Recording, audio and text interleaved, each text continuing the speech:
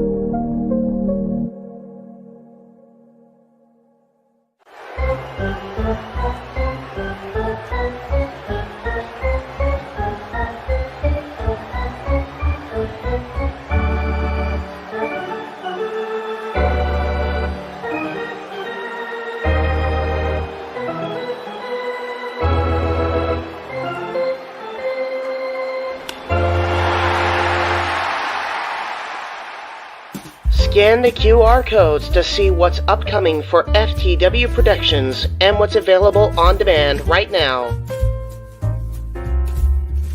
Button Master Stable Wars entire playlist. AEW Revolution Go Home Week, Dynamite and Rampage watch parties. Mistress Audio dramatic readings featuring voice actors from Weymouth Youth Wrestling. Elimination Chamber retrospective. All WrestleMania themed retros by Wrestling Fortune 44 Incorporated. Star Wars Jedi Fallen Order Let's Play series. WrestleMania 19 Revenge Mode Let's Play series. All of A Simple Man's Brand Simply Predicting panels. Both episodes of The Don DeMarco Show. AEW Spark, WWE Aftershock, every show week by week. The entirety of the NASCAR Thunder 2004 Let's Play series. Past and upcoming Jeff Meacham Network watch-along coverage. FTW Productions watch party for WrestleMania Go Home Raw. A Simple Take, WWE Simple Takes featuring Cassidy 18 Studios. Super Mario Bros. Z voice acting. Episode 3 coming soon. Breaking news. ATW View Impromptu. WYW Intro and Immortal Stream. Wrestling with Idiocy Episode 7. Our favorite WrestleMania matches. Plugs have concluded. On to the video.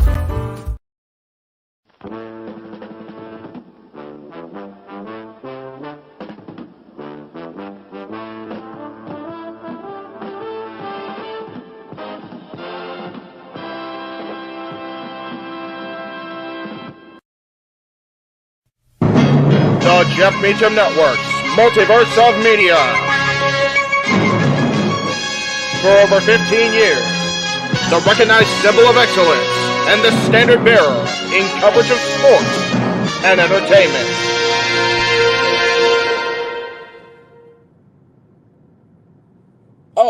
We're live. Okay. Hi. Sorry. Tired from yesterday. Welcome to our coverage of WrestleMania Night 2 here on the Jeff Meacham Network, Multiverse Media. I know it says Horse of Hell, of course, but I am fighting through. Let's go ahead and bring in our color analyst extraordinaire for all things WWE on the Jeff Meacham Network, Multiverse Media, the Renegade of WrestleZania, especially after last night, because God damn it, our boys did it. I haven't processed it fully yet, JJ, because I made a mistake of watching the show again before I left today. And of course, you know, I watch the main event and I get all the crying and my face is a friggin' mess, which I have sunglasses on for two reasons. Of course, the sun actually came out to play in California again, but also because my eyes are bloodshot like I've been drinking already, which I haven't yet. But it's all good. If you notice, I did change my tagline today. Today I am the Renegade of Relevancy. That's fair. Because myself, I didn't have a chance to look. So, and my daughter, who is here, we acknowledge our tribal chief. And as much as I would love to see Cody Rhodes finish his story, I do not think it'll be tonight. But a man who does feel that it will be tonight, hot off the heels of his Horseman panel. Yes. The play-by-play extraordinaire, the simple man with the spectacular voice, Noah Foster. Noah Hello, Foster, gentlemen. welcome, brother. Yes. Hello, gentlemen. We finally made it. It finally is here. Tonight, we finished the story. One way or the other. Yeah. We'll see what that exactly entails. Yes. But, you know, tonight is the night. Yep. Tonight is the night. Bright lights, big crowds. Everybody I missed that get thing. loud. Everybody. Sorry, Wrong loud. show. Go Tonight ahead. is the night. I mean, We're again, gonna to follow everything we saw on night one is going to be an act in itself. And you consider what we got tonight. We got Brock Lesnar versus Omos opening. We got Edge versus Demon Finn Balor inside Hell in a Cell to deliver Final Judgment. The women take center stage in the Fatal 4-Way Tag Showcase as Liv Morgan and Raquel Rodriguez take on Natalya and Shotzi, take on Ronda Rousey, Shayna Baszler, take on Sonya Deville and Chelsea Green. The EST once again looks to prove you can't spell WrestleMania without EST and looks to overcome Asuka, reincarnated as Kana, to defend the Raw Women's Championship. The banger of the night for the Intercontinental Championship, still again the triple threat, as Drew McIntyre and Sheamus look to dethrone the lean General Gunther. And last but not least, in the main event, the culmination of this entire 2-day spectacle, we will finish the story and see if Roman Reigns remains the tribal chief, the head of the table, the guy that leads and believes life into the island of relevancy as he defends all of that and more against the American Nightmare, Cody Rhodes. It is going to be one hell of a conclusion, to say the least. Oh, yeah, no question, Noah. And as you can see, like I pointed out to Jeff, I have changed my tagline tonight. Tonight, I am the renegade of relevancy. And I am the simple man that finishes the story. So what I'm just better, hell, of course. what better duo to have calling the action? One who believes that one man will go from undesirable to undeniable. Damn it. And one man that feels like he's just gonna fall short. It doesn't get better than this, JJ. It doesn't get better than this. It doesn't get more polarizing than this. I said it with Jeff. I said it with Chris. There has not been a more polarizing championship match in WWE history before this. Last year, they said the biggest WrestleMania match of all time. Yeah, curtain jerking. It doesn't get more important, more bigger than this, considering how similar the roads have been in storytelling, in the ups, in the downs, in the challenges. Why one kept it all within the WWE, the other one did everything possible outside of it, and now looks to finally achieve the seemingly impossible in the WWE. It's crazy. Yeah, I mean the last time I can think of that a title match, at least for my money, my watching purposes, was this polarizing was Rock Cena 2. Yeah. Especially that angle on the Legends. What is it? Raw goes retro. You're definitely not wrong. And again, I hope everybody enjoys the conversation. We welcome all of you, of course, to the JMN Multiverse of Media. We appreciate you. Please like, subscribe, comment, tell a friend, super chat these men, if you will. And if you want to guide the conversation, super chat. It's as simple as that. We are here for you the entire way of WrestleMania, and God help our voice, a little bit afterwards too. And holy, right, jumping right in, Ratnick ding, with a $20 super chat. Thank you very much, Ratnick. Mania 40 will have an octagon match. I guarantee it. And great work, everyone. Have fun tonight, Jeff, and stay hydrated.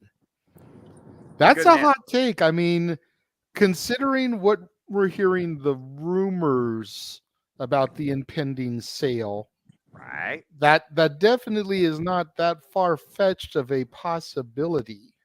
Exactly. You know, but we're not going to address that just yet. I'm sure Jeff will probably break the news on Talk Wrestling this week. Very likely.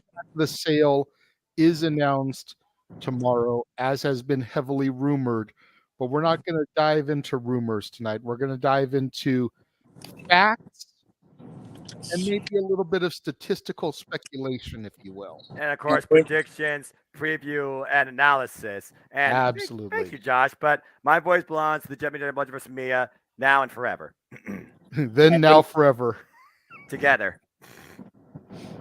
When you talk about, the rumors, news, whatever you want to call it, I do want to shout out a couple people that have been along for the ride, proverbially and figuratively. First of all, shout out to Travis again for doing the wheel duties today. Much appreciated, brother. Hey. In this beautiful hybrid Toyota that saved his damn life yesterday, for the real, and got us here today. We are approaching the exit. We are a mile from the freeway exit, just for the record. And it's a very helpful and relaxing. Yes, Right. That's a first. Take a deep breath. Yes, this car's having its namaste. You got love shit like that. And then, of course, shout out to our audience out there in the Multiverse of Media. Of course, everybody watching on my channel, JJ's channel, Noah's channel, James's channel. And shout out to our sister channel at NoDQ.com and everybody watching at NoDQHQ out in Michigan. I may or may not make an appearance right before Aaron's recap. It won't be live, I will say that. Just keep your eyes out for the recap briefly. Please watch both. I definitely want to keep coverage here because I'm going the car. Hopefully, I'll get to the car quicker tonight. We'll see how it is. But it's going to be night 2 traffic on a Sunday in LA, so we will see. But yeah, great time to take a deep breath. this damn car's not staying me off the air here. Bitch. So, but again, guys, we've been talking about this since we knew Cody was coming back. We've been talking about this since we knew WrestleMania was going to be in LA. I know. Keep right and enjoy the journey. I'm gonna let you guys take over till we get parked because this thing is clearly bad shit. So go ahead. No worries, good sir. We appreciate you popping in, and I know you'll be checking in here and there throughout the evening. We'll see you once you get situated and through security. Yeah, good luck for that mosh pit again. No, you know what? Security was used part of the day yesterday as far as getting in because the clearback policy's in effect. They don't mess with us. It's wonderful. I got there so late they didn't even ask. But that's fair too. He could have walked in with a fucking bomb for all we know. Anyway, guys, have a fun pre-show. We'll see you as soon as I can. Love you both. Sounds good. Appreciate you, bro. Love you too. Well, JJ, again, man, we had an absolutely incredibly emotional roller coaster of night 1 with 3 of the greatest WrestleMania matches we saw going back to back to back. Night 2 has a hard act to follow, but the greatest story is yet to be foretold. And basically, you called the match order perfectly. I know. And, I had already organized the match order for today in the StreamYard.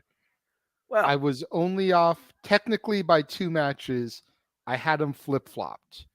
Because remember last night I said that I would start off with the Intercontinental Triple Threat. Right. And then I had the Women's Showcase. And then I had Brock and Omos. Right. You flip the IC and Brock Omos, and that's the correct order of the night. Well, I guess without further So, I mean, hey, look at you look like, seriously, though, dude, you could work as a producer for WWE. You got the mind, you got the passion, and you definitely got the foundation down when it comes to figuring about, okay, how you book, how you structure, how you keep the eyes engaged. But with that being said, without further ado, JJ, let's just get right into it, man. Yeah, and you know what? Even though we do know the match order, I'm still going to run through these the way I have them organized in my StreamYard here, the way I'm looking at it, because damn it, I feel like this was the best flow. I agree.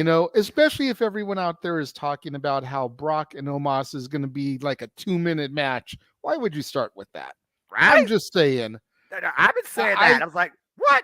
I don't think it's going to be as quick or as horrible as people are making out to be, but we'll get there in a minute. So the match that I had to start things off, we started things off yesterday with the United States Championship, the workhorse title of Raw. Correct. What better way to kick off the second night, in my opinion, than the workhorse title of SmackDown? Banger! Where Drew McIntyre and Sheamus look to challenge Walter, better known as Gunther, for his Intercontinental Gold. And, a lot of people crap on the look of this IC title. I actually really enjoy it. Not as much as I enjoy the Attitude Era Oval or even the classic IC title. But for me, this design harkens back to the Pat Patterson IC title. And I like that. But at the end of the day, for me, we talked a little bit about this last night. Triple H is a man of history. He's a man of legacies. He's a man that believes in championship reigns that matter. And when it comes to the Intercontinental title, 454 days is the benchmark. Right. The honky tonk man. He's cocky, he bad. Walter, Gunther, whatever you want to call him, is one of the biggest Triple H guys to come from your NXT. Damn it. Triple H is going to have him break Honky's record. Walter walks out retaining and still Intercontinental Champion, just like Theory did last night. It's one of those things where I talk about all the time, JJ. One of my favorite titles is the Intercontinental Championship because of what it stands for. I don't necessarily look at it for the presentation, although I do still say my favorite title version of it is the white belt because it's the only belt of 3 I know that can pull white leather and stand out. But that being said, you can't find a better stronger, more emphatic example of a workhorseman of the industry, of the sport, than the Ling General Gunther, aka Walter. Like I said, former longest reigning WWE NXT UK champion, pandemic be damned. He overcame Pete Dunne at NXT TakeOver New York to dethrone the Bruiserweight, who was close to 690 days constantly as that champion. Ever since claiming his title off Ricochet, he has put down all comers, but he has moved forward and increase the absolute potential of the roster. Anybody who's been in the ring with Gunther has been pushed to their absolute limit, if not most. He is a mode not seen today in the industry. He is a throwback. He is unorthodox, but that goes to his power and his strength. He is the Royal Rumble Iron Man. He is a future ballot #1 contender for a world championship. But if he is going to really pass this off to somebody that could surpass what he has already started, then it's gotta be somebody in one-on-one action. The only reason like I said, you always have a triple threat. You have Buffer, you have Fall Guy. Sheamus, he has had an illustrious career since his first WrestleMania 26, has been a constant. It's the only title he hasn't won. I understand that. While Drew McIntyre was the chosen one, it was the first title he won. But again, in this business, I see it all the time. It's about two things at the forefront: checks and championships. When it matters, you gotta put your friendships at the back door. Something's gotta give tonight, and the Ling General will capitalize. I got to go with Gunther retaining. In my opinion, I don't think he loses until he gets an NXT call-up, because there's only been one person in the history of WWE particularly that has been able to overcome the Ling General since he has signed, and that was Ilya Dragunov. Nobody's been able to overcome Gunther since. It doesn't happen tonight. Gunther retains the championship. There you go. Shout out to my pop in the chat room. Good afternoon to you too, good sir. Last night was a hell of a show. One of the greatest shows I've ever seen. Not the greatest shows I've ever seen. It was only one half of this WrestleMania. By God. Just so you know, Dad, I actually got Natalie here with me today. She's here to watch because she acknowledges her tribal chief, the head of the table. She says, hello, Grandpa. That's lovely. And hello, Natalie. I hope that you enjoyed the show. And maybe next time we'll get you involved in the Ladies of the Multiverse, because you are just as a part of that as all of them. And well, I mean, I have your full predictions. I do wonder how you did last night. And may you acknowledge what happens in the main event either way. Absolutely. A lot of people popping in. Cleaver, good to see you. Tim, good to see you. Ryan, what is going on? Yep. Tim, good to see you, of course. My brother from ATW. What up, King? I'll see you Wednesday night for the All Elite Zoom. He is a good-hearted man, and he could tell you a lot more about the hip-hop artists from last night, too. I was like, who the heck is this guy kidding the Usos out here? Anyway, again, folks, this WrestleMania Night 2, there is so much ahead still. They got a hard act to follow, but this match right here is going to be your pro wrestling clinic of the night. Banger doesn't do it justice, but it definitely will at least do that. Definitely. Grandpa says, hi, Nats, love you too. I am eating Little Caesars, actually, because I took a short nap, and I was like, I got to get something in my body if I'm going to speak. You're right.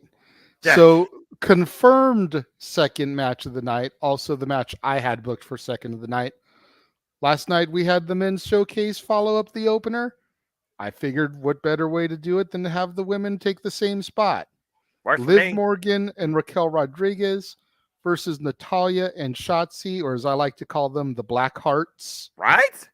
Sonya Deville and Chelsea Green, collectively known as the Karens. And Ronda Rousey and Shayna Baszler.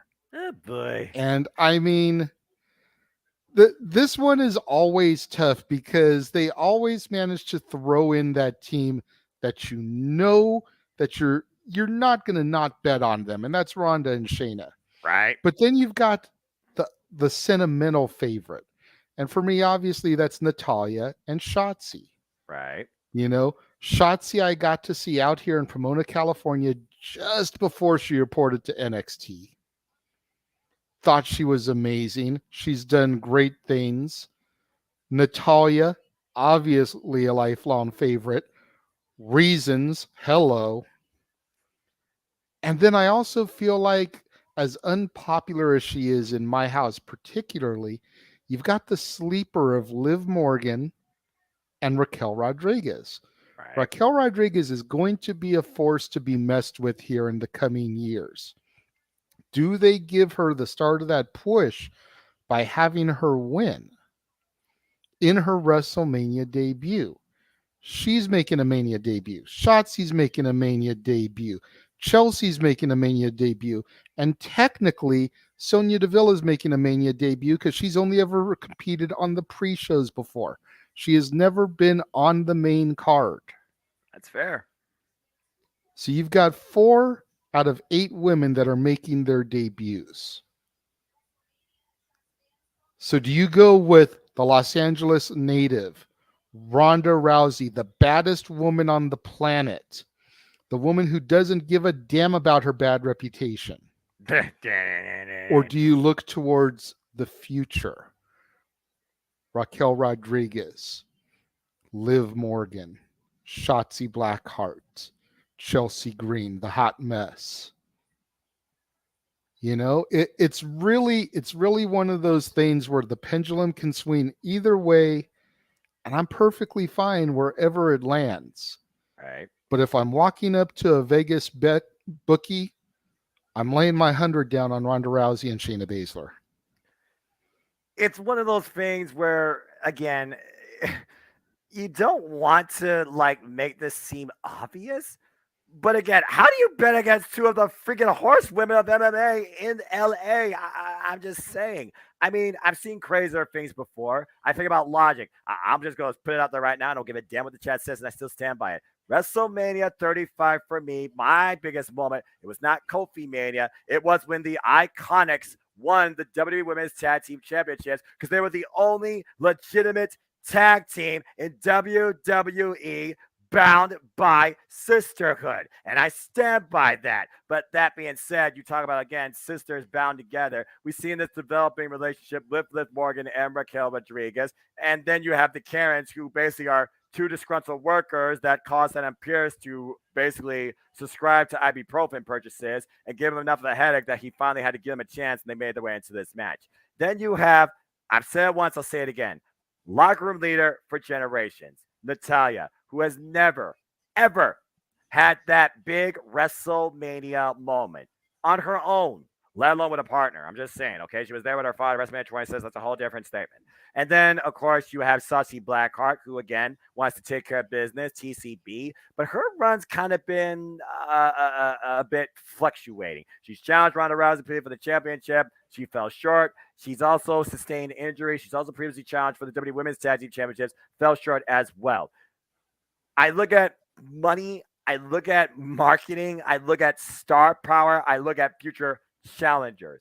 You got to consider that one of these 4 teams in this, let's just put it together, IKEA, thrown together, women's tag team division, has to be challengers for the WWE Women's Tag Team Championships.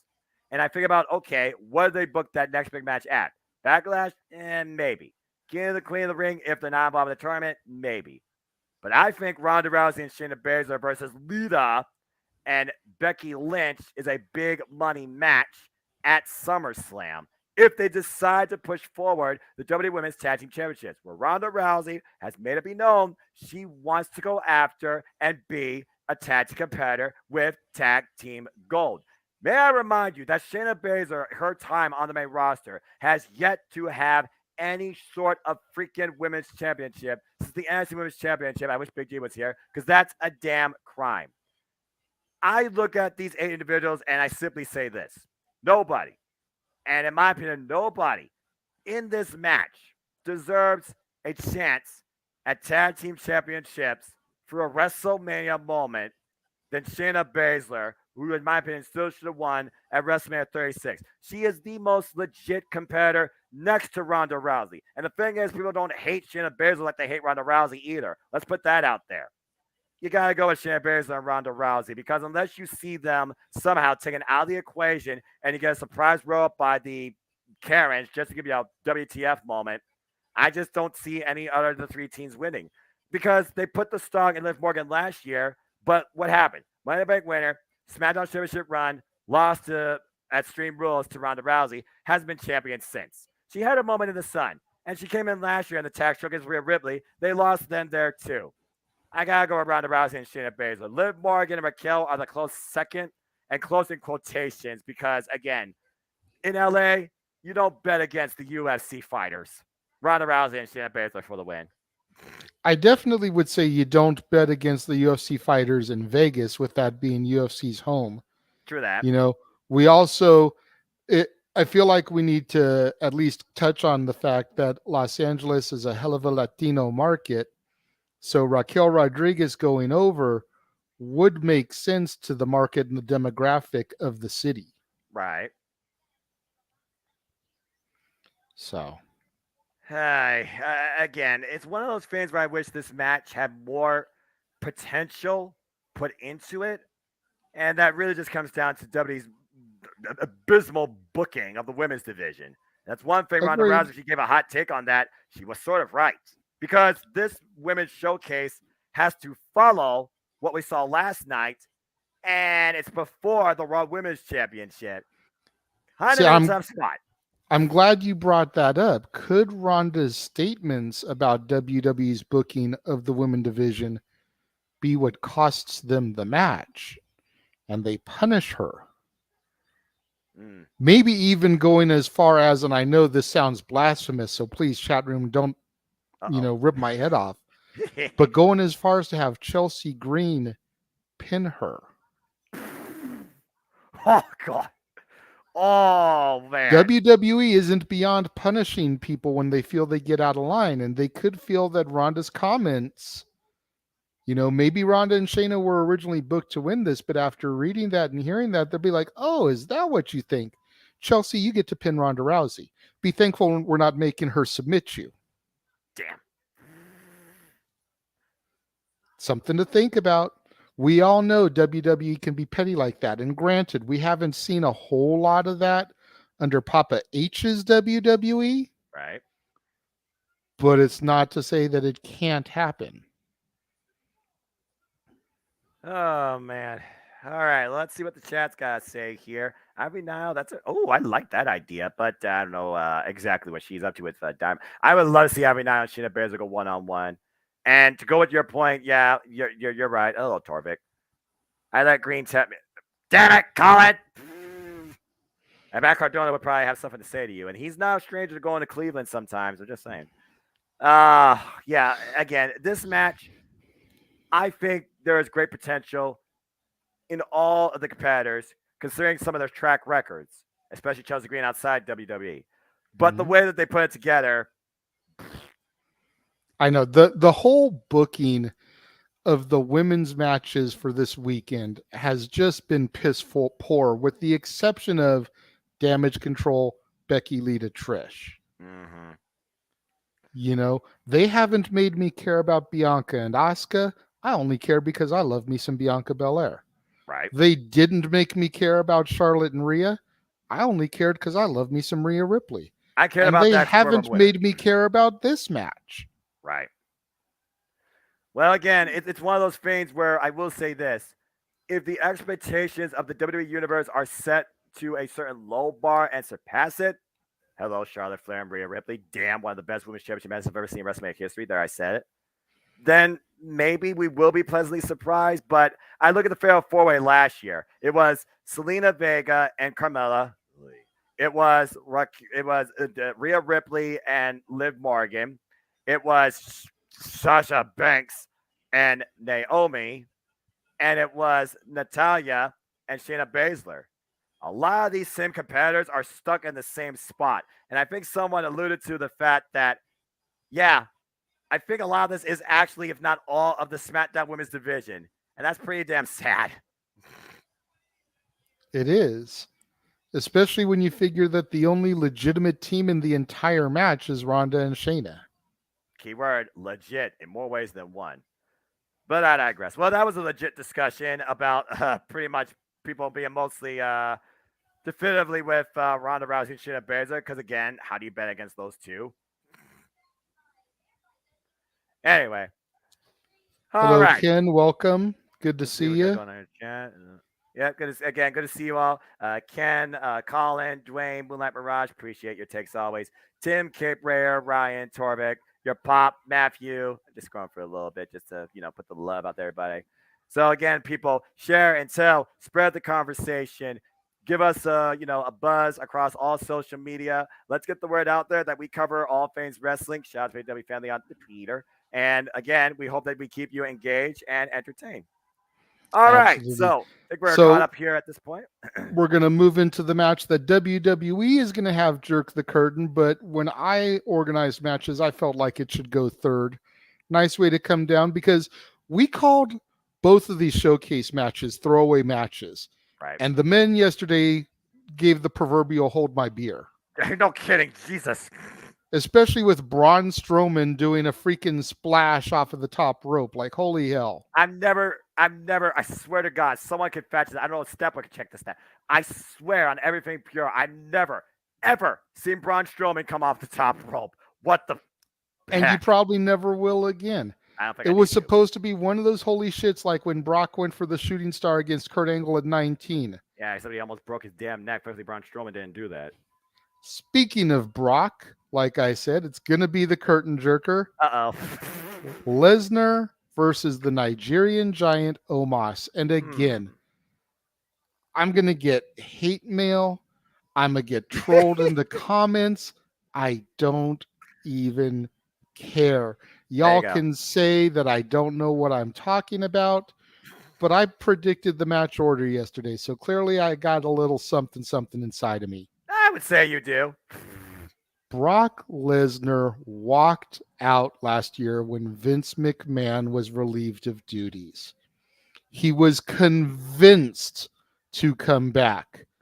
I assume by Paul Heyman, who's a longtime friend and even was his business manager, legit, not just advocate on the screen for a long time. No. I don't know if Heyman still is or not, but Heyman and Brock have always had a relationship.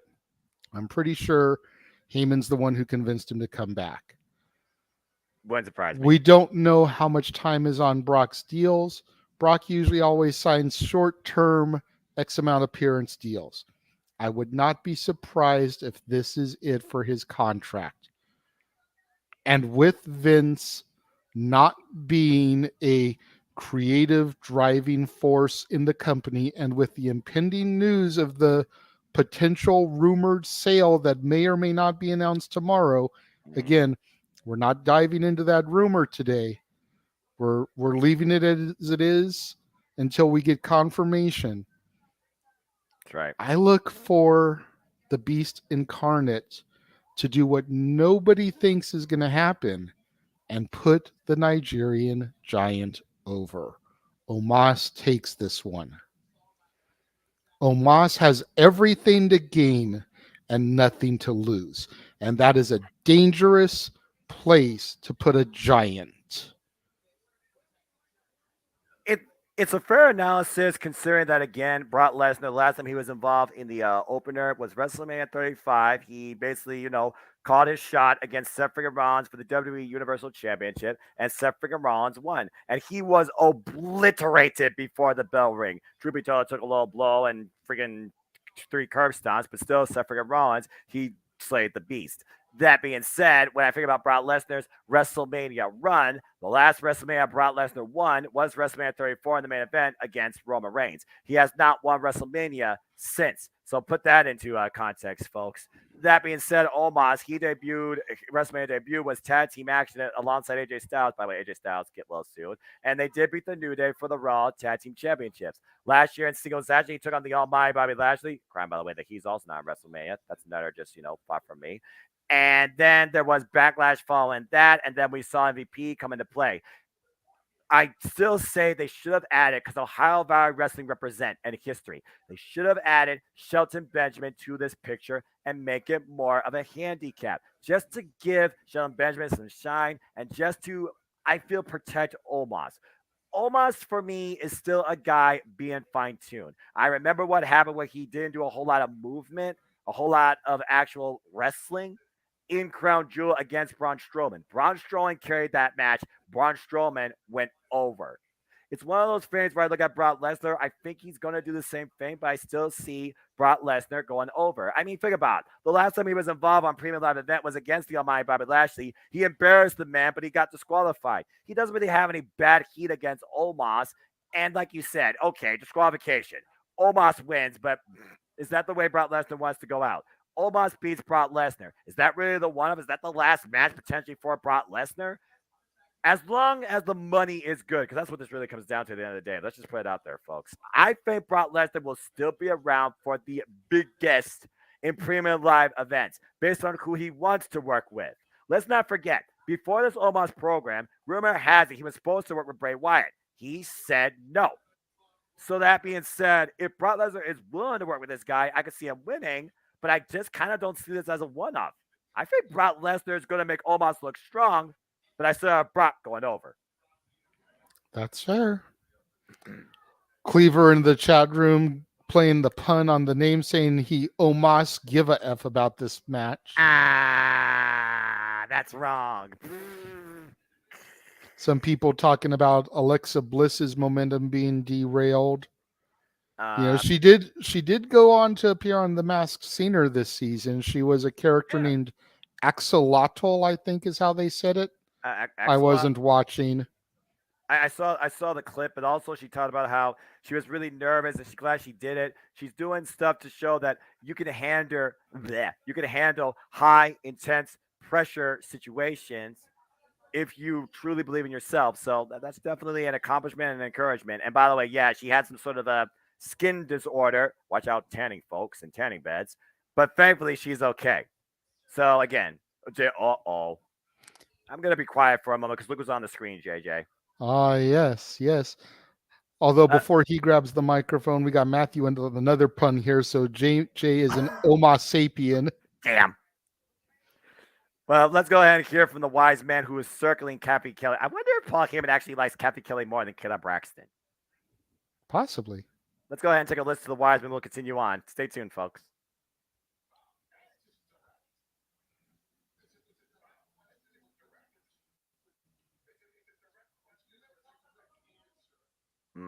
Is that a question? This guy, how does he not have a freaking Oscar? Does the title retrieve Roman Reigns? Tonight is his night. Really?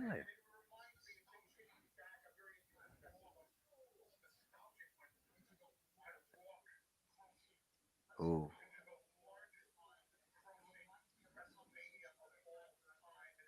Right. Largest grossing. Can you imagine Paul Heyman as a kid? Absolutely. I've seen the images. It's crazy. Ooh, Starcade. Right.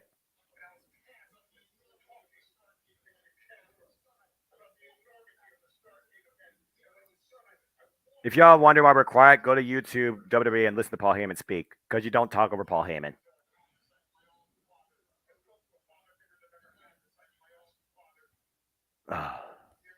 Long live the dream. If you will, that's the roads.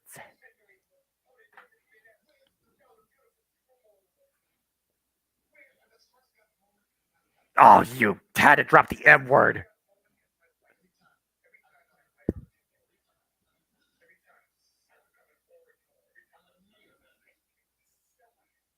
As they sell us. My client.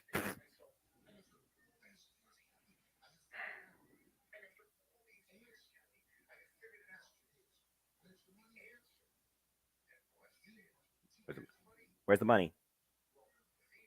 The money? The money? Roman Reigns. Damn it!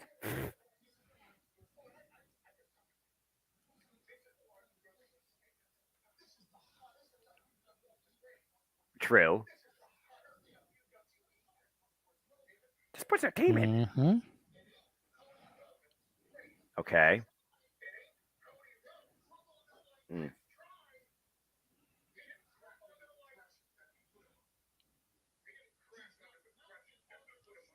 Right.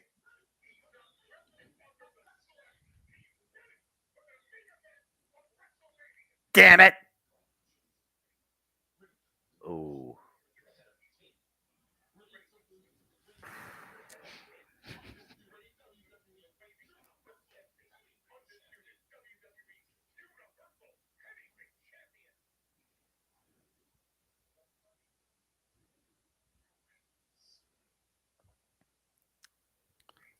Just for an extended visual, my daughter is here the entire promo, her one to the sky, telling Paulie, you tell him.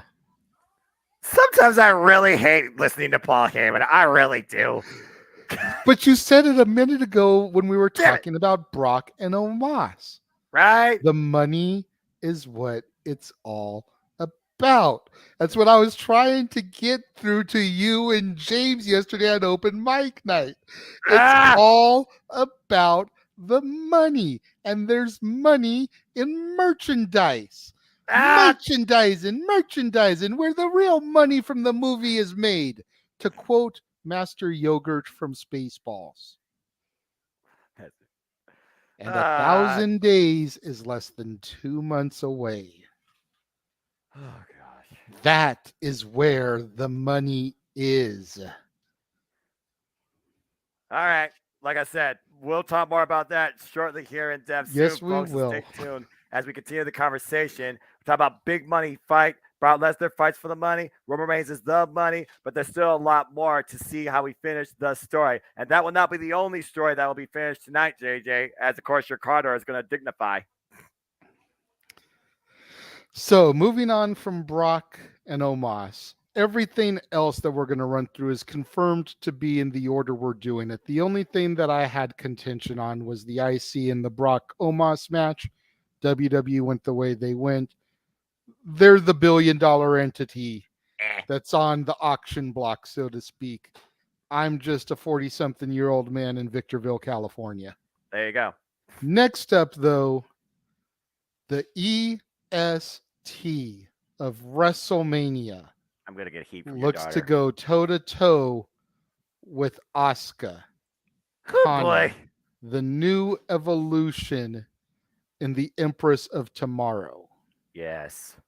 Will she walk out of WrestleMania the Empress of today, or will the EST continue her dominant run as Raw Women's Champion?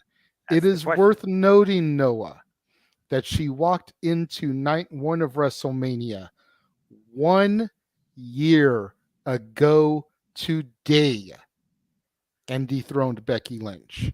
Yep, she's been. She 1 walks year. into WrestleMania day 2 today, 365 days and counting as champion. Does her reign end at a 1 solid year? Or, like we discussed with Gunther, do we continue to make history?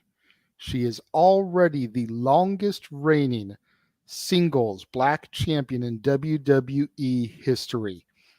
She's got roughly 100 days to go until she passes the New Day's record to become the longest reigning black champion, period, in WWE history.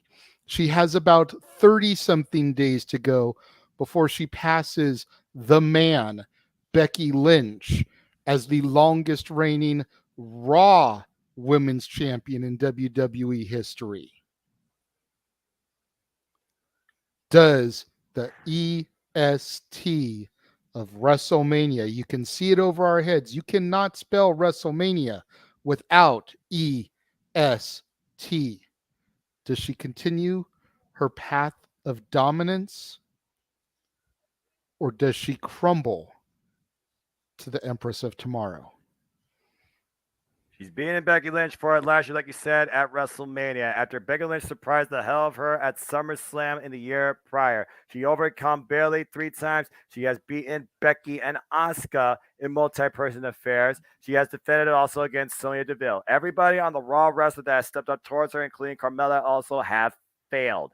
Asuka Before Asuka became Kana, Asuka was once the undefeated Empress of Tomorrow in NXT. She held that title proudly for 510 days before relinquishing it after being promoted. Then she went up to the main roster in her first WrestleMania after winning the Women's Royal Rumble to face the Queen Charlotte Flair, where her undefeated streak made her now mortal, as she had no choice but to tap out. She was not involved in WrestleMania 35. She was not involved in WrestleMania 36, to my knowledge. She was back at WrestleMania 37, came in as Raw Women's Champion, lost to Rhea Ripley that night.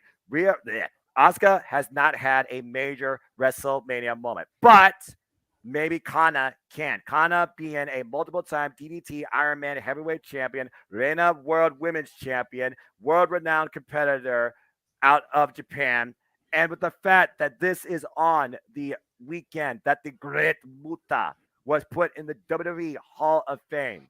How fitting, how poetic would that be if Kana bests the EST? Bianca Belair has already achieved every accolade possible practically in the WWE. She is coming into her first WrestleMania, though, 3 years in a row as the champion. She is being the hunted, not the hunter. That puts the identity of the EST WrestleMania in a whole different aspect. If Kana cannot overcome Bianca Belair, then why did Kana come back in the first place? This is the 90s where a Great Muta can try and steal someone's eye and bring out the worst like he did in Jushin Thunder Liger, who became Cushion Liger, all right? This is 2023. This is the WWE. With the idea of Rhea Ripley versus Bianca Belair first being known as a potential match, but never was meant to be. Now that Rhea Ripley is on the SmackDown side of things, you do wonder with the inevitable draft coming up, brand split, LOL, if this is the way they turn Bianca Belair in a whole different direction. And she has been nothing but face since her ascent. Will she be forced into a state of desperation to still come out as champion? And does that play to her advantage? Either way, I said it before WrestleMania even came through. I've said that everything changes after WrestleMania concludes. We so far have seen one women's championship change hands. Last night, at Stand and Deliver, the NXT Women's Championship changed hands. And the NXT Women's Tag Team Championships changed hands. They don't have the WWE Women's Tag Team Championships on the line. I think you complete the hat trick. I think you get new champions across the board. I think Kana will find a way to overcome the EST of WWE and finally claim her first victory at WrestleMania. I have Kana, not Asuka. Kana winning because Asuka has been previously unable to beat Bianca Belair. This is Kana for the first time ever taking on Bianca Belair. And I don't think Bianca is ready for it. I got a new Raw Women's Champion. That's a fair statement, Noah. I mean, we all know my adoration for the EST. I wear it proudly on my sleeve. Absolutely. There's been a lot of chatter in the conversation about Bianca being stale. Bianca needs to turn heel. She hasn't really shown signs of a heel turn, but could that be something that is looming? As much as I feel like they're flushing money down the toilet by turning her heel, because again, it's a business. She is poised to be currently the female John Cena. Exactly. She is that marketable female superstar to all the little girls around the world. Yep. But what if she does the unthinkable and retains tonight? Then she comes out on Raw after Mania, which is always a monumental, historical occasion. It's a time for returns and debuts.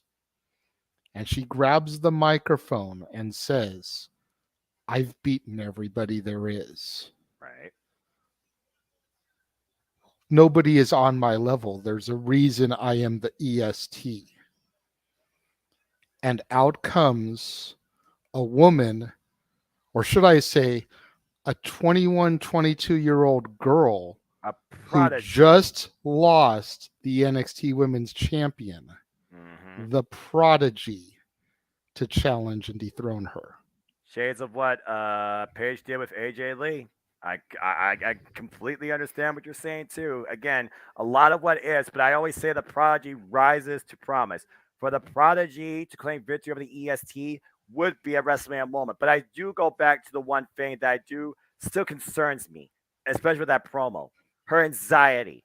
To be on Monday Night Raw is an anxiety of a whole different level versus your NXT. I just don't want to see her collapse under the pressure. What if the collapse was just a way to sell an excuse for her to lose the title? Possibly that too. There is a little bit of both actually with that angle, as she literally said herself. So you're absolutely right. But Just- either way, we talked about before. The booking of the women's division has been absolutely abysmal. It's been underrated. It's been underappreciated. It's been underlooked at. And then you what saw a better way to shake it up, Noah, than for the prodigy to come and dethrone the EST? Right. Get somebody from the outside. Just a thought. From there, we enter Satan's demonic structure. Oh, Lord. And we go inside Hell in a Cell. The classic Hell in a Cell, by the way. Damn it. All right. Notice I didn't say the red crate of hate. Blah. Nah. Hell in a Cell makes its return. Thank Christ. I think what really is going to play into this is Gangrel gonna be here? Because Gangrel, or should I say David Heath, the man behind the gimmick, right, is a hell of a worker. He knows how to work people. He's been posting on his Twitter. He was out here. He did a show, whatever it was, Wednesday, Thursday night. He posted that he was at the airport on Friday. Tweeted that he was back home safe and sound. Tweeted a picture with his girlfriend or his wife on the beach this morning in Florida. Nice. So did he really go home, or is he working everybody? Because all the internet journalists are saying that he's guaranteed to be here. Right. So is he working everybody to throw us off the scent? Or did he really go home? That remains to be seen. If you want to get a full brood entrance, Again, Edge is going to channel something dark. But he also called out the demon. And Finn Balor embraces his demons. He doesn't run away from them. So, the last time we saw the demon, though, like I said, he couldn't freaking jump off a turnbuckle because Divine Intervention caused it to explode underneath his feet. The last time a demon was involved in a cage structure was My Black and Gold NXT against Samoa Joe on a show family called The End. And it was the end of the demon, Finn Balor, in that NXT. I remember watching Prince Devitt against Kota Ibushi back at Wrestle Kingdom, and he was successful. I remember a period of time where the demon was an unstoppable anomaly. It brought something different out of Finn Balor, and it's why he was such a dominant NXT champion. But on the main roster, the demon has looked nothing less but a human being.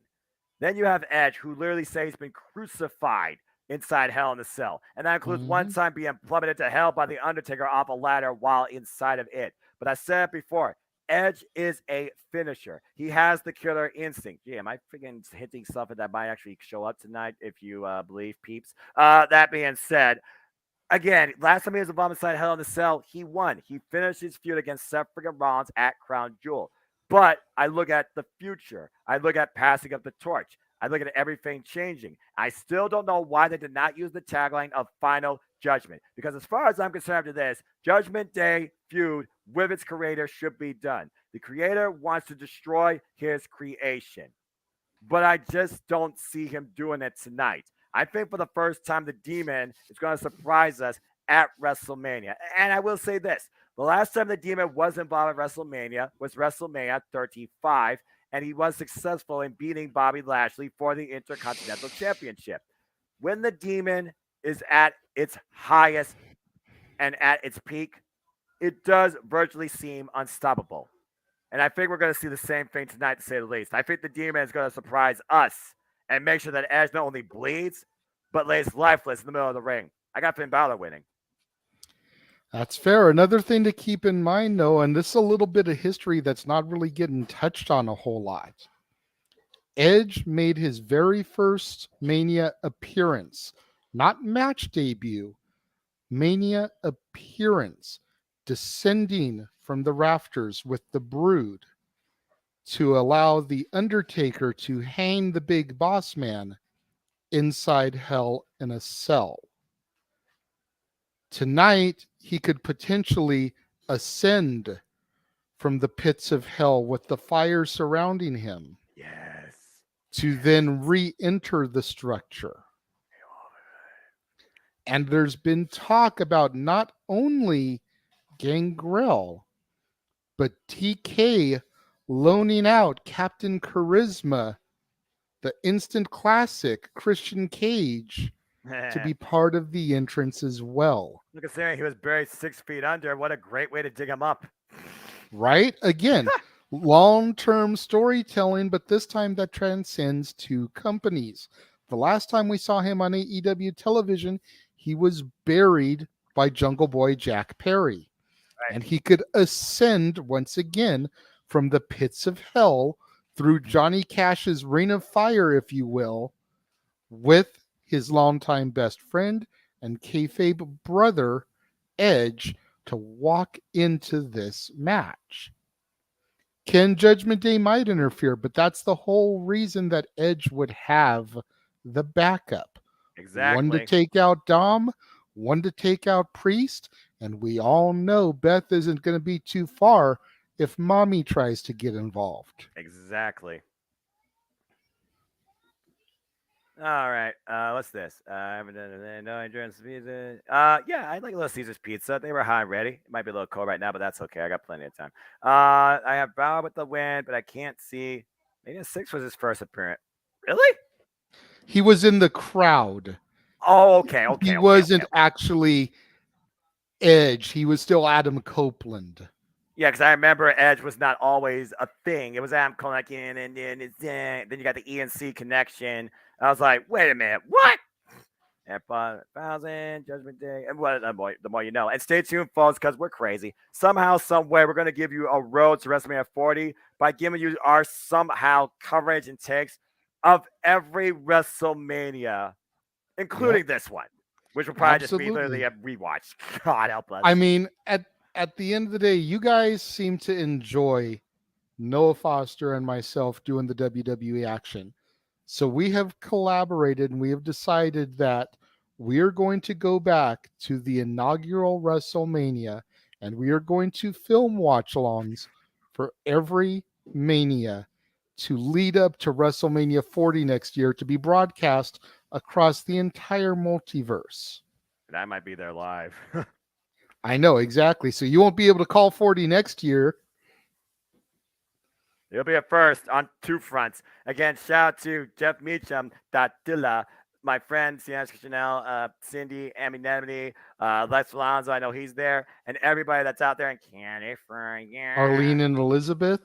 Exactly. Or Emmanuel, excuse me, Arlene and Emmanuel and Arlene. Yeah, it's all good. Anybody that's out there, I hope you have an incredible, safe, and wonderful time at WrestleMania. I did these Salcedo. The list goes on and on. All the friends, all the acquaintances in the world of professional wrestling, and even those that are connected to the Jeff Meacham Multiverse of Media.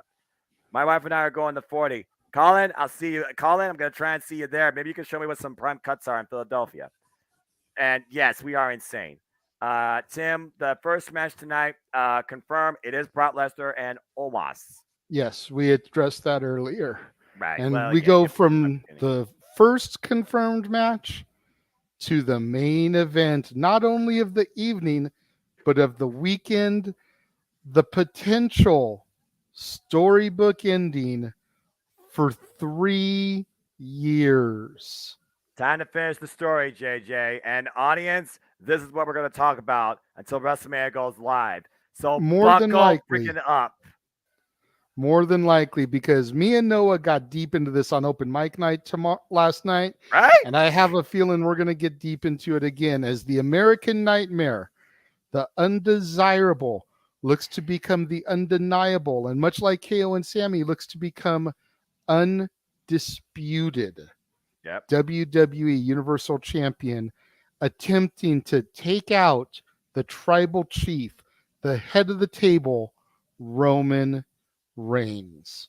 And again, Noah, you said it yourself earlier. It came out of your mouth. It's about the money. There is money in the marketing. There is money in the merchandise. The greatest professional wrestling manager in history just graced your screen and told you the money is in Roman retaining. 1,000 days is what it is all about. That is less than 2 months away. That is King, Queen of the Ring in Saudi Arabia. Do you really? And I said this to you last night, and you gave me that look. And I know as soon as I'm done talking, you're going to give me the rant again. But do you really pull the trigger and snuff the flame that has been burning for almost 1,000 days when you are literally this close to the finish line? If it had been SummerSlam last year, if he had had a singles at Survivor Series and wasn't in War Games, it would have been a completely different story as far as I was concerned, because we wouldn't have been that close. But here we are, 50-something days away from 1,000. From a business standpoint, from a marketing standpoint, from a merchandise standpoint, with the impending sale on the table, do you really dethrone the best merch seller in your company, arguably the coolest heel since the NWO? Do you really pull that trigger tonight and take it all away? And if you do, which I know you're in the camp of do it, pull the trigger, finish the goddamn story. You digress. What happens if Cody loses the belt in 3 months?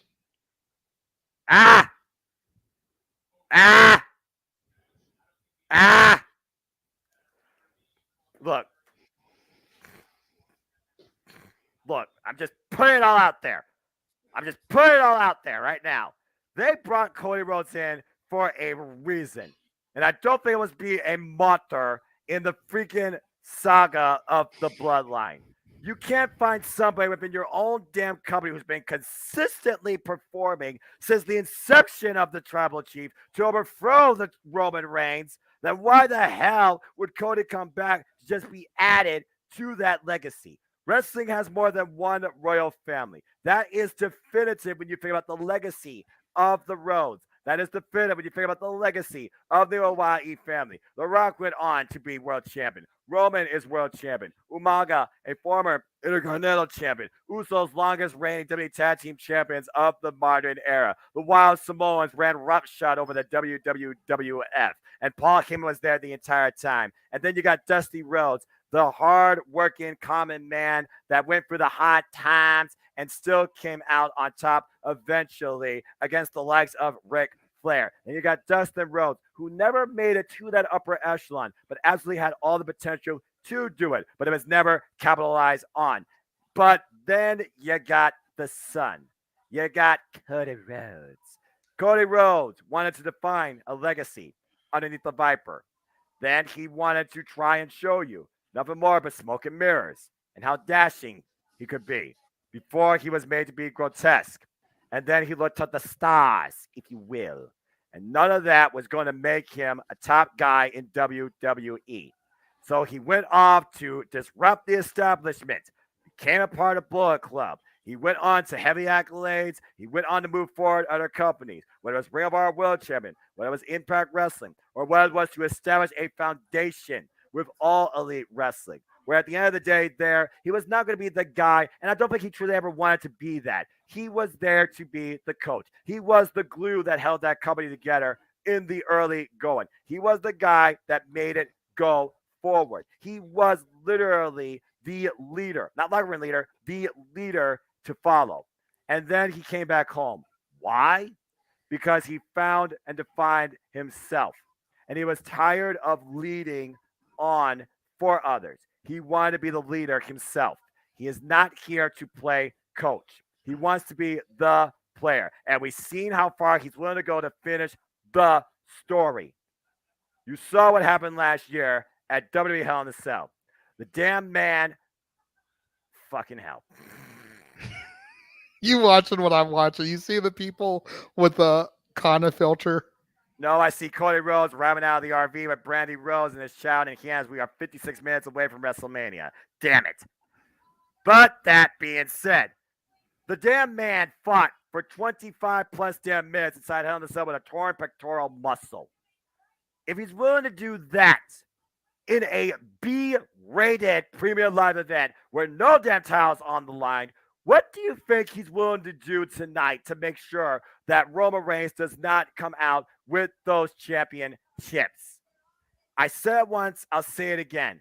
There's the moment and there's the freaking milestone. What is more important? I'm not looking at business sense. I am looking at history. I am looking at the longer lasting memory. I am looking at longevity. I am looking at a reset. I am looking at something fresh to see in storytelling.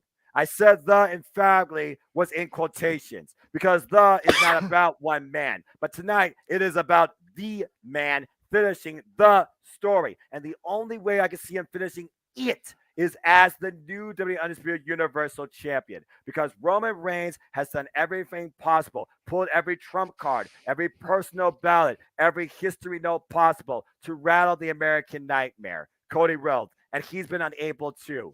Why Roman Reigns, all the pressure is on him, because if he loses tonight, he is a chief without a tribe. There is no more island of relevancy. Will the people still acknowledge him for what he's done? Yes. But will they acknowledge him going forward? No, because Cody Rhodes will be at the forefront. He's already said that Solo Sikoa wasn't ready. Gave Solo Sikoa his first pinfall loss on Monday Night Raw. And there are so many possible candidates for Cody to face as the new WWE Undisputed Universal Champion. The what if of how far that goes is total speculation. We thought for sure that Drew McIntyre was going to be the guy, and he ended up being reduced to nothing more than a karaoke singer. If Cody Rhodes doesn't finish the story, then his entire life has been for nothing, because it's not going to be a bigger, more important, more realistic moment than this to finally accomplish what has seemed absolutely impossible. That's why I got to believe that he goes tonight from undesirable to undeniable to undisputed, stopping the unstoppable. I have to go with Cody Rhodes. Despite the fact, like you said, sales, marketing, ... If WWE can make a sell out of a big, giant, stupid metal fan on a t-shirt, they can make a sell out of anything. And who's to say that Cody Rhodes wouldn't have more than one t-shirt to sign? Yes, it won't have 4 digits, but who gives a damn? Freaking Pete Dunne had the NXT UK Championship for 685 days. They didn't let him go 1,000. Nick Aldis had the NWA World Heavyweight Championship for 1,000 days. I wasn't sure about that because Kazuchika Okada has been IWGP Heavyweight Champion for a multitude combined plus 1,000 days. Ain't no t-shirt about that. Why WWE likes to market everything. I can't remember the last time WWE marketed a shirt about an accolade, a single accolade. I get it. It's important. It's monumental. It will never be matched. But who's to say that right now where Roman Reigns stands will be matched if that? It's not about the numbers. It is about the moment. And the moment has to be now. I get the money. But that's not the tagline for tonight. It's finish the story, not get the money. And Cody Rhodes needs to finish the damn story as WWE Undisputed Universal Champion for there to be a future money-making top star to follow that road. Because right now, WWE has nothing, and I mean nothing, internal besides Cody Rhodes at this point to make you believe that Roman Reigns can actually be stopped. Cody Rhodes wins tonight. You sat there, Noah, and you talked about the moment. You talked about making history. What's more historic, the topple of the tribal chief or 1,000+ days? You talk about the reboot. Let's think about reboots at WrestleMania. How did Hogan Warrior work out for everybody? Crickets? Crickets? How about Yokozuna? How'd that work out for everybody? Bonsai. A member of the bloodline. I'll say. Crickets? Crickets? Yeah. How did those reboots work in the past? Nobody in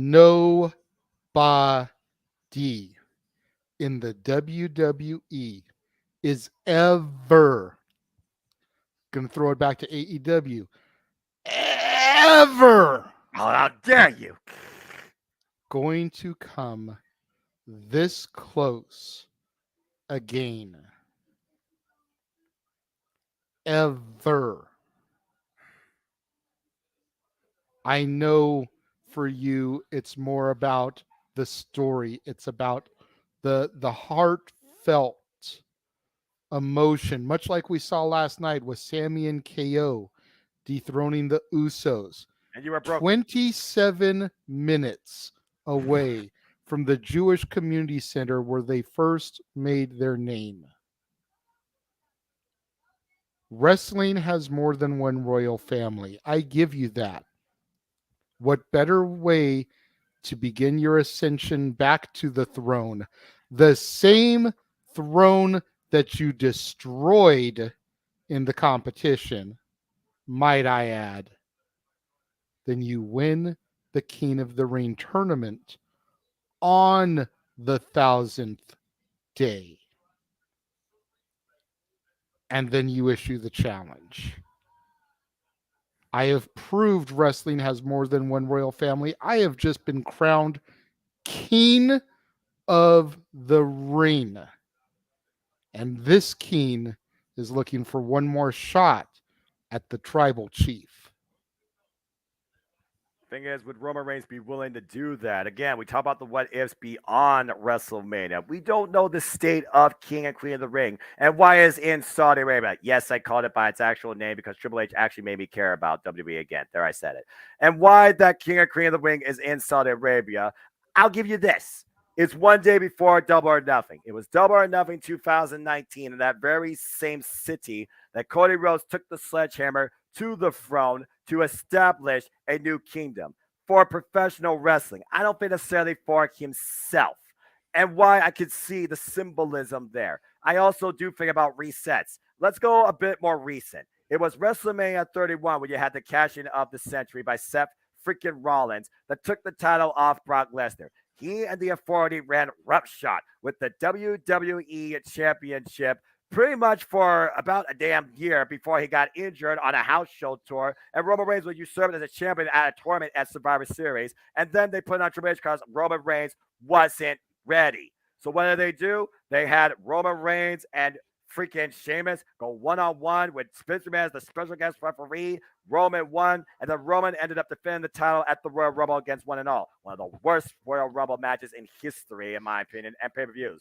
Bleh. Only thing good about that was AJ Styles. And then WrestleMania 32, it was Triple H who gave Roman Reigns the championship, the Universal Champion, the WWE Championship, actually. How ironic. WrestleMania 33, Roman Reigns, he defeated The Undertaker, but the streak was already broken. It was to claim the yard. Got booed out the damn building. Not really a reset, just a constant. Roman Reigns at the top. WrestleMania 34 against Brock Lesnar. That match was so abysmal to the point, oh, I'm tired of saying this. People are throwing beach balls in the Superdome. And nothing different happened after that. Brock still had the title. Then you go to WrestleMania 35. And yes, the amount of history, injuries, and setbacks by both men they've overcome, including Roman Reigns overcoming leukemia, I can't deny that, is also a balanced equation at that too. Roman Reigns won against Drew McIntyre. He was supposed to be about 36, but he wasn't. It wasn't until Roman Reigns was allowed to pull his own trigger that he became this anomaly. I honestly wonder that what if that never happened, would you see Roman Reigns in this capacity acknowledge this type of way? Then you keep fast forward, WrestleMania 37 beat Edge, beat Bryan Danielson. There, I said it. In a triple threat main event at WrestleMania. 38, he beat Brock Lesnar. 39, he is here. Cody Rhodes, like I said, though, he has won championships all over the world. He's made moments for himself. He has put the future forward. And each man has taken their own journey to get to where they are. The only difference is one did within WWE itself. But look at what we've seen lately with the Bloodline. Solo Sikoa right now was trying to stand on his own against Cody Rhodes. Why Roman Reigns right now is trying to keep everybody underneath his thumb. Jey Uso and Jimmy Uso, they still might be that, but I still call into question Jey Uso's loyalty. The tagline last night for the tag title match was loyalty versus bloodline. Loyalty won. Tonight, it's about royalty, because wrestling has more than one royal family, versus bloodline. Will bloodline win where they have one last stand? That's the ultimate question. I look at the Raw after Mania and I think about what's the moment I want to see. Roman Reigns, 900 some odd days still as champion by the most partisan, polarizing crowd in WWE history always. Or do I want to hear Cody Rhodes' biggest woe in history and see how the Tribal Chief and how the Wise Man react to this loss?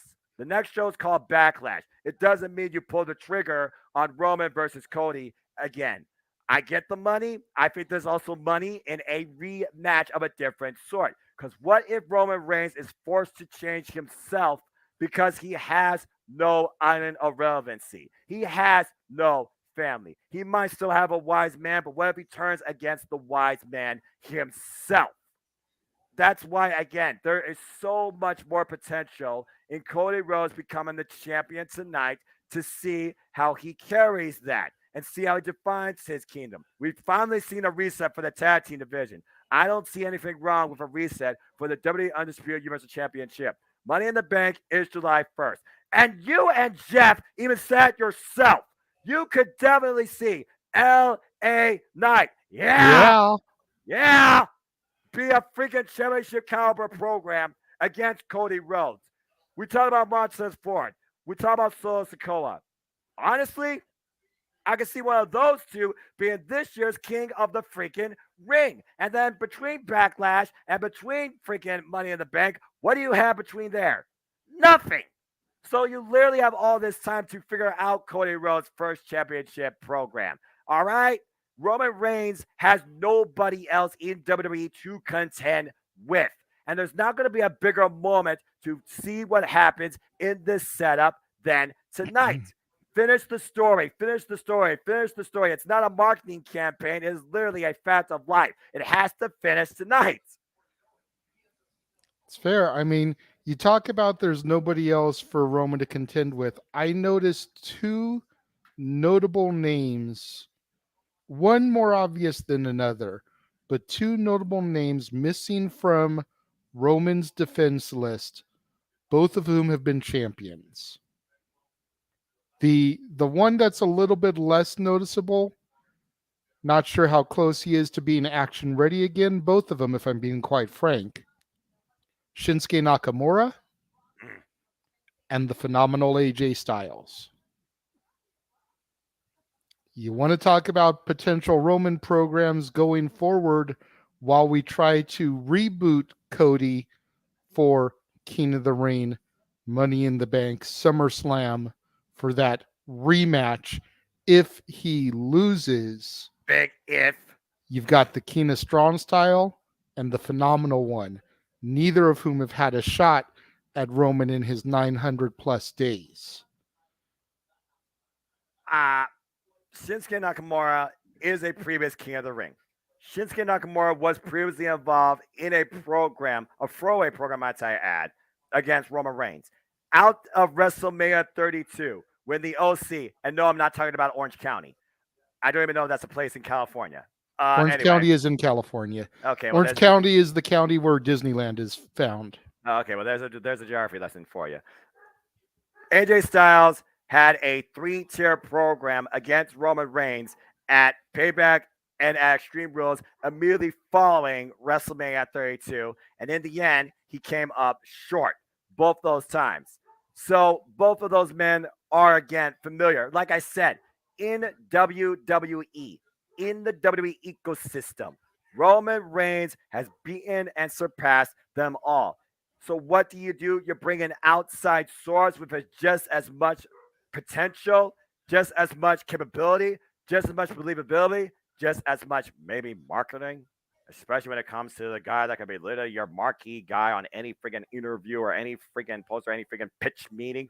Then the American Nightmare, Cody Rhodes. Did Roman ever? That's one more.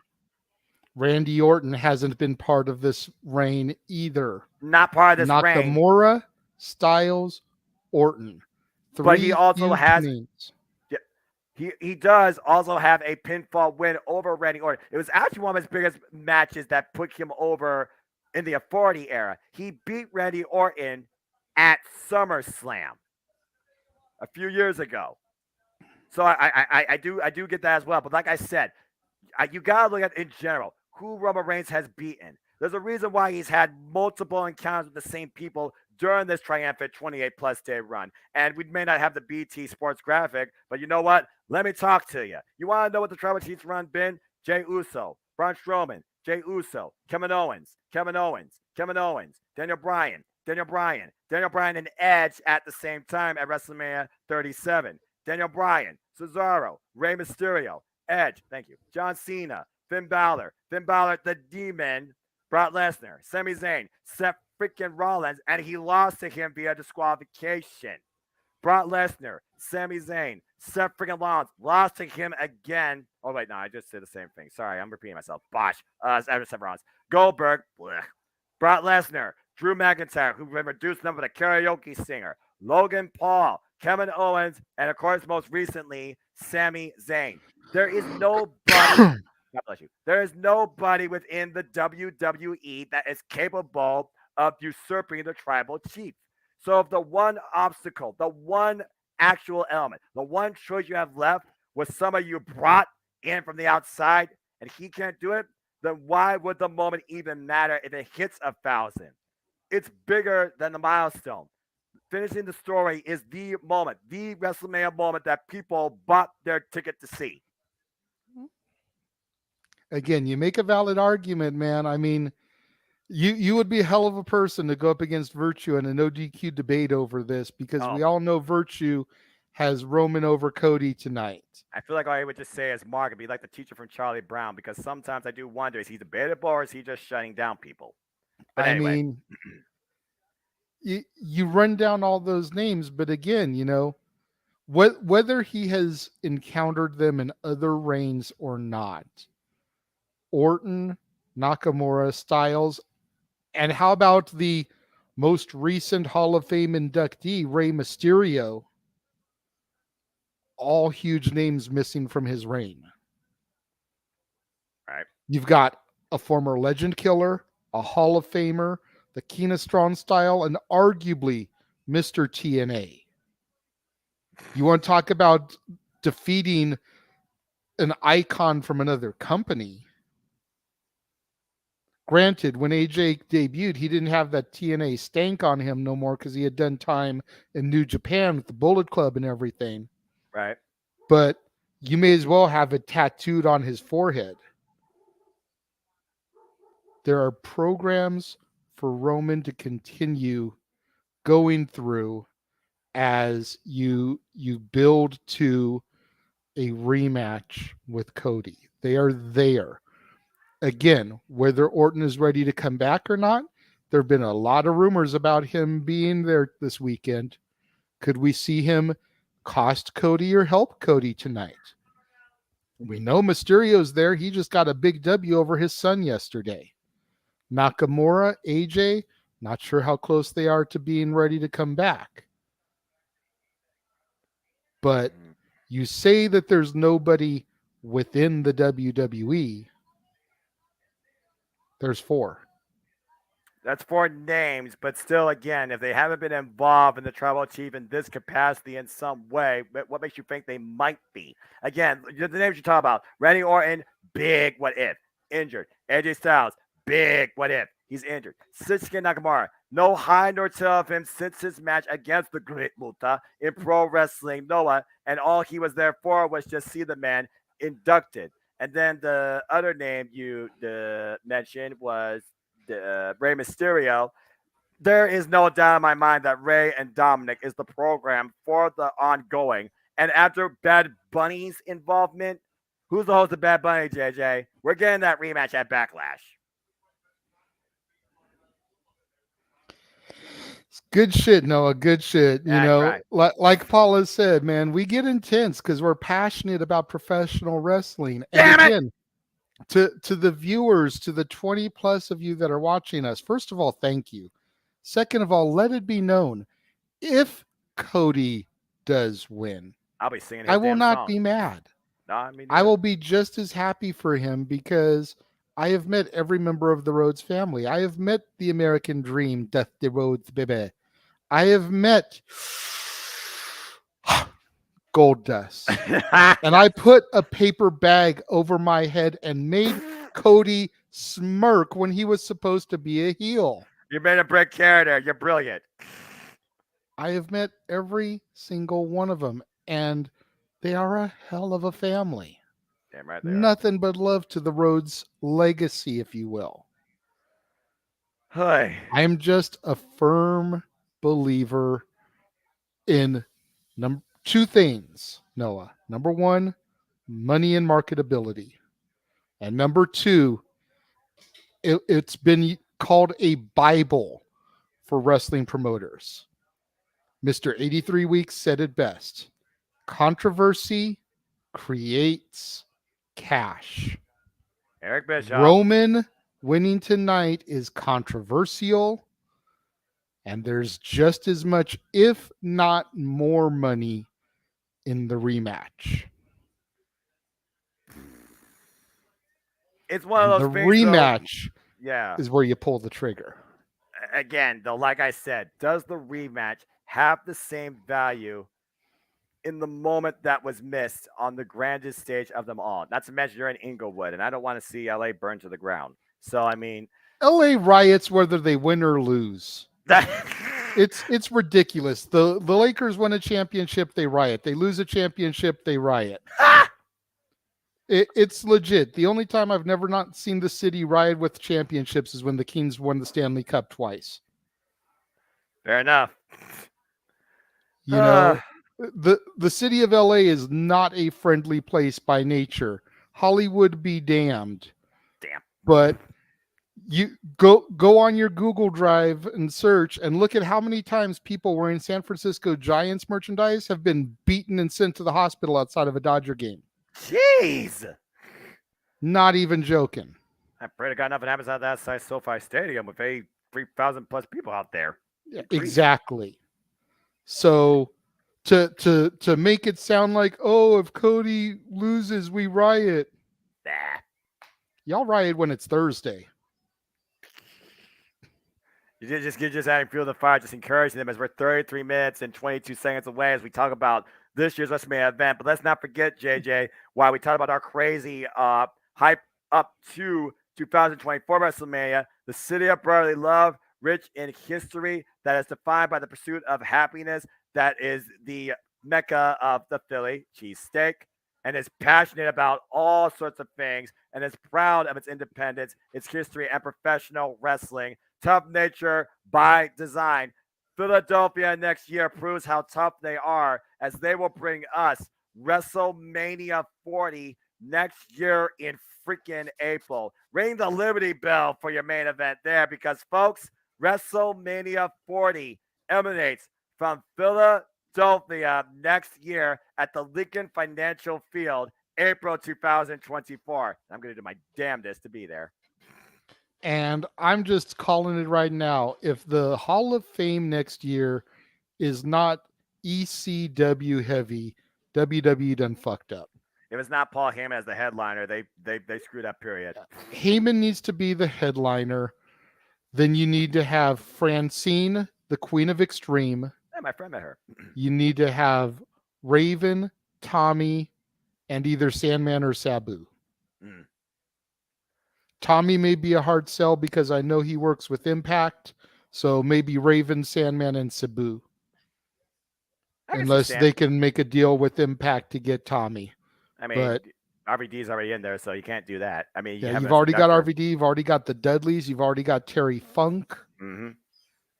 But when I think ECW, I think Shane Douglas, the franchise, and that more than likely ain't going to happen because he always had heat with the Click. And who's running WWE right now? Oh, yeah, that's right, the Click. Yeah, but I'll say Triple H at the forefront, but yes. And HBK for NXT. So, that image we had all those years ago of DX on top of the Titan Tower, that's legit these days. Right. So Shane Douglas is out. Then you've got Raven, arguably the second most creative mind from ECW, the most creative being Heyman. Tommy Dreamer, the heart and soul of ECW and Raven's greatest rival.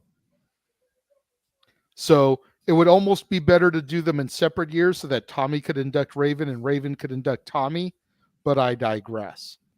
Sandman, who there would be no Stone Cold Steve Austin without the blueprint of the Sandman. Because the Sandman made it okay to drink beer on television. And then the suicidal, homicidal, genocidal, death-defying Sabu. That dude was crazy. Obviously, yeah, RVD is a definite. The Dudleys are definites, but they're already in there. Right. Maybe you could throw Spike in there and have Bubba and Devon induct him. That'd be pretty cool. Or even have Molly induct him, his kayfabe girlfriend, for that period of time. There's Lance Storm and Just Incredible, the Impact players. Yeah, Lance would be a hot take. Posthumous, maybe Mike Awesome. There's a lot of people. Yeah, there's a lot. There's a lot of choices. I guarantee you, Taz won't be one of them. And all of them are worthy. Taz is definitely deserving. Oh, I agree, but I'm just saying he's definitely neck deep in AEW right now. But I mean, how awesome would it be to have Hook induct his dad in the WWE Hall of Fame? You get Hook saying more than 2 words. Not that he needs to. Think about it, though. The first time we ever saw Cody Rhodes on our televisions, he was inducting his father. Mm-hmm. He didn't even make his Raw debut until like 6 months after that. Just a thought. It's a fair thought. Whew. Well, but I mean, if they don't go ECW next year, they're really fucking up, in my opinion. I completely agree, and I guarantee you, I'm going to try my best to find some sort of event to see at the 2300 arena. Thank you, Paula, by the way, for that super sticker. I know the chat probably went blowing up during our whole conversation, and again, that's just the way it is sometimes. We are 28 minutes and 40 seconds away from WrestleMania Goes Hollywood Night 2 beginning, and basically we have ran down the card in. Well, I think faster time than yesterday, so that speaks a whole lot of value. More coffee, we got through the majority of the card quicker, but then we had the half-hour plus debate on the main event. I mean, to be fair, we did an hour and a half with James Keebert accompanying things last night. That's fair. And I had a moment last night after I got off the air with you. Really? Started kind of relaxing a little bit. I went back. I watched the press conference from last night. And I listened to Rhea Ripley talk. I listened to Rey Mysterio talk. And I really paid attention to Sammy and Kevin talking. Including the team that they made an honorable mention to and hope they made them proud. Well, I'll get there in a second. All right. But them speaking made me have to do a little bit of a research. And me and Jeff laid it out on the line yesterday. We told y'all about our history with them, how far we go back. Now, granted, Jeff went to PWG before I did. He had been going there for about 6 months prior before I started going. My very first PWG show was the original All-Star Weekend, which was April 1st, 2005. 18 years to the day from last night. The main event that night, Super Dragon defending his PWG title against Kevin Steen and El Generico in a triple threat. 18 years later, I called them headlining WrestleMania on the same night, becoming champions. WWE Undisputed Tag Team Champions, not just some sort of champion, the Tag Team Champions in the biggest company in the entire professional wrestling sports entertainment industry. Yeah. And they mentioned Super Dragon a couple times during their speech last night, which was really cool. I made sure to point that out to Jeff because he was still out doing WrestleMania stuff. I was like, dude, when you get a chance, you've got to watch this press conference. They reference Super Dragon. They reference PWG. Jeff has got heat with the man behind Super Dragon from his years, doing No DQ and the XMV and everything, and the way they were treated by the locker room. I was like, but personal beefs with the man behind the mask be damned. You need to see this. And he was like, absolutely. He hadn't even seen that guy for like a decade. So it is what it is at this point. But seeing them reference PWG by name, unlike what they did on Raw, seeing them reference Super Dragon, and then, yes, Kevin at the very end acknowledging that as much as PWG and Super Dragon were critical to their success, that they wouldn't be here without Jay and Mark, and that they hope they did them proud. That was definitely a moment there for me. That hit me hard. Reach for the sky, boy. Welcome back, Real Wyatt. Good to see you.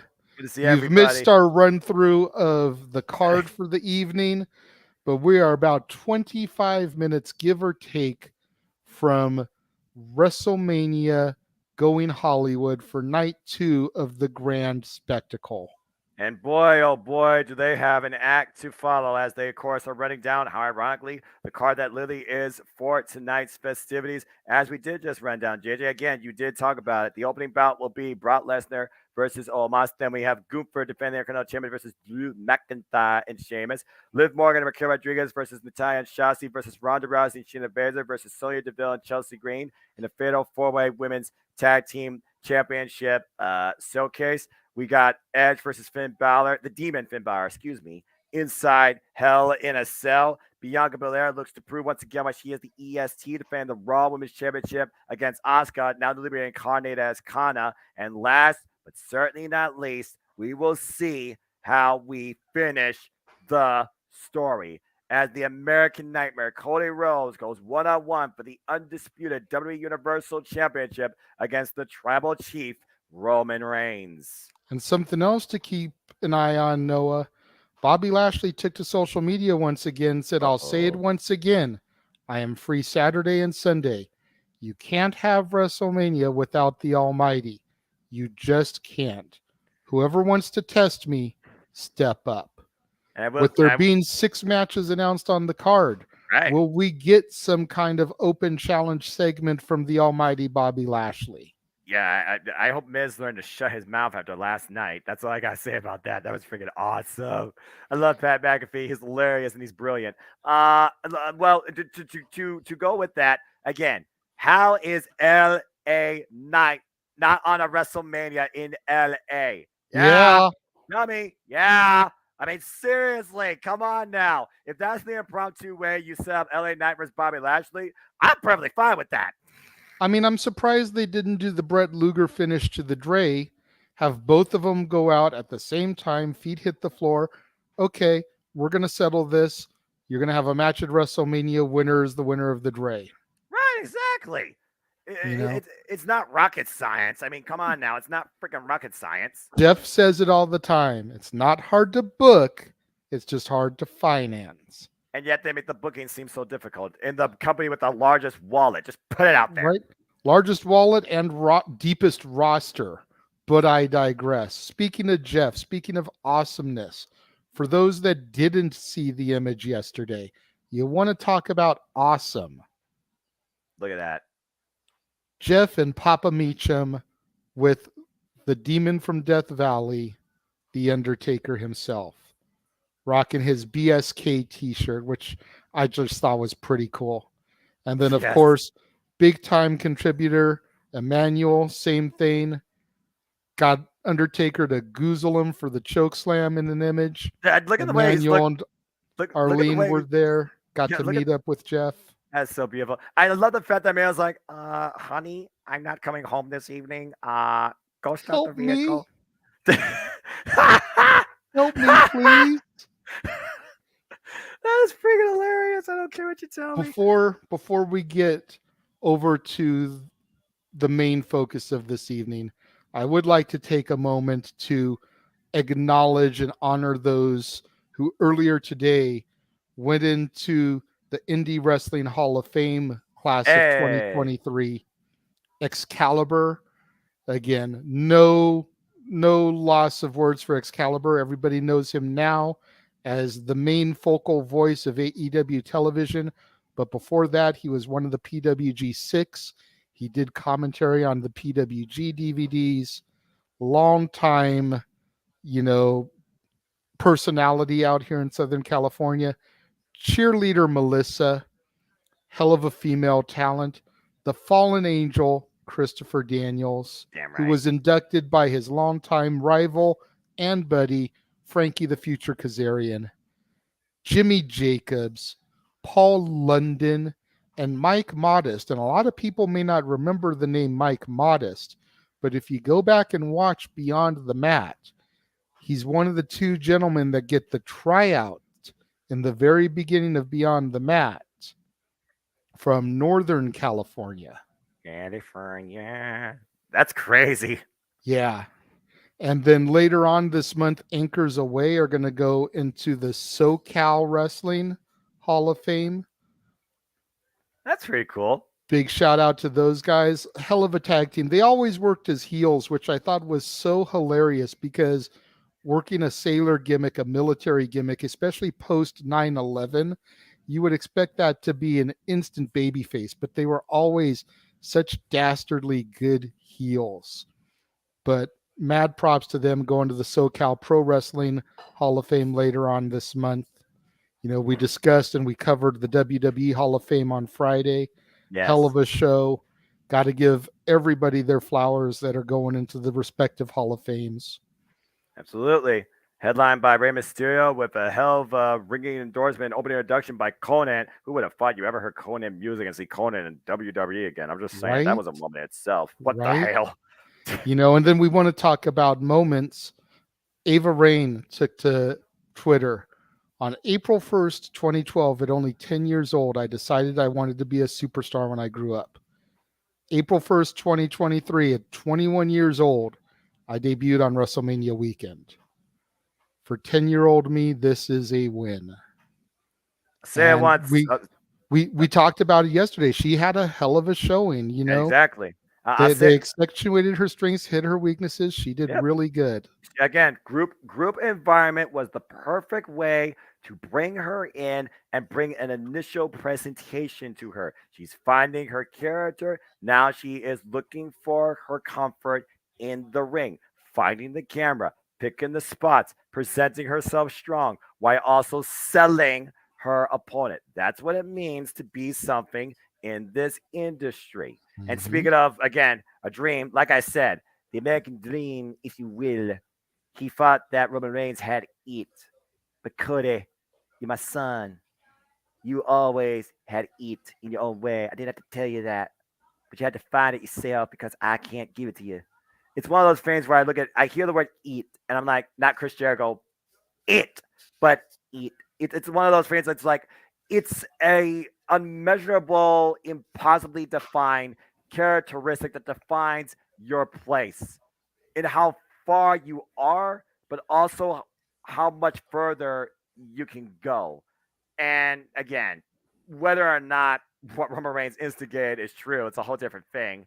But I feel that there is a certain way that Dusty Rhodes probably did look at Cody.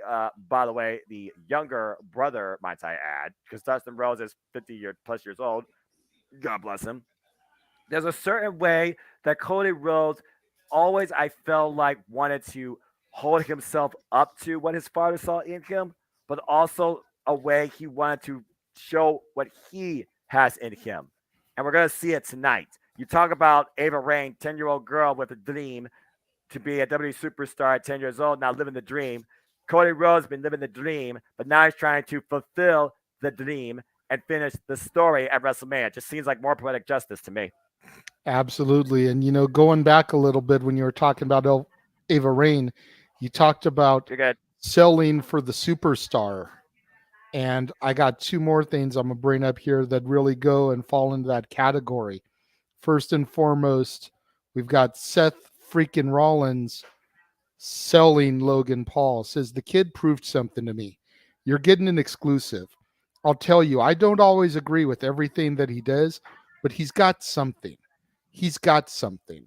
The kid took it to me out there tonight, surprised me more than once, and he's got a hell of a right hand. I know that he's been talking about his contract with WWE. He said that they would be stupid if they didn't resign him. And I'm going to say, I might agree with that. Yeah, again, I mean, we could say it until we're blue in the face. There's a reason why we watch the WWE for certain individuals. Polarizing, indifferent, can't stand them, whatever word you want to use. It's about what you present yourself as in front of the WWE Universe too. Logan Paul has been nothing short but, and I can't believe I'm going to say this, phenomenal in the ring since he's arrived in WWE. That match with Seth freaking Rollins impressed the absolute hell out of me. I did not think he was capable of going that far with Seth freaking Rollins. He is a WWE superstar and should remain one. Whether or not the audience likes or appreciate it, you damn sure got to respect it. And then one more case of putting over their opponent, Charlotte Flair. Thank you, WWE Universe. I may have lost tonight, but I know in my heart the championship is in good hands. Proud of you, Rhea Ripley. We said it last night, JJ. You could say what you want about Charlotte Flair and the politics that comes with her pedigree, her namesake. But again, it's one of those things where you are the champion, you are there to lead, and you are there to pass on to the next leader. There has not been a stronger female in the entire WWE women's division with the best character development, and I say the strongest presentation at this point, at such a young age, might I add, than Rhea Ripley. What Rhea Ripley has done in now completing the Grand Slam of every major women's championship in WWE, the sky's the limit for her. It absolutely is. And now you beat Charlotte Flair and got an endorsement by her. Rhea Ripley is the next generation's leader in WWE. Absolutely. Triple H talked about it last night at the press conference. And as of right now, I don't know about you, but I've got Rey Mysterio's repeat from last night on my screen. It made me think Tovik was asking us last night about Rey's mask. And Rey said at the press conference, it was inspired by the great Muta. Oh. And I see it now that he said it. It definitely has the Iron Man colors. What was mentioned was accurate. It was made by a Marvel costume designer, but he said that the mask was inspired by the great Muta, the other legendary wrestler who joined him in the Hall of Fame this year. And a wrestler in their own right, JJ, that defined face paint and a mask. So I think that is super cool. Although Rey Mysterio's never had to use mist. Mark, it is so damn good to see you in the chat. I've been worried about you. I hope you enjoy WrestleMania as well. I hope technology also doesn't be such a burden with you. Of course, one of the 4 horsemen of predictions in my Excalibur League. Appreciate you, brother. Thank you. Again, like I said, WrestleMania can be for anybody and everybody. You don't need to know what you're seeing. You just need to tune in and just look at it, assess it, and think about it. Because no matter what, WrestleMania leaves you thinking at the end of the day. Yeah, absolutely. Raymond, Jeff is there at WrestleMania. He will Finding be his popping seats. in sooner or later. He's probably going through security, probably trying to get through the masses to get up to his seat because, I mean, it's a hell of a trek up there.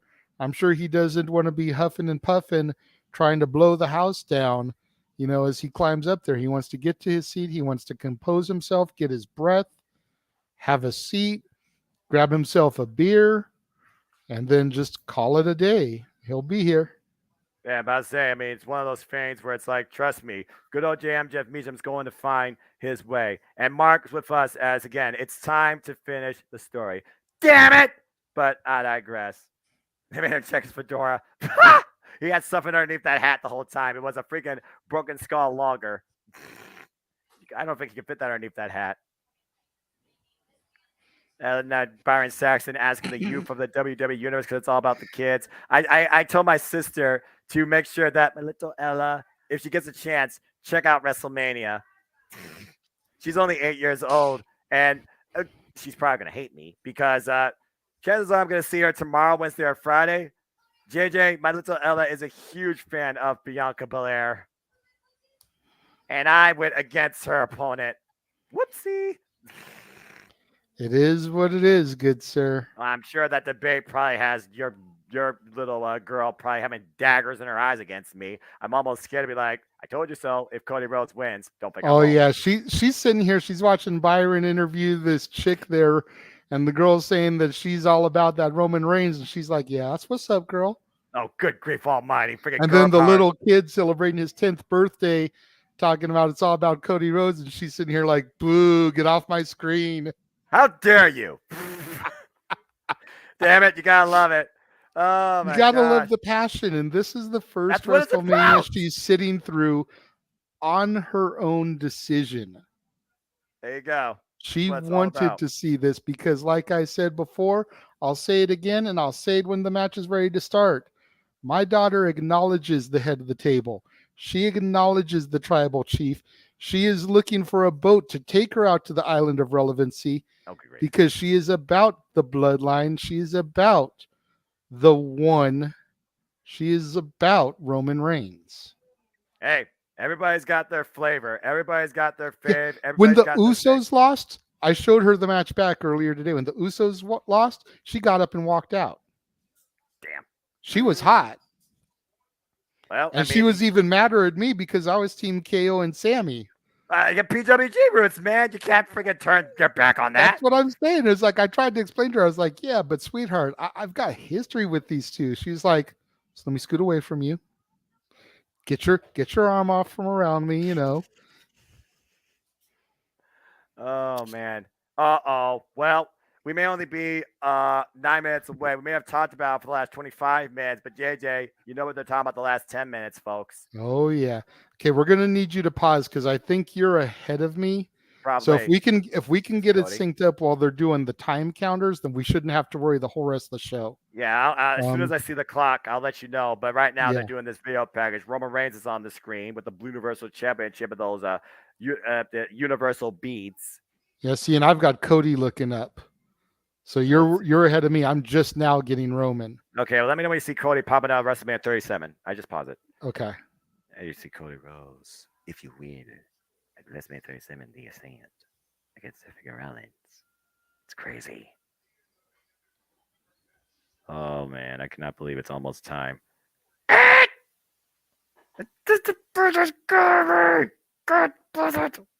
I digress. Okay, Man. Cody just rose up. Yep. There you go. And then welcome home, Cody. And again, that pop. Well, speaking of. Yes, we were just asked where you were, Meacham. And from out of nowhere.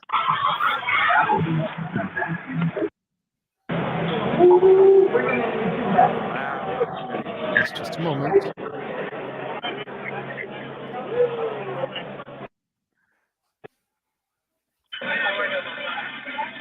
How do I sound? You're low, but we can hear you. So as long as you project, then we should be good. Okay. But I'm not robotic on your end. No. Okay. Because when I first came in, it's not robotic, but now you guys sound fine. So, okay, cool. All right, good. Dude. Go ahead. I'm on the sweet level in 200. Wow. Now, I was just saying when you popped in, people were just asking, where's Jeff? And then you popped in. It was like a sixth sense. Asking you shall receive, folks. Yeah. The instinct of a wrestler on point. There's the man on the marquee. The man has come around, and she came around yesterday, though, with the help of the Hall of Famer, so it was all good. There you go. Me and Noah had a good 30-something minute debate about the main event, sir.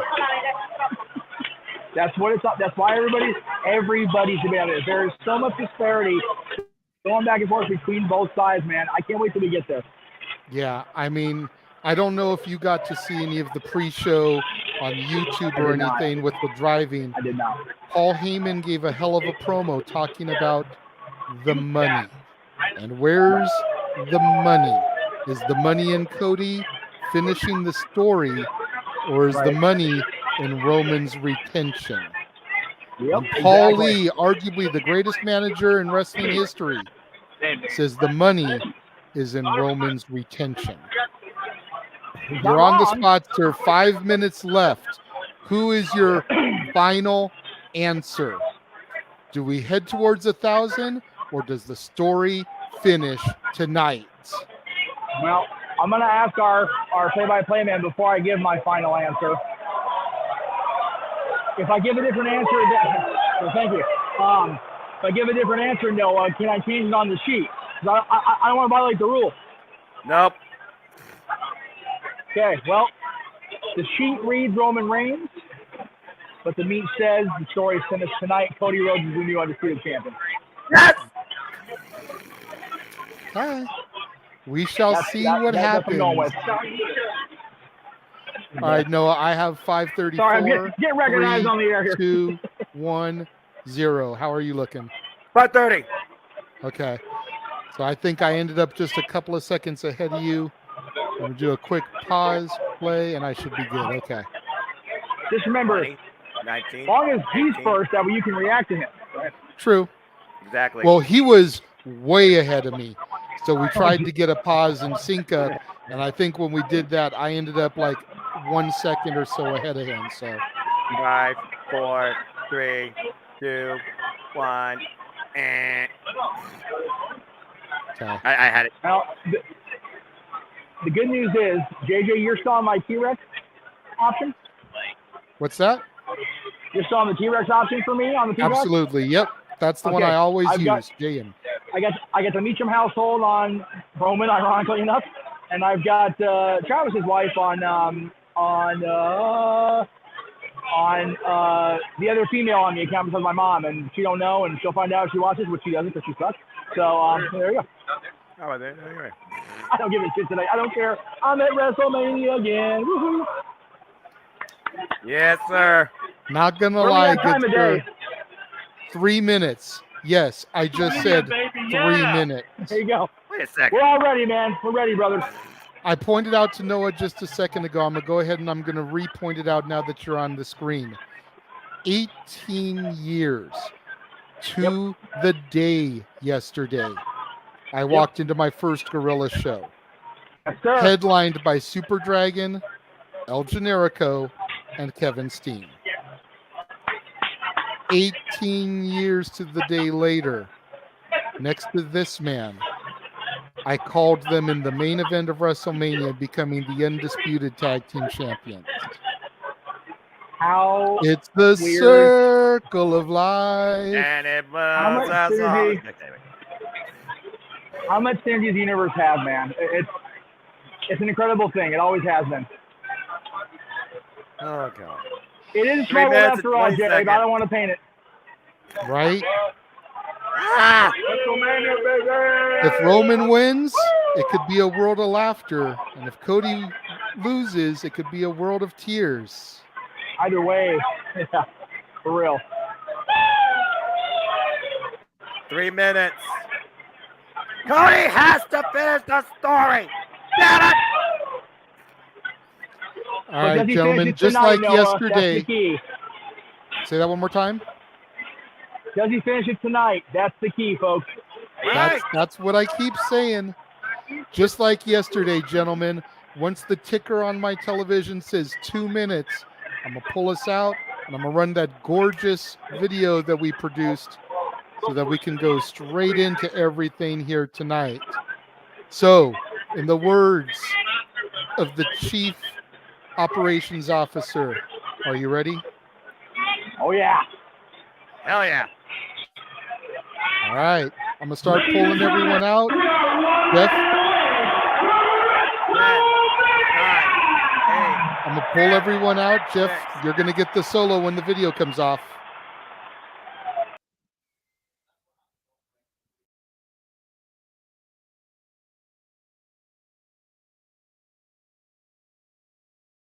It began almost 40 years ago as the Grand Spectacle.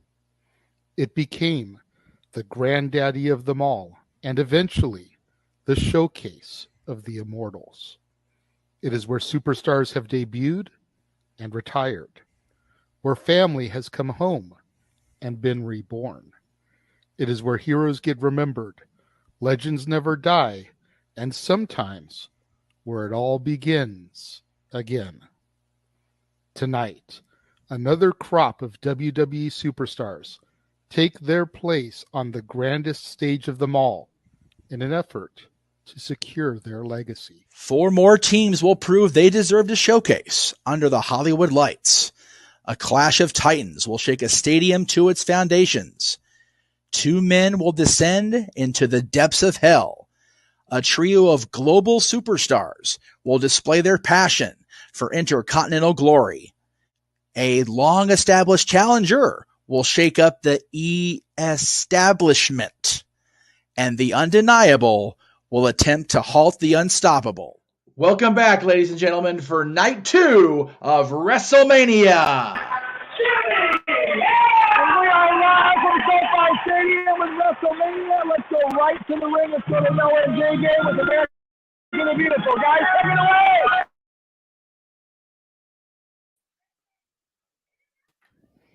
And we are here, folk, live from the Jeff Meacham Network, Multiverse of Media. Oh, God.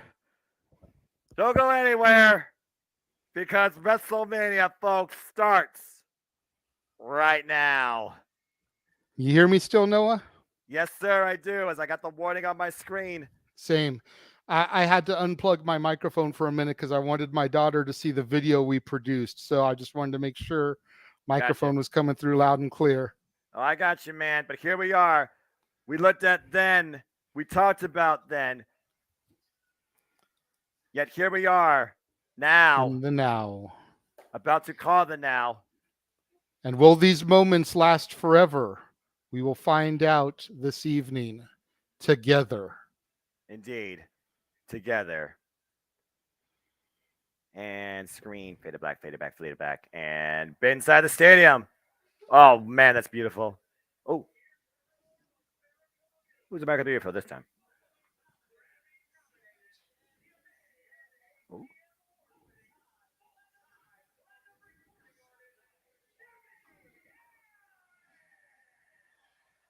Jimmy Allen, huh? Grammy-nominated CMA. Oh, Country Music Award. Oh, he's a country man. Okay. That's pretty cool. Whoa, that was a deep voice.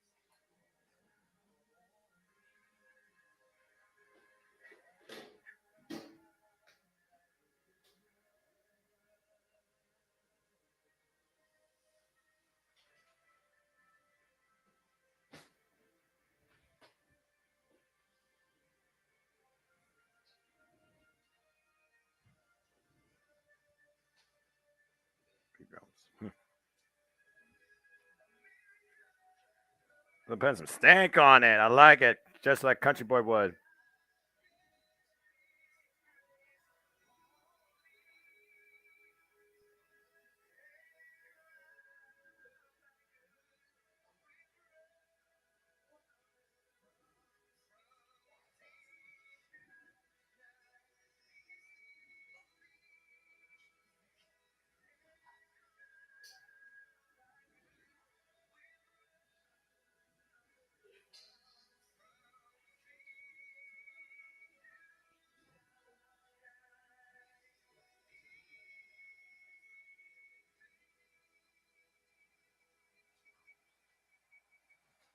Very nice.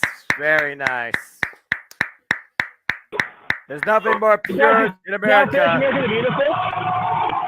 Country. What's that? Wow. We are the live feed. The live is way ahead of the live feed. God damn. Wow. All right, well, we go. All right, then.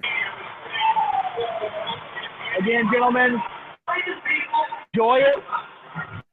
Live it. Breathe it in like I'm breathing these damn things. And in the words of my play-by-play man and everybody else in this multiverse media, let's fucking go! There we go. You heard it from the man whose name is on the marquee himself, Jeff Meacham. Damn Noah, right. it is game time. As we got Kevin Hart here in the video package again, as we once again look and see what Night 1 set and what Night 2 looks to surpass.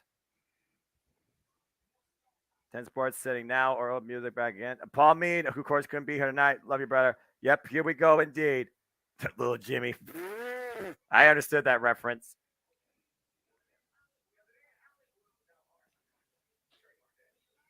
If Kevin Hart should come out and escort Natalia and Shotzi Blackheart to the ring. Right? I think that'd be pretty cool. Oh, man. I cannot believe we are finally here. Seriously, I'm not going to lie. For a moment, I thought it was Chris Rock on my screen. Damn. I'm sorry. I like me some Chris Rock, but I do think that Kevin Hart's movies are just slightly better on a whole. I'm getting head nods and approval from the peanut gallery here, as we do have a minor audience here inside the house today. Oh, gosh. Look. I'm not a movie guy, all right? I just remember Chris Rock being the host of the freaking, was it Oscars or whatever? He just seems like he works better as a host, man. Like Kevin Hart, though, a good hype man. And he's gone. Yeah, Kevin Hart is definitely a good hype man. That's why him and Rock work so great together. We're about to see who works great together tonight, because now WWE and Snickers presents, in courtesy of WWE 2K23, the global entertainment spectacle, WrestleMania. Hello, Dory. How's it going? Raymond, we've said a couple times. First match tonight is supposed to be Lesnar-Omos. And that being said, folks, their time for talk is shortly going to come to a conclusion, as we are once again with you to bring our live watch-along event reactions, discussions, and commentary. This is day 2. Welcome back once again to SoFi Stadium in beautiful Inglewood, California. This is WrestleMania! Yeah, yesterday there were over 80,000 fans in attendance, Noah.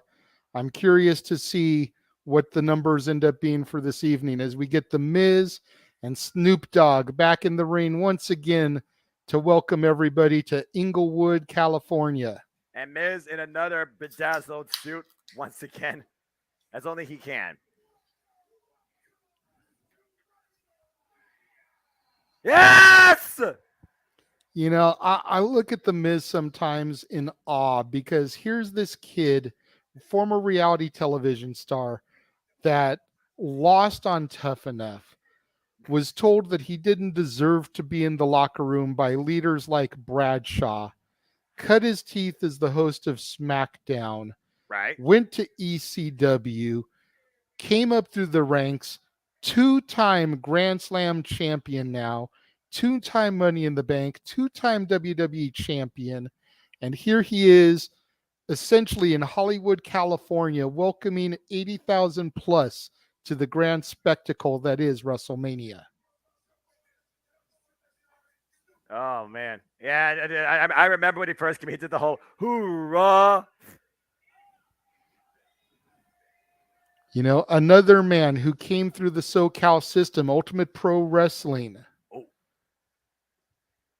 Well, this guy did not come through the SoCal system. That's about to make his way into the ring with a brand new theme, apparently. Because, folks, kicking things off is the Battle of the Superhuman Anomalies. Omos has arrived at WrestleMania. And so have we. Again, folks, welcome once again to our JMN Generic live watch-along event production across the JMN Generic Multiverse of Media. You know what this is, for I am the Superman that is here tonight to finish the story. And my name is Noah Foster. And with me, as always, is my color cohort and analyst and supporter in all things WWE. He is the Renegade of Relevancy, JJ Williams. JJ, we have waited not just 1 year, not just 3 years, but 2 careers in the making, culminate tonight to finish a story. Are you ready to go for everything that's ahead and witness history? Absolutely, Noah. You know, I've said it a few times on the broadcasts. Tonight, the main event and some of the undercard matches are complete lose yourself moments. You know, you've got one shot, one opportunity to seize everything you ever wanted in one moment. Are you going to capture it, or is the moment going to slip through your fingers? Omos, the Nigerian giant, is about to go up against the beast incarnate, Brock Lesnar, the man who ended the Undertaker's streak. What does this do for an upstart career like Omos if he can defeat Lesnar? Well, again, this is a colossal battle. We're kicking things off here, JD. Look at the tail of the tape. One man has a whole intro with the other. We have 286 with 410 pounds, a 6-inch reach disadvantage for Brock Lesnar, chest cavity that outweighs Brock Lesnar by 7 inches, and Omos wears an 18 4E shoe versus Brock Lesnar. Every metric Omos surpasses Brock Lesnar. But what Omos does not surpass Brock Lesnar in is accolades. Brock Lesnar has really been nothing but a prize fighter, but a multiple-time WWE Universal Champion. He's never fought for anything less. Yeah, absolutely. Ever since he graduated OVW, having been one half of the Minnesota stretching crew with Shelton Benjamin, Brock Lesnar has not contended for anything less than a World Heavyweight Championship. Brock Lesnar, though, hasn't had the greatest WrestleMania record as of late, though. His last WrestleMania win was actually WrestleMania 34 in the closer. The last time he was involved in the WrestleMania opener was WrestleMania 35, defending the Universal Championship against Seth freaking Rollins and lost. He lost at WrestleMania 36 against Drew McIntyre for the Universal Championship. And he also lost at WrestleMania 38 against Roman Reigns for the undisputed WWE Universal Championship that will be on the line later tonight. But Noah, here comes the pain. If there's one thing you can say about Brock Lesnar, no matter the win-loss record, is that when he arrives, pain follows. Here comes the beast incarnate. And Ryan Dempsey, I don't think that's a fair analysis comparing Omos to Giant Gonzalez 2.0.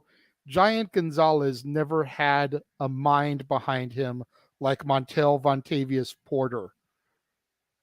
And that might be the intangible here, JJ. Why Brock Lesnar has always had the Advocate by his side for most of his career. Ever since the Advocate became a wise man, Brock Lesnar has still been a one-man wrecking machine. Remember, his last match, he didn't give a damn about the result. He was the guy left standing after embarrassing Bobby Lashley at the Elimination Chamber. And Brock Lesnar is entering his 12th WrestleMania match. Some would call him the perfect combat athlete. Pat McAfee is on record calling him the alpha male of our species.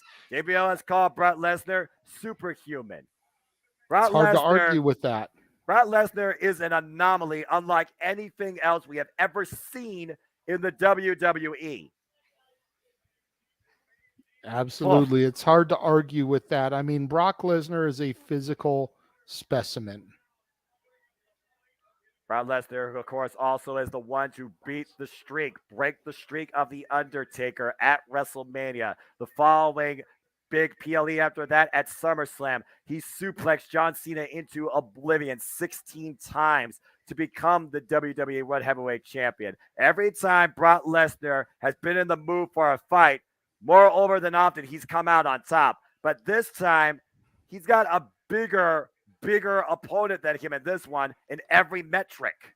Yeah, and it's not often that Brock, I'm going to call it like it is. It's not often that Brock looks like a midget in the ring. Right? But standing there toe-to-toe, face-to-face with Omos, giving up a foot in height. Oh, Jesus. Good Lord. Are you kidding me? Omos just tossed Brock Lesnar off to the side like it was nothing. Brock Lesnar just throwing his and body Brock into Omos, laughed, going off the rope, and Omos just laughing. Can you take this giant man off his feet? Oh, that's the clothesline. Oh, wait, I'm going to go with suplex. Back elbow strike. Brock was trying to take him to Suplex City a little too early, I think. I don't think Inglewood has a clearance yet for that, if I'm honest with you. And oh my gosh! Hell of a scoop slam by Omos. Just slammed Brock Lesnar with ease. Look like again it was at nothing. That opening gut wrench. He made it look like it was nothing. He's handling Brock Lesnar like a child. And Brock Lesnar again looking for the double leg, and clubbing shot to the back. The small of the spine right now. And again, Omos with another scoop slam. He is making Brock Lesnar look like a mere human being. I'm trying to think the last time I've seen Brock Lesnar in this type of spot. Maybe Goldberg at one point. Maybe. That was in Survivor Series, to be fair, in Canada. Yeah, maybe Goldberg. Yeah. And again, the small of the spine. Omos is just dishing out the punishment to Brock Lesnar. Something like you said, Noah, we have not seen Brock take this type of abuse in a very long time. And just for the statisticians out there, have we passed the 2-minute mark yet? Because everyone said that this was going to be a 2-minute squash.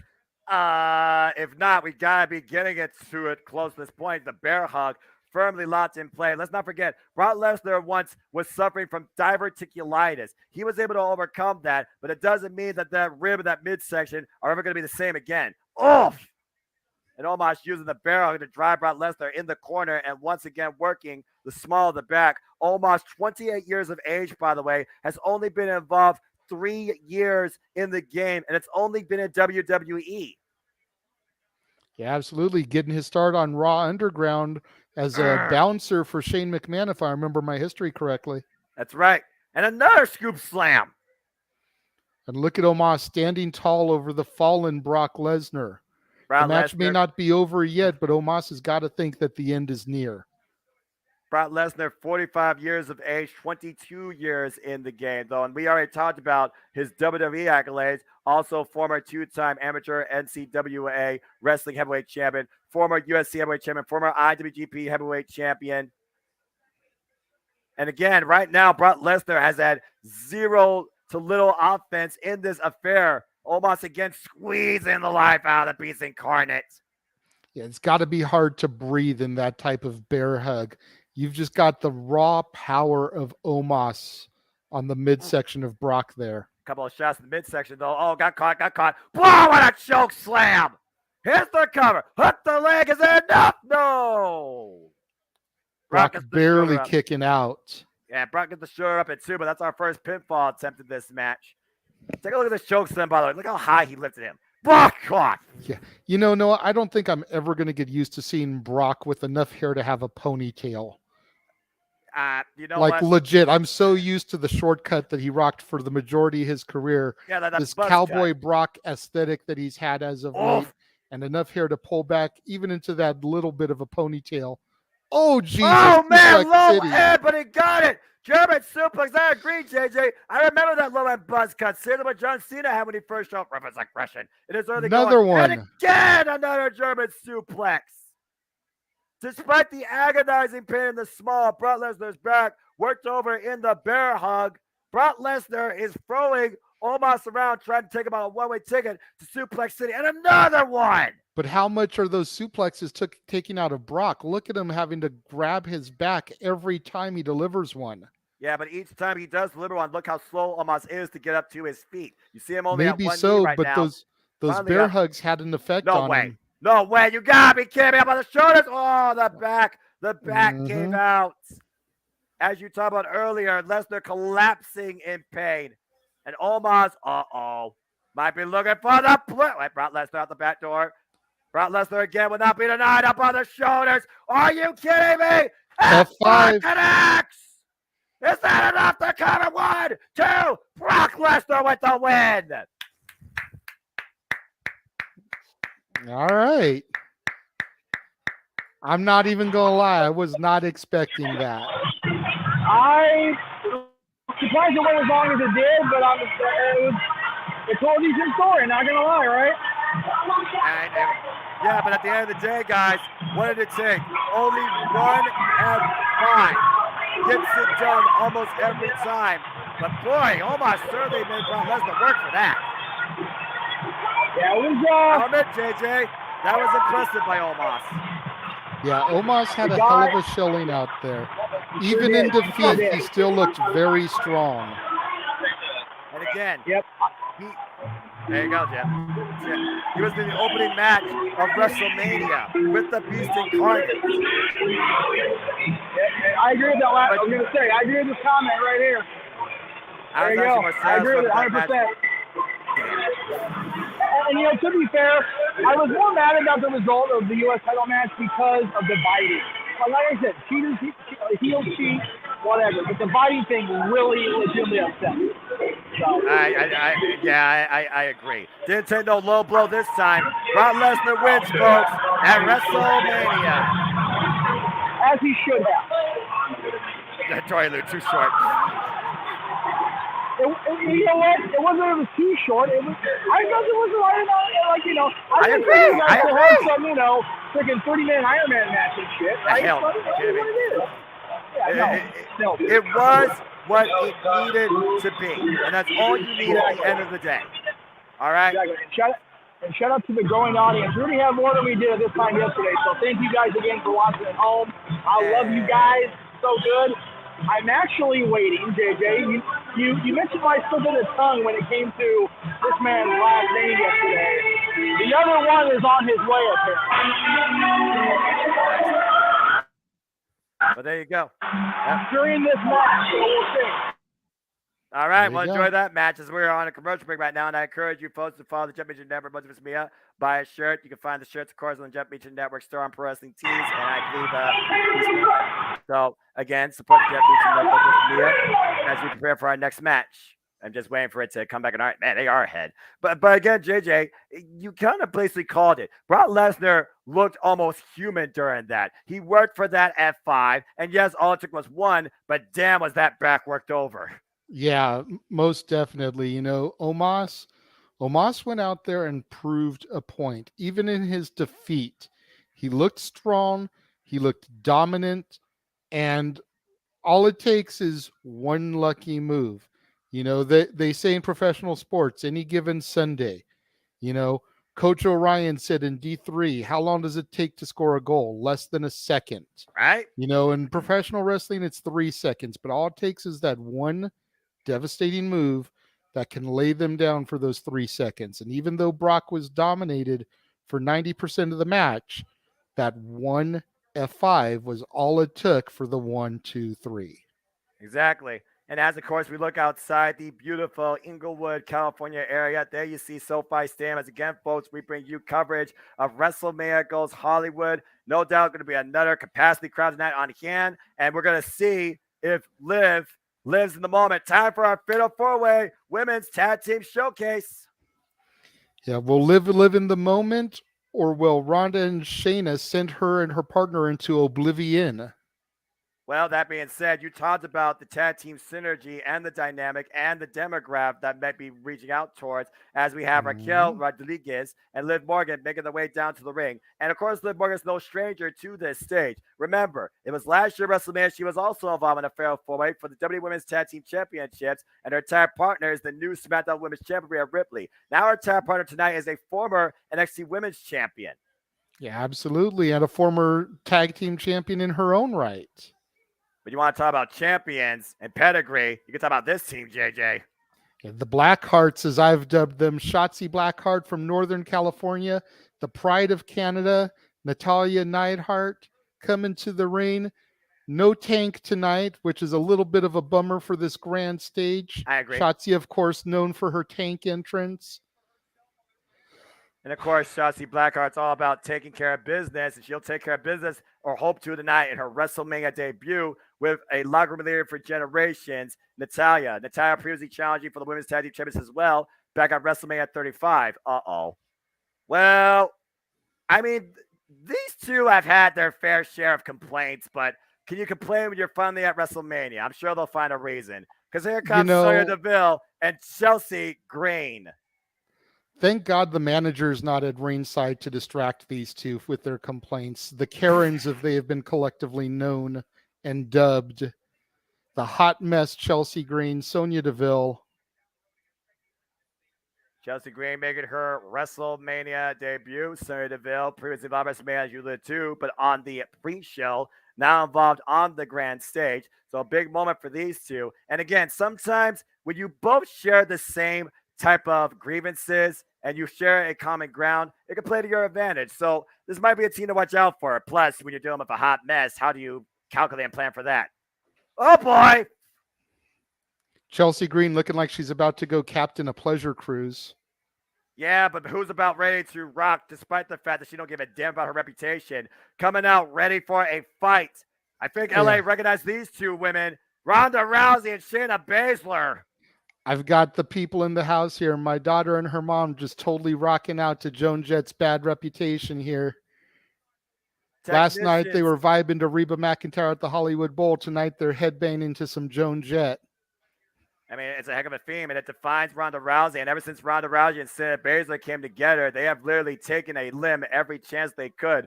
Now they got 6 different participants that they could take any sort of limb they want. So they got plenty of options here. But also, of course, Ronda Rousey is formerly involved in WrestleMania. Came in to challenge for the SmackDown Championship, of course, against Charlotte Flair. Shayna Baszler previously challenged for the Raw Women's Championship against Becky Lynch at WrestleMania 36. And this is the first time ever in WWE we're seeing these two as a tag team at WrestleMania. And let's not forget that Ronda actually made her WWE in-ring debut at WrestleMania alongside Kurt Angle taking on Triple H and Stephanie. Oh, backstabber by Liv Morgan in the early going. And it looks like 2 members will be legal at once, same way as last night. But, oh, God, what a pump kick. First pinfall submission gets the win here. Fatal 4-way Women's Tag Team Showcase. Liv up and over, rolling through. And Sonya Deville on the second rope, though. Oh, nice. He's right to the face. Sonya into Natty and Shotzi's corner, and Natty tagging herself in. Well, the thing is, anybody can tag in at any time, JJ. You know that, so you got to be aware of that. Oh, yeah, definitely. Oh, went for the Bulldog, got counted. Step over, drop kick by Natalya. It's amazing to me that Natalya has yet to have a WrestleMania moment in her own right herself. I know, it's a damn shame. In WrestleMania. We talked about Lita last night, having only had one WrestleMania match prior to last night, and she lost it. She was finally able to have her moment last night, coming out victorious with her good friend Trish and her tag team champion partner, Becky Lynch. Natalya kind of in the same boat here. She's had matches before. She's managed people to the ring, but she has never had that definitive Mania moment. Nice takeover there by Natalya, preventing the Trocola bomb. Raquel Rodriguez, big boot. Raquel and Natalya right now. I feel there's a mutual respect. Raquel Rodriguez has been very impressive since coming across. And Natty with the hot tag to the hot mess. Yeah, I mean, you know, Chelsea Green, you want to be at WrestleMania, right? Now you got your chance. It's just against Raquel Rodriguez. Oh, hang on across the top rope, though. And Chelsea Green should not be taken lightly. The wife of Matt Cardona has been dominant in almost every Fed that she has been a part in. Yeah, but that drop kick did nothing but just insult Raquel Rodriguez. Now the Karens are trying to work together here. Sonya Deville up in the clutches of Raquel. And Chelsea Green, oh my! I'm not sure if that was beneficial for Sonya, though. Ripping her down. There's the tag to Shotzi. So Chelsea Green and Shotzi right now are the 2 legal women. Ronda and Shayna yet to get involved in this. And of course, again, as we talk about this, is Shotzi Blackheart's WrestleMania debut. Oh, just throwing her body into Chelsea Green on the ropes. Here's the cover, hook the leg, and Shayna breaks it up. Shotzi's debut, Raquel's debut, Chelsea's debut, and technically Sonya's debut, as we pointed out earlier. Sonya Deville only having been involved in pre-show matches before, never been on the main card. And of course, the submission magician, Shayna Baszler, right now up in the clutches of Raquel. What is this, a shield powerbomb attempt? Natalya, Liv, Raquel, planting Shayna Baszler hard into the mat. And there is no love lost with any of these women when it comes to Ronda Rousey and Shayna Baszler. Ronda Rousey particularly, Ronda Rousey looking to get ready to fight. Yeah. The expression on Ronda Rousey's face said, "You messed with the wrong bitch." She's called the baddest bitch on the planet for a reason. And that's not a WWE moniker. That's just a fact. The Karens, though, right now, getting a moment. But Shotzi up on the turnbuckle there in the other corner. Oh, wait a minute. You might want to turn Karens around. don't see it. Chelsea's Now they crazy. do. Nice cross body. 2 for 1. Taking down the Karens. Team Karen, as they have been known. Please don't make that a shorter intro on WWE. Oh, shit. Trying to get involved. It's a dumb marketing idea, and I know they'll do it because it's WWE. Damn it. Yeah, but you know what a good marketing idea is, Noah? 1,000-day t-shirts. We'll talk about that later. Oh, Tope Suicida taking out Shayna and Sonya, facing Natalya. Oh, taken down by Chelsea Green. Chelsea Green, she is nuts. She is one of those that literally is about the moment. Chelsea Green telling the fans, get your cameras ready. This is the moment. Oh, wait a minute. Raquel. For the benefit of those with flash photography, if you will. No, she's coming for a timeout. Hold that thought. And Chelsea flies! Just watching herself. I guess, like, okay, what do I do? Do I want to do it Raquel, or do I want to just throw myself to the outside? She made her choice. And Liv Morgan ready to live in the moment, and we know how crazy Liv can be. Inspired by Harley Quinn, up and over by Raquel. What in the hell? Just sets to the outside. Power bombs her own partner onto the women at ringside, and Raquel looking to make a Mania moment right here in her Mania debut. I'll be honest with you, JJ. I like the tag teams that use their tag team partners as human projectiles. Hey, you know, if you trust your partner that they won't hurt you, then why not? There you go. Tad and Chelsea Green, Raquel Rodriguez is now legal. Raquel Rodriguez, who challenged Ronda Rousey for the SmackDown Women's Championship in her main roster debut, and a former NXT Women's Champion beating Io Sky for the title. And again, Raquel looking to send Shotzi back to the Black Lagoon here. Yeah, well, she did that with a faraway throw. And now up in the corner, might be looking for a Vader. Oh, man. Twisting in midair. Nice addition to the impact there. Shotzi and Raquel, the only 2 women right now in the ring. No one else on the apron. Oh, wait, there's Sonya Deville. Shotzi hook up for the Tricola bomb. Blind tag, though, by Sonya. Chelsea Green with a chop block. Takes Raquel down. Raquel and Chelsea, the 2 What do we got women. here? Team Karen with maybe a double DDT attempt. And the power of Raquel coming back into play. Ooh, shot block takes her down. An impromptu DDT. Great move by Sonya and Chelsea. Whoa, what a knee strike. Right on the chin. And Chelsea Green now looking to follow up here. The big boot. And Raquel sent to the outside. Got to get a pin out there, though. This was smart. This was smart by Sonya. Raquel easily Raquel easily the tallest one in the ring. Exactly. Best way to chop the tree down, take out the legs. Well, if you don't have an axe, yeah, that's the best way possible. And now Natalya and Shotzi have been impromptu teamwork. Ooh. Up and over. Nice double team there by the Blackhearts. And Natalya right now. A heart attack. Little homage to the cover. Double look at the leg, too. Chelsea with the save. A little honoring right there to the Hart Foundation. Great tag team specialist, of course. Oh, kicked the midsection by Natalya. Chelsea Green. Scoop slam on top of her partner. The Karens stacked up like cornwood. What's Natalya looking for here? Oh, going for a double sharpshooter. We've seen Natalya do this before. Well, yeah, but how much pressure does it actually add? I wonder if it actually reduces the pressure because you're not able to firmly hold all those legs in place. But she's got it in again. Double sharpshooter. Will Chelsea tap? She's the legal competitor. It doesn't matter. Sorry, Deville does. Wait, Liv Morgan. Oh! Damn you, Liv Morgan. And a knee to the face, and the crowd agrees with you to a degree. Liv Morgan put her own body on the line to save the match for her team. And right now, Ronda Rousey, Shayna Baszler, Shotzi Blackheart, Raquel Rodriguez, and Chelsea Green nowhere to be found. Liv Morgan dragging Sonya Deville to her corner. Natalya just trying to figure out what the hell she is after that knee to the head. And Shotzi back in. Shotzi and Liv right now, I believe, are the two legal ones. Oh, nice up kick. Went for the Enziguri and miss. And Shotzi hook in. Liv Morgan up and over. Oh! Double underhook suplex. Falling up. Oh, man, what a rising knee. Discus forearm. Went for the Enziguri. Roundhouse kick, miss. And meanwhile, oh! Nice code breaker there. And Oblivion with blood tap by Shayna. Blood tap by Shayna. Blind tap by Ronda. Shayna comes in though. Oh, pinpoint kick right to Liv Morgan. And Ronda just sauntering over to the fallen Shotzi, taking her time. Well, considering Ronda Rousey is not only legal, she literally took Shotzi Blackheart's arm before. Ronda Rousey in firm control and ready to take a limb and take a win. There is no one else to be seen. Shotzi trying to fight back. Oh, the armbar's in. There's no choice. And she taps. And Ronda and Shayna with the victory at WrestleMania. And Ronda's not letting go. And Ronda smiles and laughs maniacally. And just like that, JJ, just like that, the only offense this entire match that Ronda Rousey did was the submission for the win. A fun little four-way match to say the least. All 7.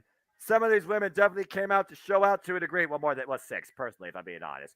But at the end of the day, when you're in LA, it's hard to bet against Shayna Baszler and Ronda Rousey. Team Karen's going to be even more furious. Adam Pearce, lock your door. I know, right? I'm sure tomorrow night on Raw, Chelsea Green's going to want to complain to the manager about their treatment tonight. Oh, yeah, because they were the ones that didn't eat the decision, but they still lost. Blah, blah, blah. Well, again, it is what it is when it comes to the WWE self-created women's tag team division. But hey, Ronda Rousey, Shayna Baszler, another payday. Damn. Well, I will say this, JJ. I guess what's interesting about this, we got the 2 most underwhelming matches out of the way. Everything else is marquee, including our main events. Yeah. Nowhere to go but up from here. You know, like the Macho Man, the cream rises to the top. Oh, yeah. The cream of the crop rises to the top. Anyway. Sorry. Paul, that was an easy prediction to make. Moonlight, you're right. First commercial break. LOL, Ronda wins. Ronda didn't even wrestle. Wow, that was a waste. Omos response was teaser for what it was, in my opinion. Completely agree. Omos, pretty strong showing. It was enough to preserve him, but also give you that suspension of disbelief. And again, I hope you all enjoying so far as we are 2 matches in on what is officially a 6-match card, but anything could change. This is the Jeff Meacham Network Multiverse of Media live watch-along event coverage of WrestleMania Night 2. So again, please like, subscribe, comment, tell a friend. And if you want to steer the conversation, super chat my friend across Cousin 18 Studios or the Jeff Meacham Network. Super chat. It's as simple as that. And again, we would love to hear your takes, your predictions, your thoughts as we are on a commercial break, as we will see if final judgment is carried out by the leader of the Judgment Day. While Dominic Mysterio was unable to humble his father, Rhea Ripley was able to dethrone a queen. Will a demon slay the rated R superstar inside Hell in a Cell? That remains to be seen. Yeah, right now the Judgment Day is at 50%. Like you mentioned, Dominic lost, but Rhea captured the gold. Much to everybody in this house's joy and pleasure. But the tiebreaker now lies in the hands of the demon once we get there, inside the demonic structure that is Hell in a Cell. And it's the classic cell, folks. For those that don't know, it is back to the way it used to be. The red crate of hate is nowhere to be seen. Yeah, I think Jeff Meacham is going to start running a sale on his red crate of hate shirt now that that's an obsolete design. Well, I do wonder, though, is it obsolete for only one night? I mean, again, let's not, put the wheel on the vehicle before, you know what I mean? But anyway, we're back as we look at side SoFi Stadium, a beautiful venue. Good old Jeff Meacham there, Datia, Eminentity, my friends Lex and Cindy. And Arlene again, and Emmanuel Dominguez. Exactly, Arlene and Emmanuel Dominguez. And right now we're going to look at the highlight of the night, courtesy of Xfinity 10G Network. As we look back at Friday Night SmackDown, it was the Andre the Giant Memorial Battle Royal.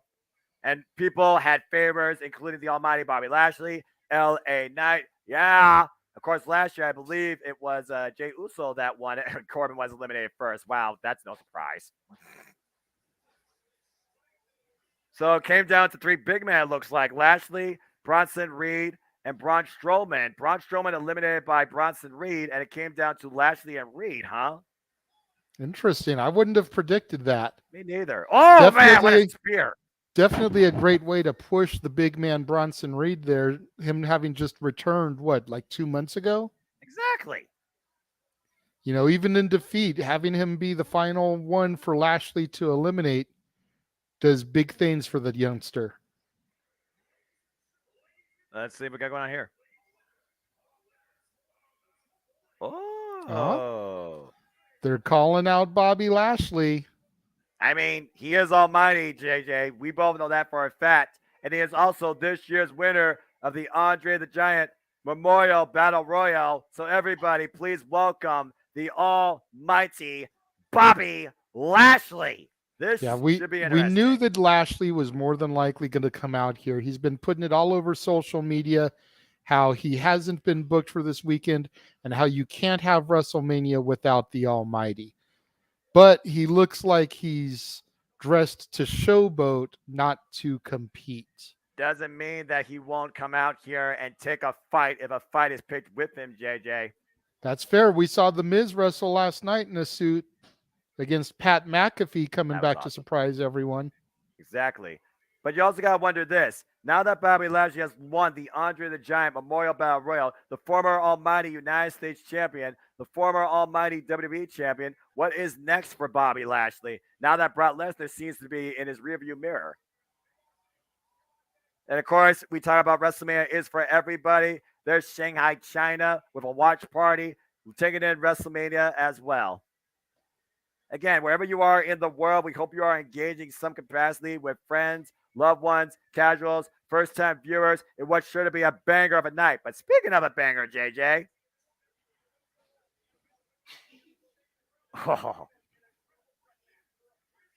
Folks, one word in the chat. Start doing it now.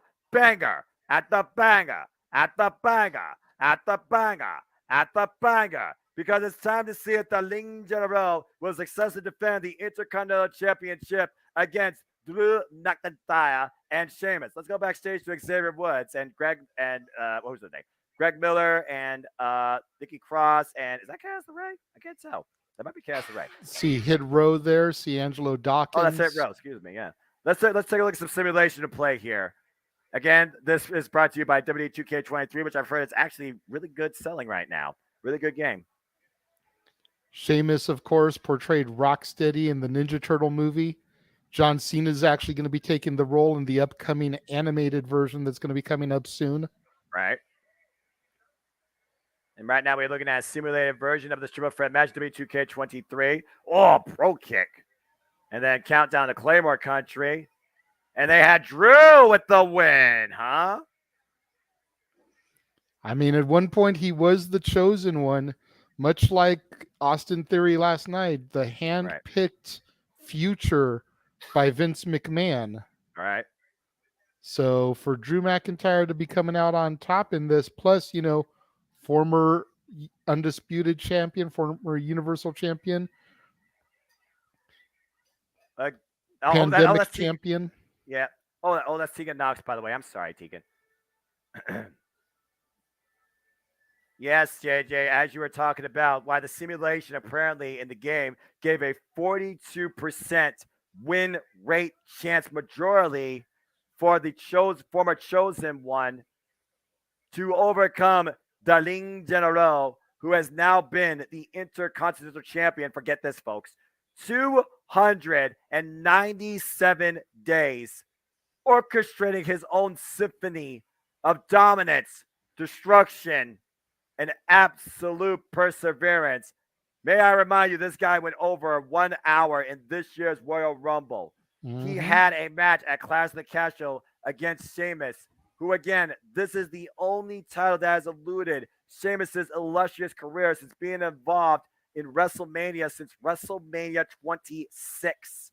He came this close at Clash of the Castle, but Daling General powerbombed and chopped him into oblivion. And then, as you alluded to, JJ, you got Drew McIntyre, Vince McMahon's self-christened Chosen One. He won the Intercontinental Championship, his first title in WWE. He lost it to Kofi Kingston, and then he lost himself. He came back, became the NXT champion, became the WWE champion, and now he has a chance to become, once again, the Intercontinental champion. But again, we've seen the rivalry. We've also seen the alliance of what's been known as the Banger Bros, Sheamus and Drew McIntyre. Friendship has to go out the door, or in this case, out the pub, if Sheamus and Drew McIntyre are going to stop Darlene General Walter, who looks to prove once again that the mat is sacred. Let's see what you all are saying here. Let's see. I agree. I'm picking Gunther too, but I'm 4-5. My picks. Dang. 4-3-way for match with Icy Towel. Feel like Walter will retain, but you never know. This is going to be one big hoss fight. Here we freaking go. Shayna found limping out of the stage and couldn't run and carry her. Oh, dear. I don't know. I mean, again, do you want to show weakness when you're a former MMA fighter on the WrestleMania stage? I'm just saying. I am ready to orchestrate and commentate this symphony of physical devastation. Absolutely, man. I know how big of a Gunther Walter fan you are. Oh, we got a special guest commentator again. Titus World Slide back at the announce table. The global ambassador of the WWE, Titus O'Neil, and also a former Warrior Reward recipient. Gotta respect Titus O'Neil. Again, he doesn't do a lot in the ring, but what he does outside the ring is virtually unmatched because, again, this is the WWE. And obviously this match is going to be presented by Mike's Harder Lemonade as we see that full force out there at the commentary table. Well, maybe this is going to be like the Cinnamon Toast Crunch match yesterday. Exactly. Well, you want to talk about something that's going to hit harder. As who hits harder, Drew McIntyre or Sheamus or Gunther? That's a whole different question versus who comes up with the title. Yeah. Gunther, the 5th longest reigning Intercontinental Champion in WWE history. His next milestone is to pass Don Morocco's 385-day reign. And you figure about who he's trying to surpass still ahead. Macho Man Randy Savage, Pedro Morales, and of course the #1 all-time ranked, the Honky Tonk Man at 454 days. Yeah, we all knew it was a joke, whatever it was 10, 15 years ago when Sino Morella tried to do the Honky Tonky meter to go and pass his reign. We all knew that was going to be an impossible feat. Exactly. But Gunther, that's very possible, as he's already almost at 300 days with only 150-ish ahead of him. September 8th would be the climax. That would be the date that he passes the Honky Tonk Man. September 8th just happens to be a Friday. SmackDown. Well, long-term storytelling. We're going to see the SmackDown tonight of a different sort as we got Drew McIntyre making his way to the ring with Angelica in hand. And he was Angelica last year to cut the ring ropes. I don't think that's going to help him win tonight. But again, Drew McIntyre, highly accomplished. As I said, in his very first title chance, back when he was known as the Chosen One, it was the Intercontinental Championship. That was the first title Drew McIntyre ever won. And he held it for 161 days, only to lose it to Kofi Kingston. It's one of those things, though, JJ, where I look at Drew McIntyre, I look at him like this. He came from nothing and became something. And then he lost himself. Then he found himself again, came back to the black and gold. He beat Bobby Roode, a glorious one, in NXT, glorious Championship. Don't remind me of that. And then, of course, he lost the championship to Andrade El Idolo. Then he found his way to the main roster, and it took him a while to find, his spot. Especially we're going to launch Sign Shea McMahon. That's a whole different story. But eventually, he found his way to be the company guy. But unfortunately, it's found nobody, the pandemic. The very first time he had a chance against the people was against Bobby Lashley, and he lost. And then he finally had the opportunity last year, Noah, to get his big moment back You know, you mentioned it. He won the championship during the pandemic. Nobody there to see it. He had the opportunity in front of his countrymen in the UK at Clash at the Castle last year, and he fell short against the tribal chief, the head of the table, Roman Reigns. Was reduced to singing karaoke post-match so as they didn't send the country people home upset.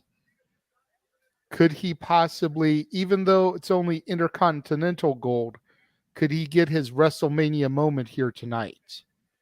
Well, that remains to be seen. And looking for the last accolade in his illustrious career, a moment in itself to be called a Grand Slam champion, the Celtic Warrior Sheamus, who lost that same night for the Continental Championship against the Lean General Gooper in one of the damnedest fights I've ever seen in my life.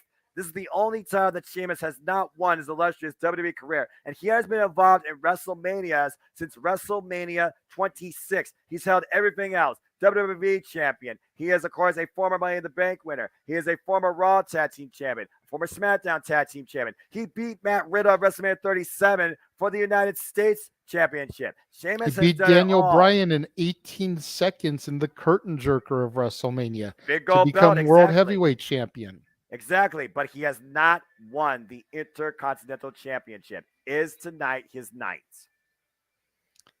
You see that stare down. You know, we talk about finish the story, how that is the emphasis for a lot of these matches. Could Sheamus finally finish his story and achieve the one title belt that's eluded him his entire career? Moment of silence, please, for Ludwig Kaiser. Marcel Bartel. Fabian Eichner. Imperium.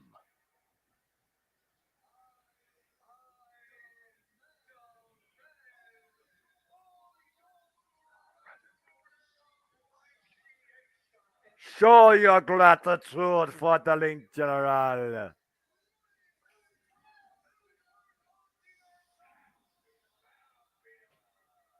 Damn right.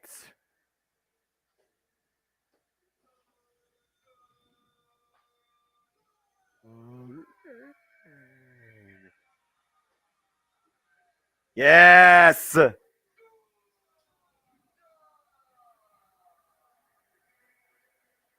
Yes. The Lean General.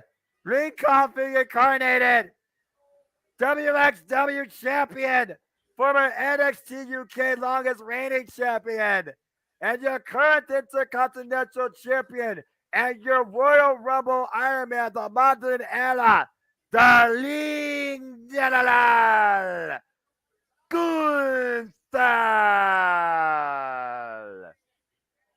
This will be his ninth defense of the gold, JJ. Like we talked about, he has been absolutely unstoppable for the next 297 days. He is back to say he is here to restore the honor lost in this sport. He believes that everybody else has made it a joke, a mockery. They have made it a foolish commodity. But he is here to remind everybody that this is not a spectacle. This is a way of life. The mat is sacred. So says Gunther. Gunther, one of the top prospects in your black and gold NXT under Triple H. Damn it. You know, Triple H has a lot of respect for Gunther, then known as Walter. He's got a lot of admiration for the in-ring performance of this man right here. And the thing we have to all be cognizant of, Noah, Gunther does not have to be pinned or made to submit to lose the title. Exactly. Sheamus can pin Drew. Drew can pin Sheamus. And Gunther still loses the gold. Gunther even said that it is a mockery that you can't find me a valid one-on-one competitor for the title. We saw Drew McIntyre and Sheamus fight out one-on-one, and Imperium caused a disqualification, and that's why Imperium's made it officially a triple threat. He has overcome Shinsuke Nakamura, Braun Strowman, Sheamus, as I alluded to, and of course took the title off Ricochet. His longest match outside the Royal Rumble in his WWE career has been close to over 25 minutes. And of course, as we know, there are no disqualifications, but you see that Sheamus and Gunther have no cornermen. This is going to come down to who truly wants it the most and honestly the strongest will. the Workhorse Championship, first established by Pat Patterson back in 1979 through 1980, who held it for 240 days. Gunther is the 184th Intercontinental Champion in this title's illustrious history. The bell has rung, and we are underway. And all three men right now are squaring off. Who's going to take the first shot or chop? Oh, baby. All three men kind of moving to the center of the ring. Gunther taunting both of them. You guys go ahead. Whoa! Claymore. And right off the bat, a Claymore to Gunther. And think about this, Walt. Think about this, JJ. The Intercontinental Championship is truly being contested in an international affair. You got Scotland, you got Ireland, and you got Austria. Yep. I love it. And now we got this Donnybrook about to break out here. Oh, rising knee. Wow, clothesline drops the freaking Drew McIntyre. Excuse me. And all three of those cultural gentlemen are fighting in probably one of the biggest melting pots in the States, Los Angeles, California. In front of the biggest melting pot crowd in WWE history at SoFi Stadium. Drew McIntyre sent face for the turnbuckle, standing switch. Oh, big knife edge chop by Drew McIntyre and Sheamus. And again, these two were feuding against each other during the pandemic era in crazy fights. Oh, man. I still remember that ridiculous last man standing when Drew McIntyre drove him through the freaking LED boards of the pandemic audience. These two have been friends and have literally become rivals over fighting. Oh, Irish curse backbreaker. And right now, we're just waiting to see when Gunther is going to come back in here. Right now, Drew McIntyre and Sheamus made a one-on-one match out of that lightning-fast Claymore kick, as you alluded to. But meanwhile, Sheamus might be giving Drew... Here's Gunther from behind. Oh, God! Gunther with those chops that can collapse a chest. Like I said, you will not find a meaner, more effective chop than the Ling General Gunther. Gunther, of course, Walter established the group Ring Comp, which is why Imperium is what you see. Fabian Eichner, Marcel Bartel, no longer there, Alexander Wolf, and also in Impact Wrestling, Killer Kelly, who became the first ever WXW Women's Champion. Oh, God! We're in LA, JJ, and I know you got tanning beds out there and people like to tan on the beach, but I feel like right now, Sheamus being the most pasty white guy in this match might literally get sunburned courtesy of Gunther's chops. That's always possible. Gunther's chops are devastating, and take it from a man who was baptized by a wrestling locker room. And his chops is as devastating as that big boot pride of the face. Uh-oh. Oh, God. I can't help but flinch every time I hear those and get flashbacks. Jesus. That again. Damn. Oh, and he could do as many times. Oh, wait a minute. Sheamus. Oh, I ate that boot, though. And Sheamus loves to fight. We know he can eat a lot of punishment. There's no denying that. But Gunther, again, is here to prove that he is a force of another level. And the mat is sacred. And this is Gunther's WrestleMania debut. Absolutely. Now Sheamus trying to fight back, though. Oh. Again, we talk about moments being made over the course of the weekend. Can the Ring General be victorious in his Mania debut? We got knee to the spine. Now we got a full Boston Crab. Again, the Lean General is a throwback. He's not flashy. He is just downright, physical. And the boot right to the side of the head of Gunther, refusing to relinquish the hold by Drew McIntyre. And now Gunther relinquishes the hold. Took a boot on the side to the face, though, to do it. And now he chops Drew McIntyre. And now Drew and Gunther are squaring off. And the first time the main roster was exposed to the former Walter was Survivor Series 2019. Just listen to these chops. That would have been the War Games, right? That all three teams participated in? That's correct. Oh, jeez. NXT War Games the previous day of. Survivor Series about three brands where my black and gold kick Ron SmackDown's ass. Oh, my gosh. Look at this chop affair. Whoa. I could be wrong, Noah. Eat your heart out, Ric Flair. I could be wrong, Noah, but I don't think that a WrestleMania debut has won so far this weekend. You would be correct. correct. General could break that record. You would be correct. And right now, finally, Sheamus, clubbing Drew McIntyre. How is Sheamus still on his feet? Hey, look at Sheamus' chest, by the way. Look how red it is from those chops. I see blood vessels popping up on that right pectoral muscle. Damage done already. Heavy uppercuts, though, by Sheamus in the corner on Gunther. And now Drew McIntyre coming in. Shot to Gunther. Shots Sheamus. These three men are not giving each other an inch. This is just a downright physical fight, and I love it. Throwing bombs, trading haymakers. Oh, man. Again, a shot to Gunther by Drew. Overhead shot by Sheamus. Sheamus and Drew now fighting it out. Gunther, though, shots to the kidneys, and a throat thrust, and Gunther taking both his competitors down for the time being. Oh, man, overhead chop. The boot. Nothing scientific or technical about that boot to the face. But effective nonetheless, JJ. And that is all you need to know about the Ligne General. Again, this is WrestleMania SoFi Stadium. This match presented by Mike Jeff. Harder Lemonade. Yeah, I do.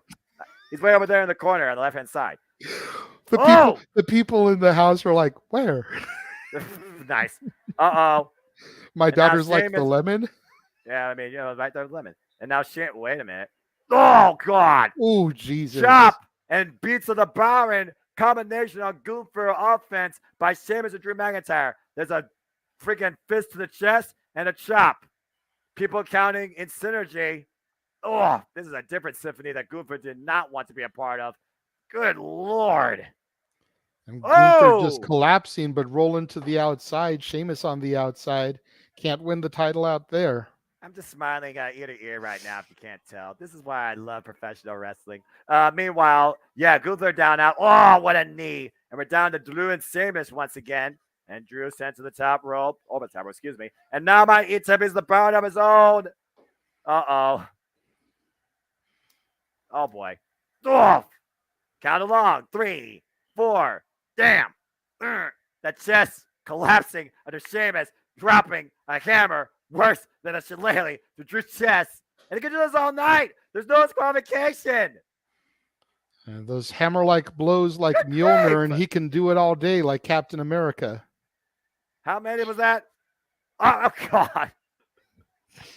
He almost got 30 there, JJ, as Drew finally collapses to prevent the onslaught from continuing. This is amazing. My daughter gave me the death glare when I made those Marvel references. And I'm just waiting to get her reaction during our main event when we finish the story. But we're just going to finish this fight right now for the Intercontinental Championship. And up on the shoulders, cuts across. Might very well do that. Gunther. Oh, man, what a boot. To the side, the head of Sheamus. German suplex. Release. And now Gunther looking for. Oh, God. Come on, what a close. A cover. 2. No. Whoa. That clothesline haymaker was the way he put down Tyler Bate at NXT UK TakeOver Cardiff to retain the NXT UK Championship. And that was a class that went over 40 minutes long. This one might give it a run for its money if we're lucky. The Gunther, though, in position. Oh, look at Gunther's chest. I love the physical toll I see these men taking. And right now, Gunther waiting for Sheamus to get up, picking his spot. Drew McIntyre nowhere to be found. Here he comes. Bam! Did you hear that? Cover. 2. Go. What? Almost. 2 7/8. I thought for sure that was it. Good God, what a slobber knocker. Oh, Drew McIntyre!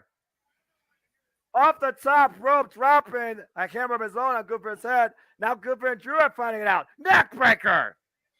And again, this is for the Intercontinental Championship. All three of these men working for it as the Workhorse Championship has been known. Now Drew's counting Sheamus. What's he looking for here? Oh, my. Whoa, exploder on Sheamus to Gunther in the corner by Drew McIntyre.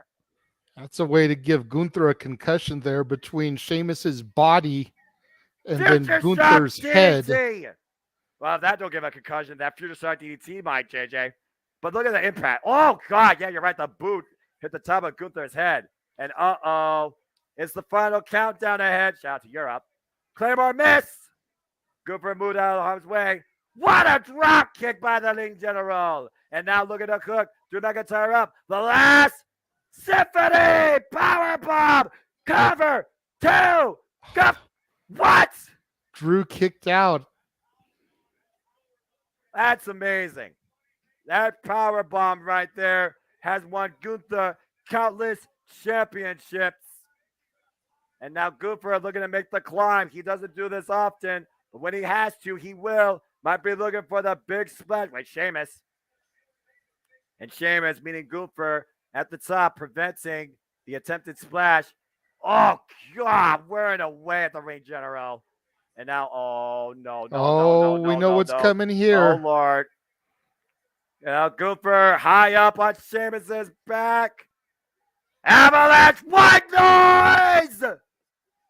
Can Sheamus do it? Can Sheamus fulfill the Grand Slam? He's got Gunther on top. Going for the Celtic Cross. Can he hit it? Up on the shoulders. Some people know it as the Razor's Edge. Celtic Cross connects. Here's the cover. Two. Gunther kicks out.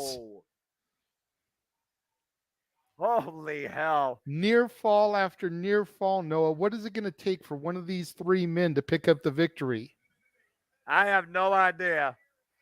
If this match is brought to you by Mike's Harder Lemonade, I think this match hits harder than the freaking hangover you could get by drinking a 6-pack of that. I think the only thing we haven't seen officially is Drew McIntyre go for his Claymore. Countdown at all.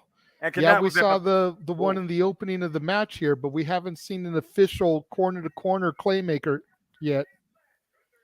Exactly. And you see Sheamus going back to the cloverleaf. And remember, he can hold on to it as long as he wants. There is no disqualification. And Drew McIntyre now coming in with a sleeper hold on Sheamus, forcing Sheamus to release the hold on Gunther.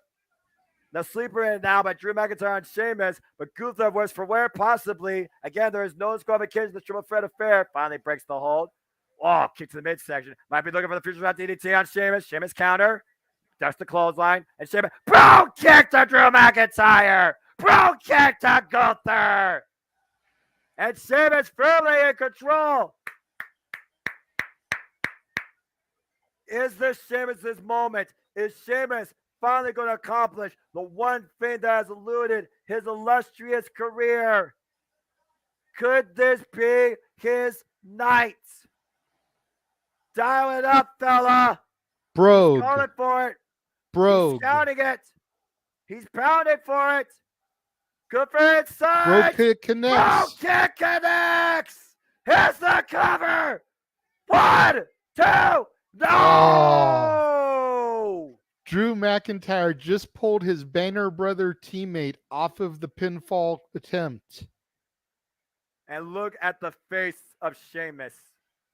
Again, what did I say? Oh, God, what a shot by Drew. What did I say, JJ? This isn't about friendships. This is about championships. This is about, for Sheamus, completing the Grand Slam. This is about Drew McIntyre proving why he was the chosen one in the first place. As Drew McIntyre is brought back in the ring by Sheamus. Oh, God, what a headbutt. Sheamus down and out. Drew McIntyre hung himself up against the top rope. Looking to follow up at Drew McIntyre.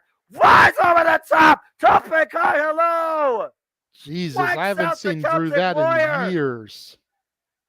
I have not seen Drew McIntyre do that in quite a period of time. Good for nowhere to be found. Drew McIntyre brings Sheamus back inside the ring. Drew's calling for it. Sheamus in the corner. Shout out to Europe. 3, This is the final 2, countdown. 1. Here it comes. Oh, bro kick. Falls in the cover. 1, 2. No. Sheamus can't believe it. He thought he had his friend, his tag team partner there. How in the fuck did did Drew McIntyre survive the bro kick? Sheamus fell in the fall, JJ. He literally fell in the fall. Yeah, I was going to say, if you look closely, Noah, he didn't really have a good pinfall attempt there. Sheamus literally collapsed on him. Can I have this match just fight all damn night? I'll call Cody vs. Roman Reigns tomorrow during Monday Night Raw. I don't want this match to end. I don't want this match to end. Let's just fight all night. This is I think my daughter would be pissed if that happened. This is professional wrestling, damn it. Oh, God, Glasgow's kiss. Oh, man, what a knee. That's the clothesline. Drew McIntyre. Sheamus will pick up speed. Claymore connects. Claymore connects to Sheamus. The follower. The cover 2. No. And again. Only 2. This is fucking unbelievable. This is for the Intercontinental Championship. And Noah, Drew you got about McIntyre. 80,000 strong. If yesterday is any indication, on their feet in the middle of this football stadium for this amazing triple threat encounter for the Intercontinental Championship, the workhorse title of the WWE. And all three of these men are proving why they deserve to be said champion. Everybody on their feet, and rightfully so. Gunther's still nowhere to be found, but this match, this fight, this balance, this battle of valor continues as Sheamus and McIntyre trade bombs on their knees, slowly rising to their feet. A big overhead shot. Oh my gosh, and again, these shots, one of these shots could be a fatal KO shot at this point. It literally might take that. These guys are literally like a Donnybrook, and we're not even at the pub. There's no Microsoft Limited here, but they're fighting harder than any drink you can purchase at your local freaking convenience. Battering each other. This isn't the Friendly Cap Bar. God. This is SoFi Stadium. And again, the fight continues. Both these men rolling away. Road kick again. McIntyre again. But he can't make the cover. He needs to go over. Gripping arm, Sheamus. Gripping arm. Here's the cover. Wait. Here's this woman. The big splash. The splash. Where the hell is he up? Cooper hooks Sheamus up. Powerbomb on Drew McIntyre. Double McIntyre. Powerbomb to Drew. And Cooper. Mustache. He did it. The mat is still sacred, Noah. Gunther has retained his title.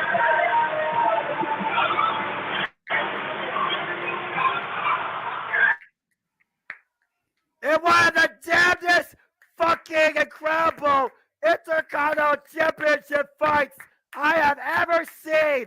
Gunther once again proves the mat is sacred and retains at WrestleMania. My God. That, ladies and gentlemen, is professional wrestling called sacred. Damn it! Holy hell. Oh my gosh. You see the replays here. Drew McIntyre finally hit the claymore on Sheamus and finally rose the cover, hooks the leg, but Sheamus was able to kick out. You said yourself, JJ, you thought that would be the finishing move. Then Sheamus finally is approaching on Drew out of nowhere. Gunther with the splash, and the overhead Sheamus up, power slam on top of Drew's head and neck, and then Gunther hit Drew McIntyre up, power slam bomb to Drew McIntyre. That's what cover. The Reign General prevails. Can you guys hear me okay now? Yeah, we can hear you and everything behind you. Yeah, sorry. I know Michael's on when the music was playing. That's my bad. Sorry about that. So I'm going to be moving closer in a second to stand with Brett and Gil, but I wanted to show this picture off for those in the audience that are old school no DQ fans, if I may, briefly. This Josh, good to see you. This way, brother. Everyone's on my way, and like, I'm facing this way, guys. They don't get it. Anyway, I want to show real quick before I can. So a little old school no DQ reunion with Mr. Noah Donis in the middle of Brett Buchanan and Gil, and myself on the end there. So I want to thank you, Brett, when you watch this later, for facilitating that reunion, and it was very cathartic. But those jokes, sorry I didn't come in during the last match. We were having that reunion during that match, so I apologize for not coming in. But thank you guys again. What a hell of a tag team showcase. We knew Ron and Shane were going to win, right? I mean, that was going to be a thing. But great Intercontinental title match. And happy birthday, Josh, since I know you're in the chat room. I can't really see a whole lot right now, but having major tech issues with all the signals. But Catherine, good to see you in the chat room as well. Love you, girl. And I will try to pop in as best I can after the next match and as we go along here. But again, you guys are doing a great job. I'm getting great feedback as people are walking by. So thank you all very much, and I'll be back later. Sounds good.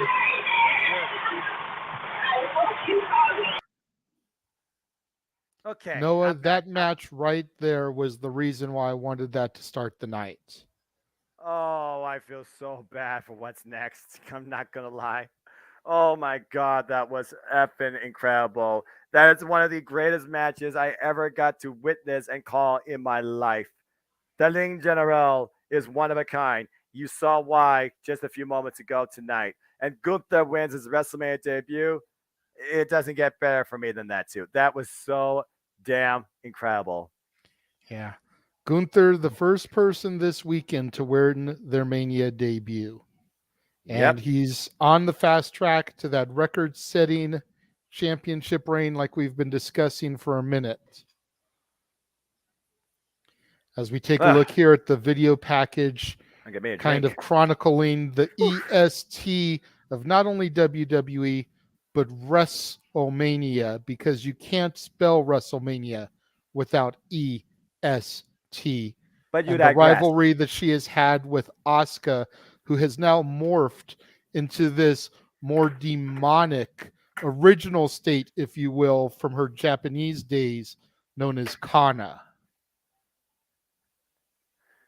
Exactly. As we now see if the EST can pull off the hat trick, but the first time coming into WrestleMania as the champion, not the challenger. And for the last 3 years, we have seen the Royal Rumble winner be successful in winning the Women's Championship. They have decided to a degree, except for Ronda Rousey. But again, different story. But again, ever since Kana came back at the Royal Rumble and showed this newly brought back intense, scary, dangerous side of herself, Bianca Belair has been taken a little bit out of her element. Even if she has shown that she is the strongest, the quickest, the fastest, maybe the smartest, maybe the brightest, she wasn't fast enough to avoid that shining wizard, shades of Keiji Muto, who, of course, we had the great Buddha going to WWE Hall of Fame freaking Friday night. We will see if the EST is ready for Kana,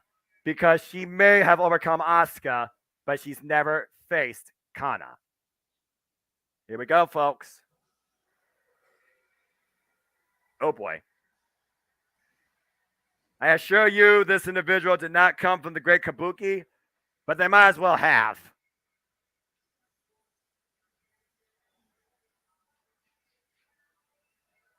And how fitting would it be on the weekend that the great Muta went into the Hall of Fame, spawned by the great Kabuki itself, that this deity of Japanese pro wrestling wins the Raw Women's Championship tonight at WrestleMania, as Asuka, aka Kana, has arrived.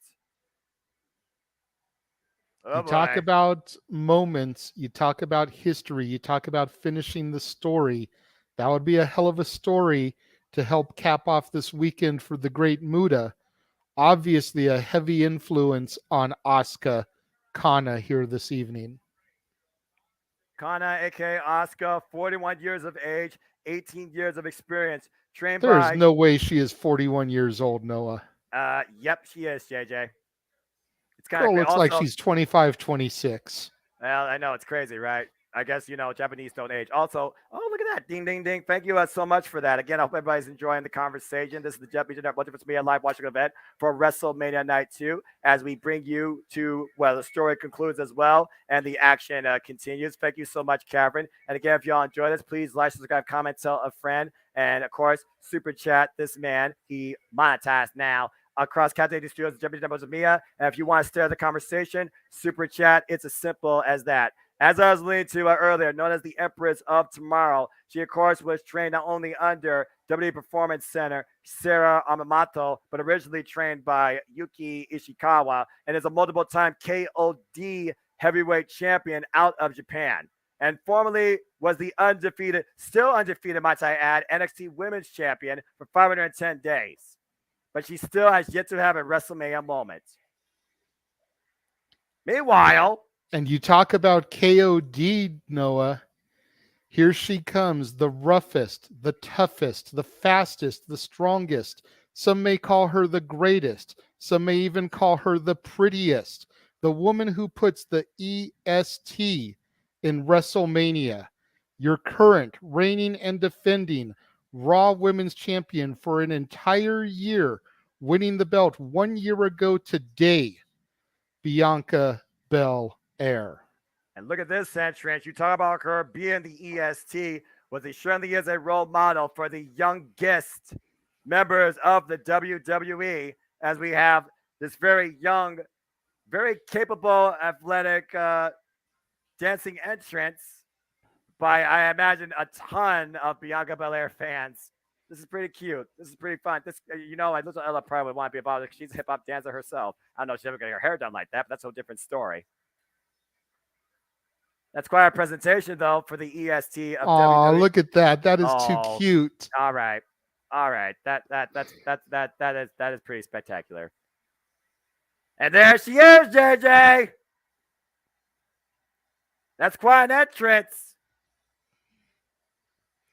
You know, her husband, Montez Ford, was able to win yesterday the men's showcase along with his tag team partner, Angelo Dawkins. The Street Profits coming up on top over the Viking Ragers, Braun Strowman and Ricochet, and the Alpha Academy. Can Bianca Belair make it a clean sweep for the Crawford show? Well, I want to give a shout out to definitely that LA showcase from those little divas of confidence there that are escorting and whipping their hair better than Willow Smith down the WrestleMania entranceway led by Bianca Belair. Everyone's excited to see Bianca Belair once again come into the WWE's grandest stage of WrestleMania. The EST has arrived now as the WWE Raw Women's Champion. As you alluded to, she won it last year. She is now 366 days running as the current Raw Women's Champion. And this is her only run, two-time run, it is her only run. This is her only run in her career as the WWE Raw Women's Champion. And she was a previous SmackDown Women's Champion 133 days. Asuka, of course, like I said, is a two-time Raw Women's Champion, NXT Champion, 510 days unbeaten, two-time Women's Tag Team Champion, and two-time SmackDown Women's Champion. Kana, five-time DDT Iron Weight Champion from her home promotion in Japan. The difference here, though, is Bianca Belair has never faced Kana. And the first time that Bianca Belair faced Asuka, Asuka won. And that was back in NXT when Asuka was the NXT Women's Champion. It's a whole different ballgame tonight as we go down to Mac Rome with the introductions. Matthew, you say that Bianca isn't going to lose because of the kids. Last I checked, John Cena came out yesterday with a ton of Make-A-Wish kids, and he fell to Austin Theory. So just because she's coming out with a group of kids does not mean that the mighty can't fall. Oh, boy. Asuka channeling what brought her to the dance, Kana.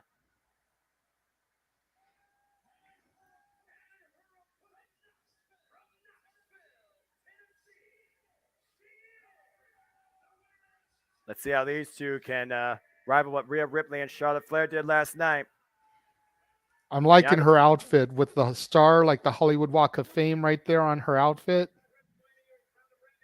Yep, definitely looking to immortalize herself, not on the Walk of Fame, but definitely in the WWE record books. Again, this is for the Raw Women's Championship. And last year, JJ, the Raw Women's Championship did change hands. In fact, the last 2 years, the Raw Women's Championship has changed hands. Asuka lost at WrestleMania 37. Here we go. What a drop kick immediately. And Bianca Belair right now being the aggressor in the early going. She's showing that she may be the fastest. Let's see if she's the smartest. And right now, isolating Asuka in the corner. Shots to the body in the midsection. Of course, Asuka has been kind of MIA for a little while. Finally came back at the Royal Rumble this year in this new reincarnated version of Kana. Nice step-up kick there with a kip-up.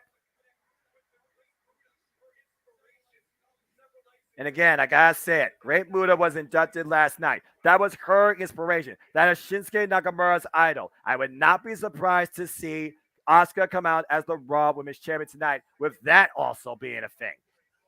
That's fair, Oh, but nice botch, Noah, that was 2 nights ago. I lost track of time. It's all good, my friend. If I could turn back time, I wouldn't. That was the most amazing match I called last night and just a few moments ago. This WrestleMania has been one of the greatest WrestleManias, not the greatest WrestleMania of all time so far. I will not argue. For years, I have said that the last great WrestleMania, in my personal opinion, was WrestleMania 20. These men and women, top to bottom on both these nights, are seriously making me rethink that claim. Spinning Soba, up kick, spinning back fist, miss. Oh, caught it with the left. Spinning back heel kick. And now Asuka picking up speed. Nice running bulldog there. Asuka in control right now. The EST. Shining Wizard. Turns Shades her of the inside genius. out. And Kenji Moon stuffs that. Now got shot. Coming to champion. No, Bianca Belair gets the shoulder up at 2. Lightning fast offense, though, by the challenger in the early going after that short fury by the champion. Whew. And right now, Asuka, who is world-renowned for her striking game, one of the most lethal kicks next to Miyu Yamashita, who's now in Impact Wrestling. Oh, again, right to the midsection. Got dueling chance here for both Asuka and Bianca Belair. Yeah, I was just catching that. Again, there's a lot of polarization throughout this 2-day spectacle. And right now, Bianca Belair might be looking to send Asuka for a ride. Both women on the second row. Bianca on the inside. Asuka fighting back, though. Slips out from underneath. And looking for the power bomb. Bianca holding on with every bit of strength she has. Able to push her off.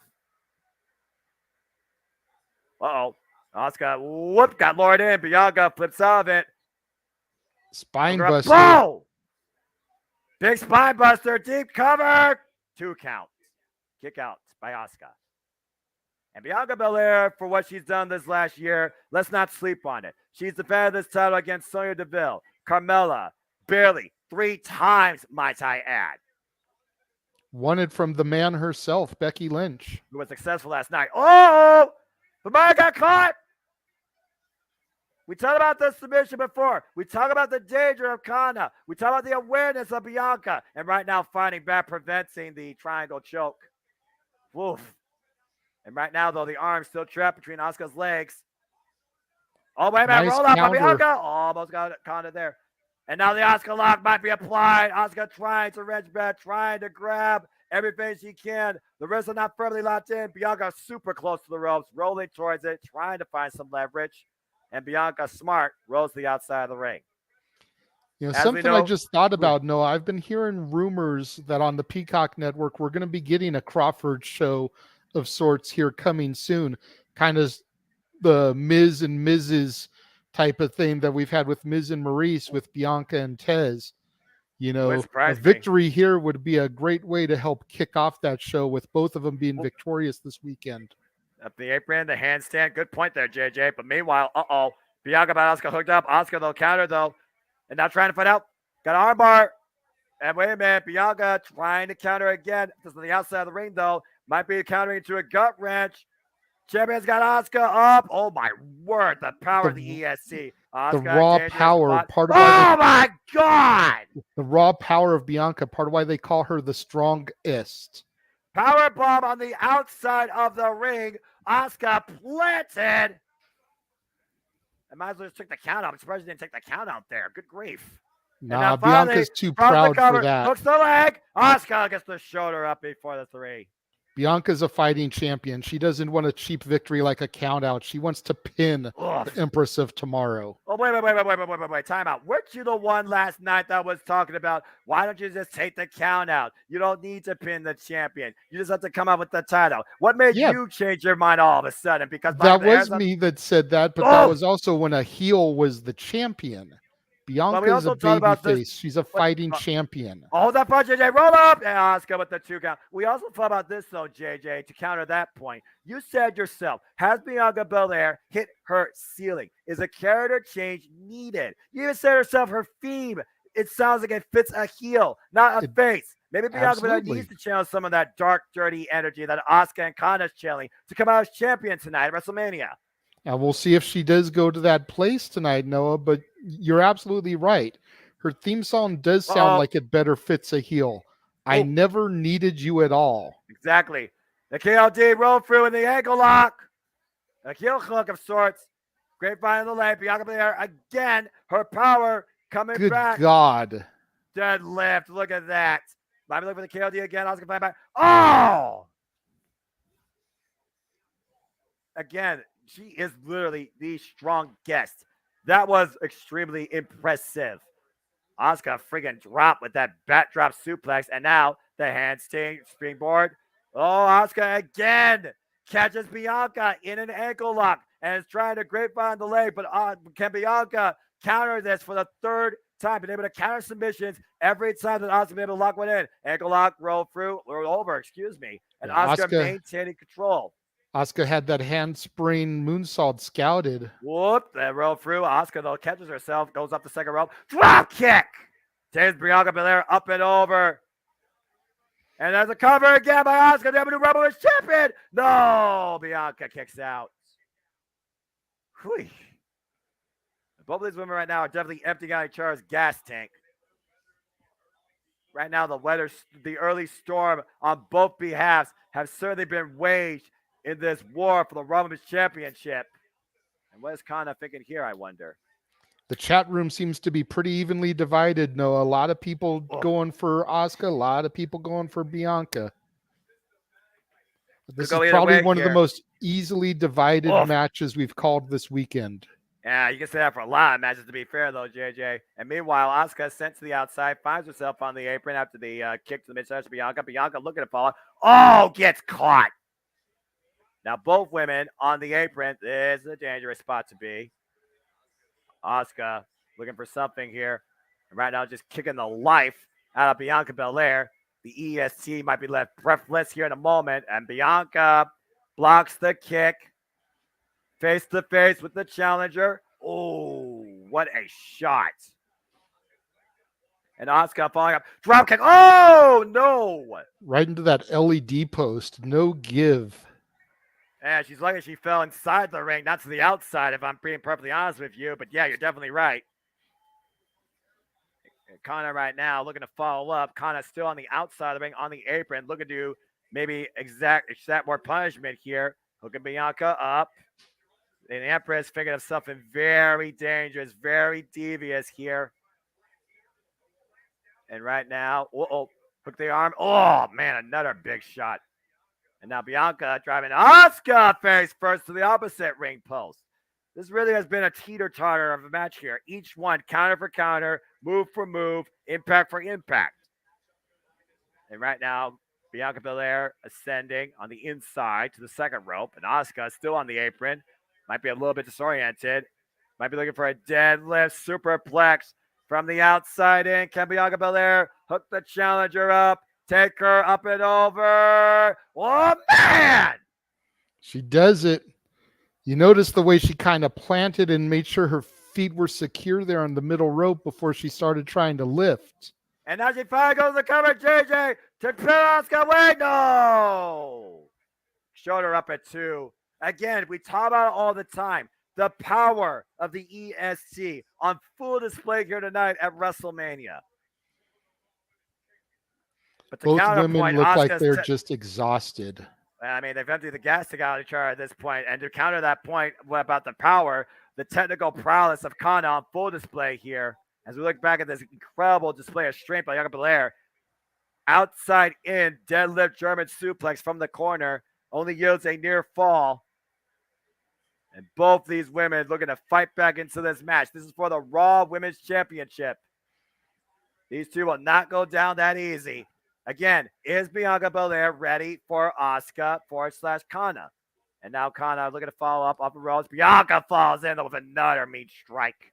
So far, Noah, it would seem like the answer is yes. Bianca's been able to counter every little bit that Kana's tried to bring her way. Oh, wait a minute. Shoulders down, the rope through. Rope through by Kana, too. And again, each of these women scout each other so damn well. And Asuka now might be looking for a backslide. Backslide, in deep. 2 count only. Oof. And now kick right underneath the chin. Oh, on the side of the head. That might be enough. Hooks the outside leg, 2. And Bianca again survives. Good grief.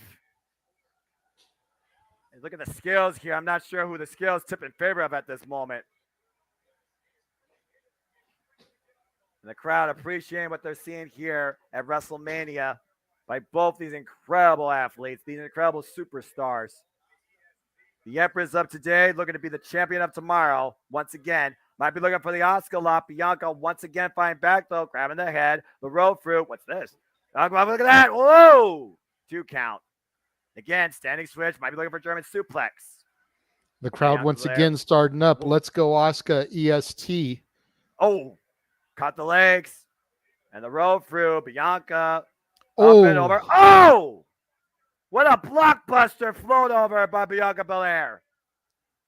Here we go with the handspring moonsault again. Handstand springboard. Moonsault. Got all of it. Cover. Is that another Asuka? Wait, no. Kick out again. And at this point, you got to wonder if the champion is questioning herself. It's going to take more than that. Got to get deep. Got to dig deeper in the gas tank. You got to pull out even more out of the bag of tricks. Bianca Belair in her toughest test to date. When does a champion start dying themselves? When you pull absolutely everything out. What a beautiful overhead shot, by the way. Hey, Jay, see Jeff Meacham. At SoFi Stadium in Los Angeles, Inglewood, California, WrestleMania. Oh, what a rising knee. Oh, man. And Bianca just threw herself into the challenger and both women down again. That was on instinct, if nothing else, JJ.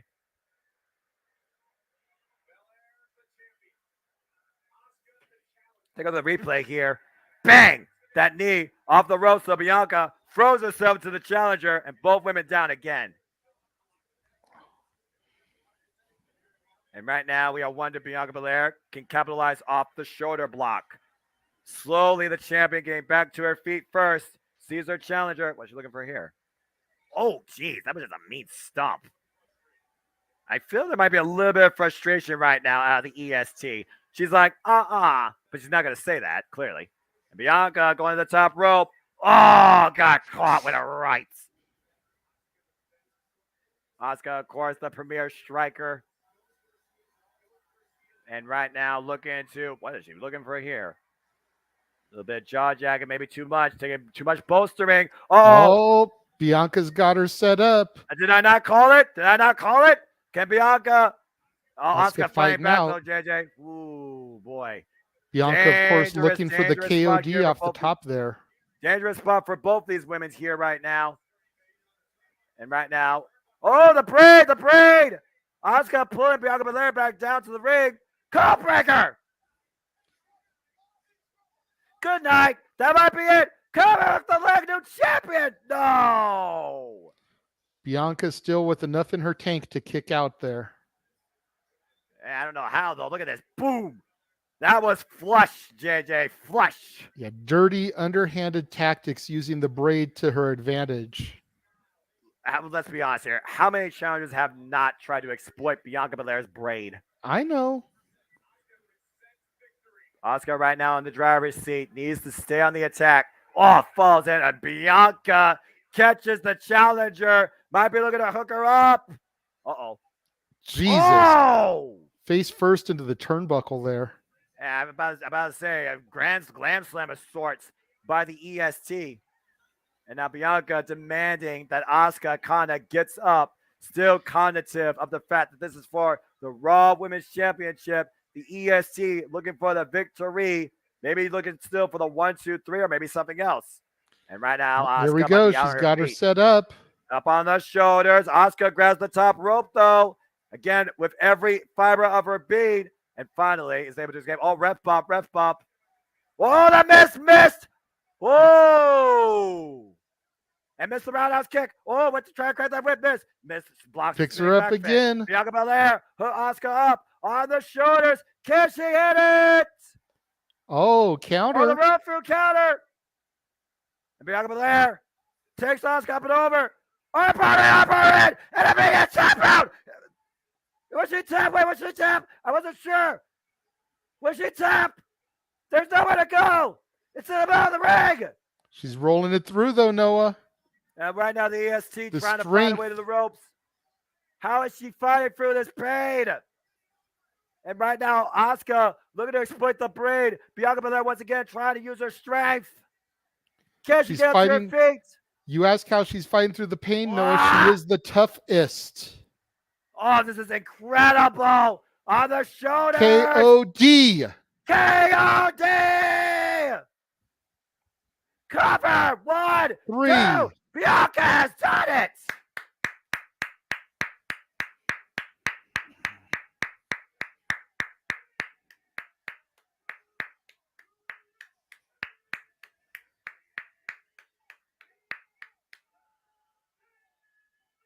Incredible testament of fortitude, strength, and resilience demonstrated by the EST, who gets the hat trick. Got the 1, 2, 3 off the KOD, countering the Oscar lock and the Fujiwara armbar attempt, and scouting the miss, even though she was unable to crack that whip. The EST succeeds once again at WrestleMania. Take a look at the replay here. That close. Asuka nearly missed it, Bianca Belair. Couldn't believe that she missed the miss. Went for the roundhouse kick, cracking the whip counter, up and over counter into the Fujiwara armbar. I thought for a moment that was an immediate tap out, but no, she was just fighting for her life. Able to succeed even with a rig in the eyes. The EST with Asuka on the shoulders finally gets a thunderous KOD. Finds her way into the cover, hooks the leg, and gets the 1, 2, 3. And is still your Raw Women's Champion. You know, I will give it to you, Noah. When she first locked the Asuka lock in, it did look like Bianca was tapping. I'm not even going to argue that fact. Definitely going to have to run it back, probably at Backlash here in about another month. Yep. Meacham popping back in on site. Jeff, what have you got to say about that women's title match? Thanks SoFi Stadium security for allowing me to be here and film despite a belligerent Mucker brother coming up to me and putting his arm around me saying I was being too loud and recording on camera, even though I wasn't on camera during the entire match. So thank you to SoFi Stadium and their security force for telling that guy to suck it from the back and put someone there. Now, hell of a Raw women. I didn't enjoy the match, to be honest with you. I couldn't watch it because I was being confronted by a guy much bigger than me who was looking to start a fight. So I hope I get to go watch it back later. I'm surprised. I'm not surprised Bianca retained. I mean, you know, like I said the other day, I think we're going to move on to a thing with returning Tiger Zane. That's how I would do it, for real. Is have them do their thing there. So hopefully that's how it happens. And if I'm being heard there, sorry, like I said, I'm trying to find the balance between talking over the noise and being too loud for sensitive ass, big fucking fat assholes around me.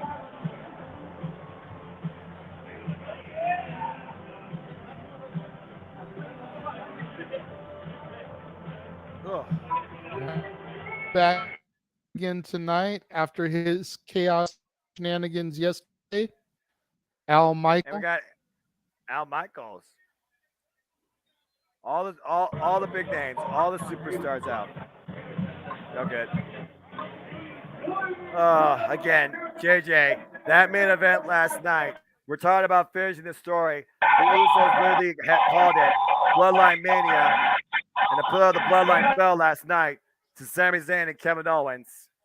That was an emotional roller coaster of incredible tag team wrestling, unlike anything we've seen in the WWE I can recall ever in my life. Yeah.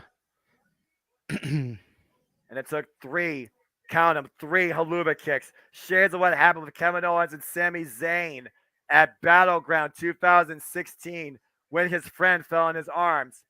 And somebody that was as close to him as a brother did just that. And it was Sami Zayn that got the pin on that very same opponent.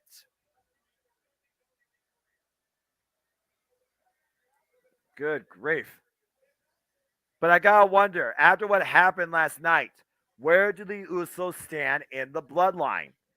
And since we finished one story, will we see the American Nightmare finish the story? As still to come tonight, the WWE Undisputed Universal Championship is on the line as Roman Reigns defends the gold against Cody Rhodes.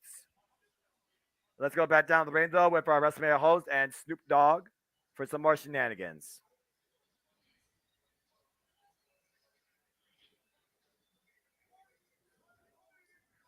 Anyway, Whew. Can't argue that. Can't argue that. Like I said, it's the greatest WrestleMania of all time.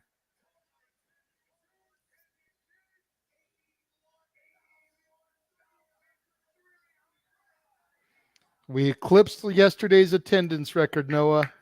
Yep. They did it. By about 500 people. And they bring it to about 161,000 across both nights. Well done, WWE Universe. 161,892 WWE fans attended WrestleMania this weekend. That is phenomenal. As phenomenal as that stage is as well. All right. Uh-oh, here we go. What does The Miz got to say? Oh, boy. The Miz is going to say something. Let him talk to you.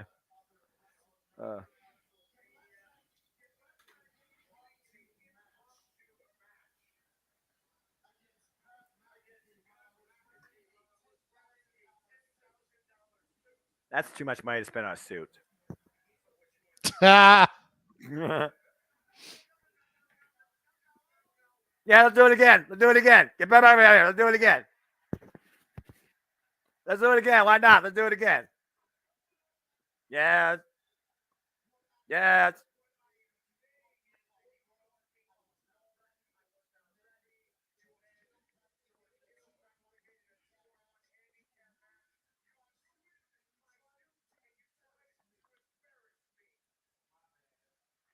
Yeah. Yeah, my bad. Yeah, it's bad. Innocent mistake. Yes. Huh?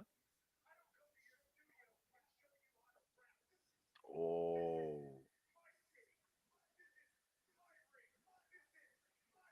I hope Snoop Dogg drops him.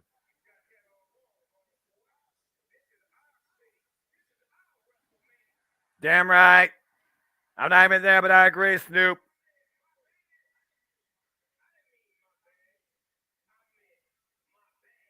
My bad. What? Holy shit! You gotta be kidding me! Shane O'Mac! What? Josh Mansfield has just popped even louder than these 81,000 in attendance here tonight. Shane O'Mac is back! Oh my gosh! Do you remember what happened at WrestleMania 35 with The Miz and Shane? The last time they were involved in WrestleMania, Shane O'Mac beat The Miz in a Falls Count Anywhere match. Noah, the prodigal son, has returned. Shane O'Mac has not been seen since the Royal Rumble last year. What the hell? Since then, his father was removed from the company. His sister resigned after all her years of service for the company. But tonight in Los Angeles, California, the prodigal son has returned. And don't think I'm going to be doing a two-step shuffle tonight, folks. I ain't doing that in this suit. But thank you, ding, ding, ding, ding, for Catherine. Yes, Catherine Faith, thank you for the $2 super chat. Here comes the money indeed. And Josh Mansfield just had a moment. Yeah, you know what? If Vince had popped out, I don't think it would have been met with the right kind of response. I agree. Shane coming out, especially with the rumors circulating about the impending sale being announced tomorrow. Hell of a moment here. I agree.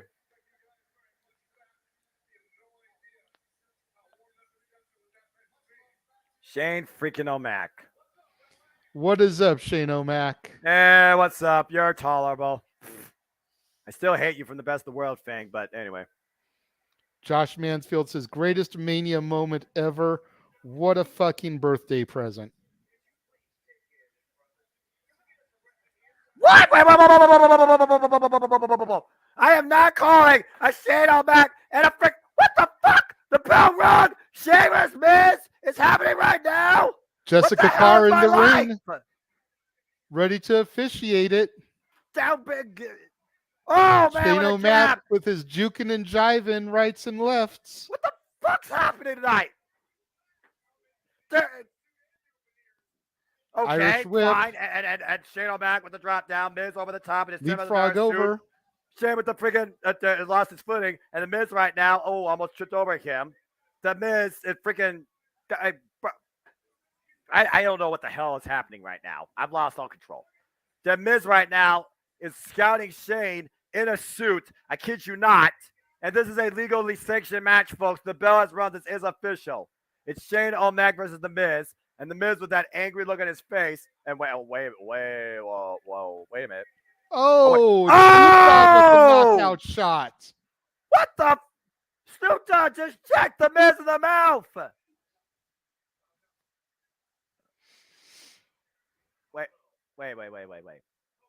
Wait. Disqualification.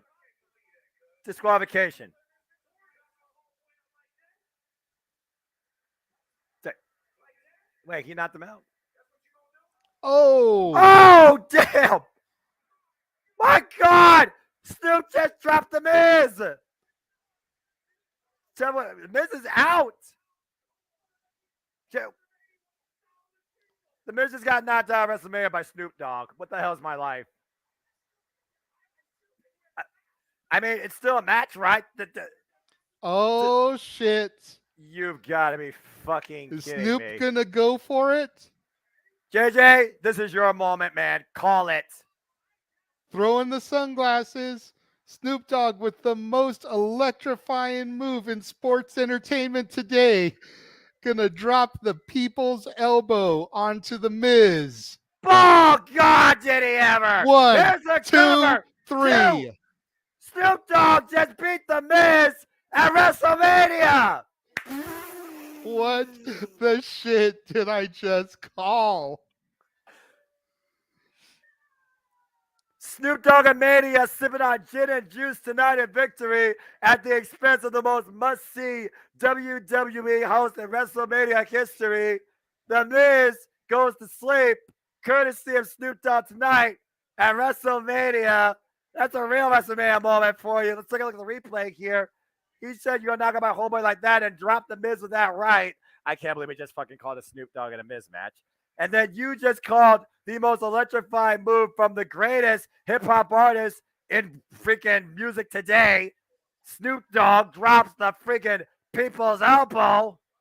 Pinpoint on the Miz's black heart. Lateral press. Snoop Dogg with his first ever win at WrestleMania and is your current WWE champion. What the fuck is my life? I feel bad for Josh. You know, he got all excited seeing his boy, one of his top 5 wrestlers of all time, Shane O'Mac, on his birthday. Shane clearly going down with a potential injury, very much like his old man at the 2005 Royal Rumble. Hopefully it ends up not being too serious for Shane.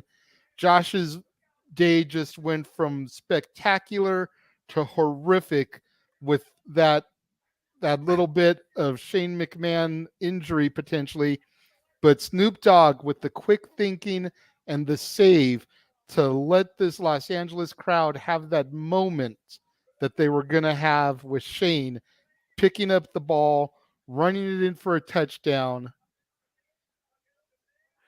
JJ, all I'm going to say, Josh Mansfield's birthday, man, just give him a little bit of heaven, but now we're about to ascend into hell. Because for the first time in 7 years, ladies and gentlemen, Hell in the Cell is back at WrestleMania as a crucified Edge, reinstalling his brood nature.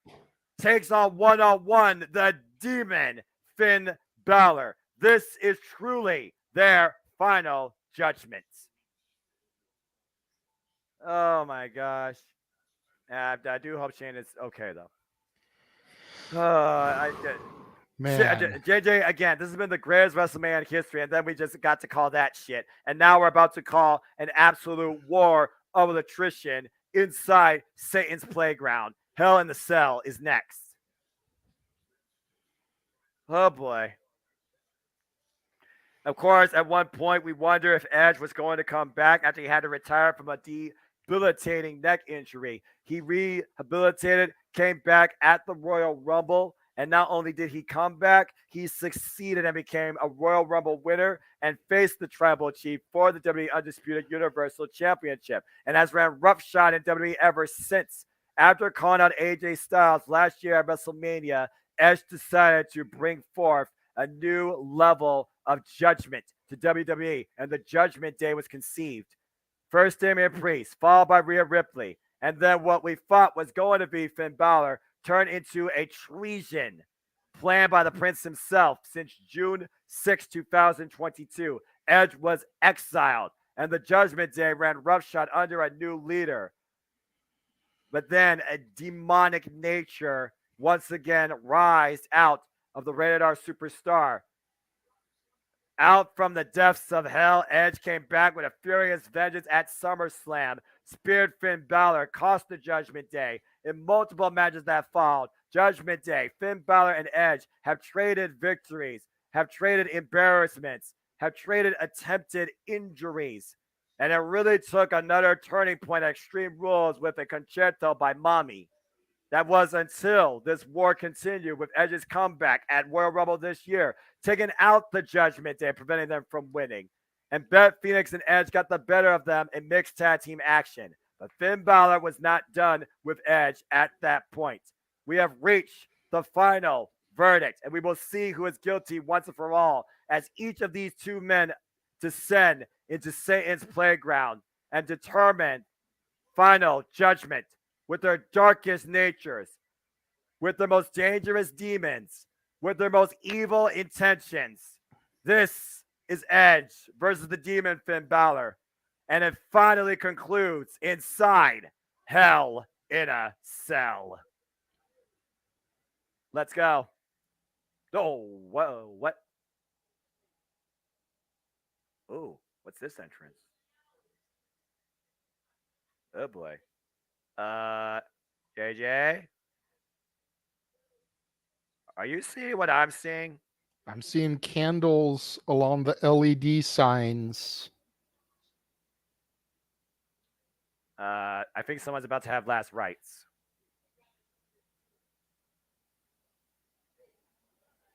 This is weird. And then we go to a commercial? Of course, it has to be a sponsored match.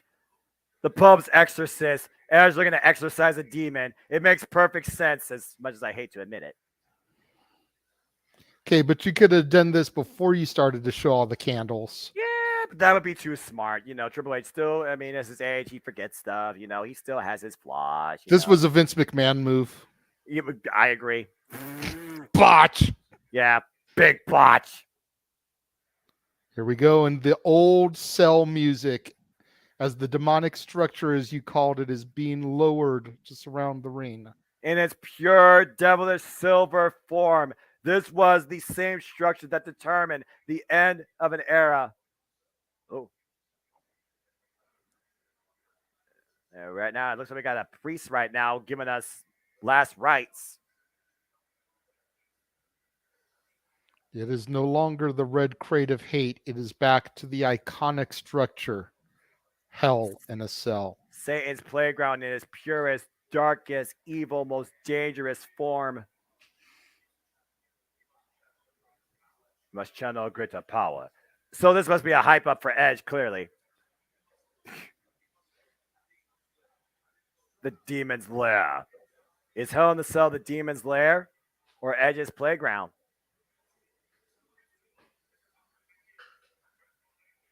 A ritual. Very dark ritual of sorts, I'll say that much. This is really spooky. It's a hell of a narrating, though. Oh, man. What the hell is about to happen here? Lights go out. Not in Georgia.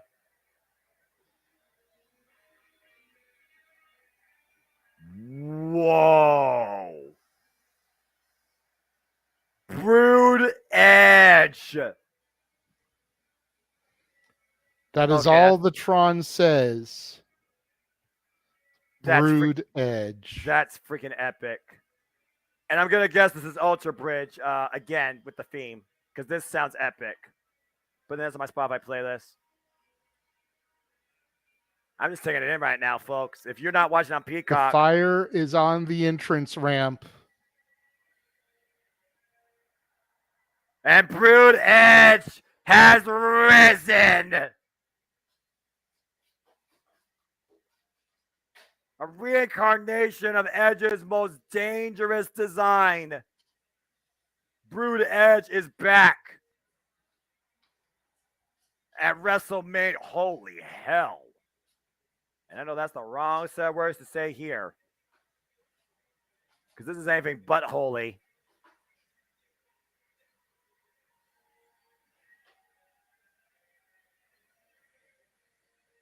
To kill something, you must probably try and kill whatever innocence you have in yourself. That is the reincarnation of tonight's match, as Brood Edge has taken over. Oh, what the hell just happened? The lights went out. The flames just got extinct. And there's Brood Edge! Give him your energy! I gotta wonder, JJ, will this be the last time we hear this iconic theme at WrestleMania, if not in his illustrious career? Edge, once again, finds himself entering the demonic structure that he himself has said he has been crucified in. Hell in a cell. It's always possible, Noah. I hope not. You know, we touched on the poetic nature earlier about how Edge's WrestleMania debut as a character, not a fan sitting in the crowd for those in the chat room, but Edge's WrestleMania debut as a character was in Philadelphia, descending from the rafters as a member of the Brood to help hang the big boss man inside of the structure. So either way could be a poetic finish to his career.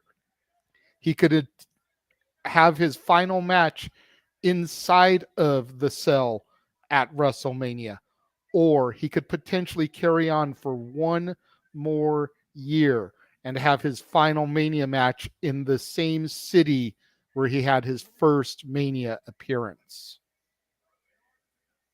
And I think it took the hell in the cell to bring back Brood Edge, a reincarnation of the Radar superstar that hasn't been seen or ran roughshod since the late 1990s alongside Gangrel and Christian Cage. It took Finn Balor to bring this devil back, and I don't know if he's going to regret it. I don't think Finn Balor necessarily fears the Reaper, but he might want to fear Brood Edge. Uh-oh. And as I say that, a dark, violent heartbeat has taken over SoFi Stadium as something out of the depths of hell is about to face something out of a whole nother realm of reality. The demon Finn Balor is back for what might be Final Judgment, but honestly, his last battle. Yes! And man, I miss this theme. The demon Finn Balor back in true form.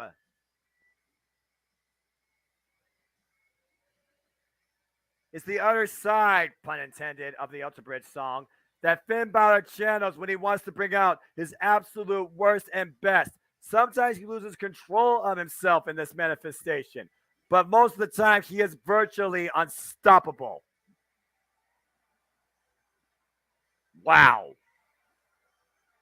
It was this incarnation of Finn Balor that allowed him to ascend to become the NXT champion and successfully defend the title against the likes of Samoa Joe. It was this reincarnation of the Prince that allowed him to win WrestleMania 35, the Intercontinental Championship against the almighty Bobby Lashley. It was this reincarnation of Prince Devitt that allowed him to challenge Kota Ibushi and stand up against him at Wrestle Kingdom. The demon is a whole nother level of threat. And now Edge has to contend with the demon for the first time ever inside Hell in a Cell. Man, that has got to be a hell of a moment. 81,000 just singing along to Balor's theme, much like they did last night to Seth freaking Rollins. I'm just going to say this real quick. Keep this theme and never change it.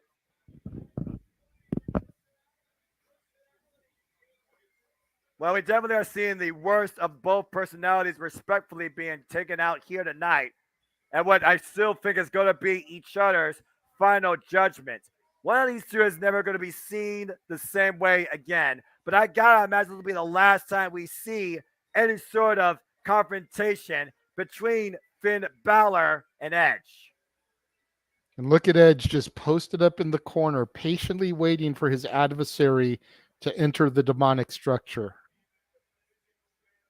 The Demon right now locking eyes with Brood Edge, who is sitting, like you said, inside Satan's playground, a violent instrument of destruction. And right now, all the hell is truly about to be unleashed. Referee admonishing Edge, telling him to wait, be patient. Again, the only way to win is via pinfall submission inside the cage, inside the ring, as it is padlocked shut. There is no escape. There is only defeat. There is only victory. But I damn sure believe there will be a casualty. The bell rings and we are underway. And you've almost immediately got to wonder, Noah, if we're going to get a classic top of the cell spot with these two individuals. You think about Taker and Foley. You think about Taker and Michaels. You think about Rikishi getting choke slammed off of it into the back of the truck. I wouldn't put it past them. Oh, throat thrust right now. Both these men are not even giving an inch, just trying to jack each other's jaw. I feel that at this point, Brood Edge is basically introducing himself to the Demon Finn Balor. These two manifestations have never met one another. And both the men right now going to the outside of the ring, looking for a tool of destruction. Got a red chair. And we got a purple kendo stick. Oh, boy. Oh, yeah, right to the midsection. Oh, to the back and unfazed.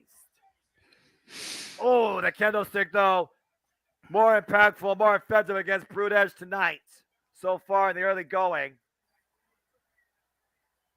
It's like Finn Balor doesn't even feel virtually what you would think a human being would feel when he's the Demon. Oh, man, over the top, rope close onto the floor. And Edge the first to taste the freaking structure. And Ricky, the Rated R superstar. This hell in the cell has claimed many of victims and has tasted their blood. Like they did the Snoop Dogg. And right now the Demon stomping away on Edge on the outside of the ring. Again, we talked about the accolades also of the normal manifestations of these two individuals, JJ. Edge, a multiple-time World Heavyweight Champion. Finn Balor, the first ever Universal Champion, having relinquished it the following day due to an injury. And that was when he fought as the Demon against Seth freaking Rollins and popped his shoulder back in place. Who knows what sort of extent of injuries Edge will try to unleash on Finn Balor, and who knows what sort of lengths Finn Balor will make sure he continues to fight in this till he wins. Double A takedown. Oof. The ground and pound right now by Edge. All the anger, all the frustration, all the pent-up animosity. And Finn Balor goes flying into the cell.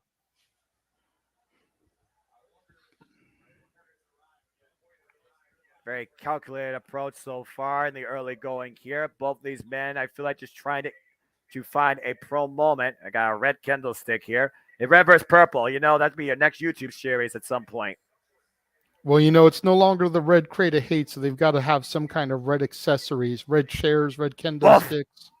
Well, Brood Edge is all about blood, and since you can't bleed, I guess the next best thing is red paint. Oh, but that purple kendo stick being right now the tool of punishment against Finn Balor. Oh, face first inside the cell. Again, you got to wonder, what is it going to take for one of these two men to come out of this the winner, the victor, and make sure the other one leaves nothing more but a victim? You hear the odds already cheering for tables. I'm sure you'll get that. And right now, Edge trying to pin Finn Balor up against the cell, literally trapping the Demon. That's resourceful right there. The Demon literally trapped, braced between two kendo sticks. And oh boy, Edge got that look in the eyes, JJ. Drop kick. Oh!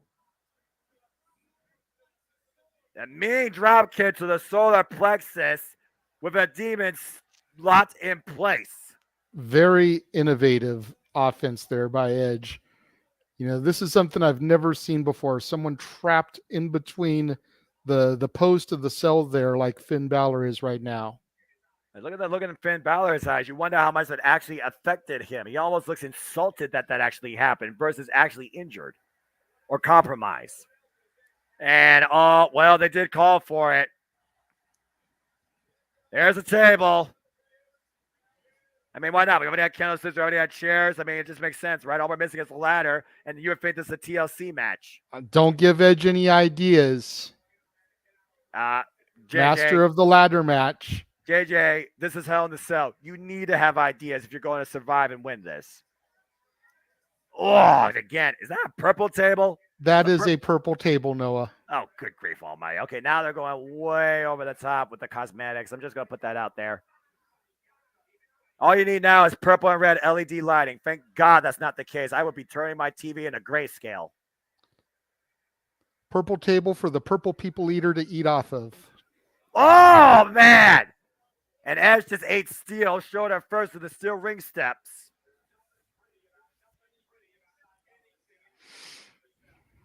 Once again, take a look at the replay here. Oh, that nothing shoulder. pretty about that, Noah. No, but it might be effective to say the least. Demon back in control right now. Again, it's very, very slow, methodical, calculated approach by both. Yeah, I completely agree. I've been saying it all the time. Titantrons are ace. Oof. Yeah, Titantrons are a W. Simple as that. A hardcore Hell in a Cell match we got here. I mean, that kind of just defeats the purpose. Whoa, flapjack! Because there are no rules inside Hell in a Cell. It's hardcore in general. And I kicked the midsection. Nice. The Impaler DDT. I almost called it glorious, but this isn't Bobby Roode. This is Brood Edge. And you see the side of the trunks. He calls himself the Devil. And now Edge looking for maybe a spear. Oh, a sleep blade counter. And Balor seems unfazed, like I said earlier. And meanwhile, Finn Balor dropkick sends Edge into the cell and hard to the floor. Again, the Demon has been unfazed so far by everything Edge has thrown at him. If anything else, the Demon is just getting more and more frustrated. And right now, I do wonder what Finn Balor is thinking here. Grabbing a splintered kendo stick. That's even more, or not. That's more dangerous than a freaking regular kendo stick. And then Finn Balor picking up speed. Drop kick. Oh, man! Running drop kick, knocking Edge into that purple table. Exploding on the Radar Superstar's back. Take a look at this. Woof! That table exploded on Edge's impact. Oh, look, there's actually a normal chair under the ring, Noah. I'll be damned.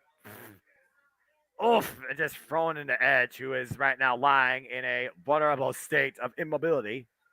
And very vulnerable. And normal. Oh, God, that was right to the head. Hello.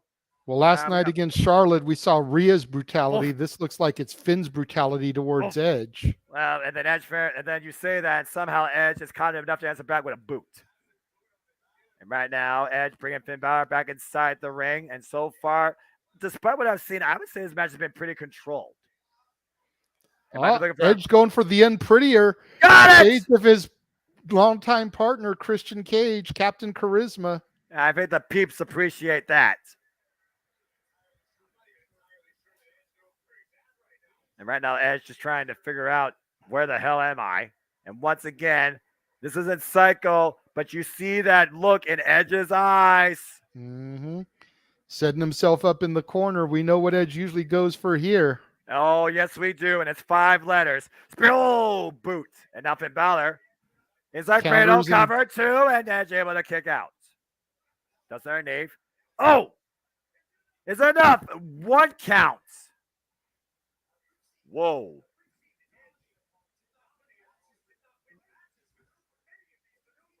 All right. Well, right now, again, what do you do at this point? Like I said, the only thing that limits you inside Hell in a Cell is your imagination.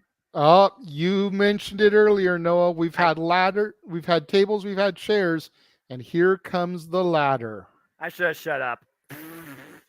I told you, don't give him ideas. I'm not at SoFi Stadium. I'm not even in California. But the innovator of tables, ladders, and chairs. Shout out to WrestleMania 17. Shout out to TLC. Oh, none of that being given tonight. Just more brutality as Edge throws the ladder to the Demon's face.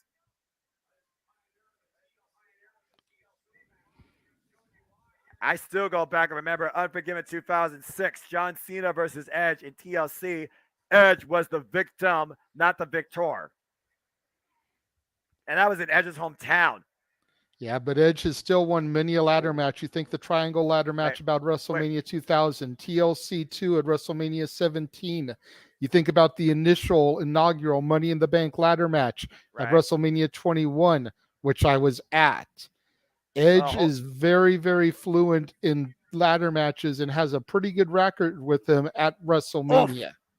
That ladder was right into the head of Finn Balor right now. Take a look at the impact. Watch the ladder. Jesus. Oh, that was smack dab in the middle of the forehead, one of those rungs. Edge might have busted Finn Balor open. We actually might have blood in a WWE match. Imagine that.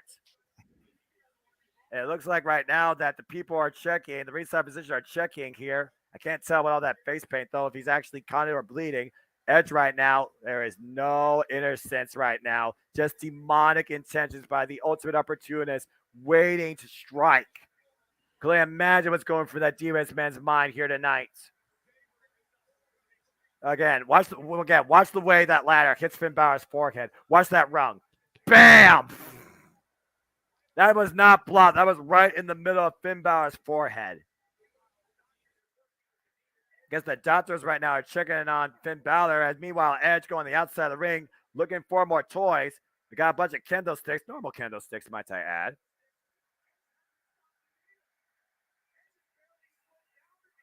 And right now we are looking to see what's going to happen here. What? I'm not sure at this point what's exactly. Yeah, Michael. Oh, damn. This is what is WrestleMania without McMahon. But yeah, that's true, I real life. Just a small blood injury, at least. Yeah, that's true. I mean, heck, Charlotte Flair had a small little cut on her nose last night in that match. You're absolutely right.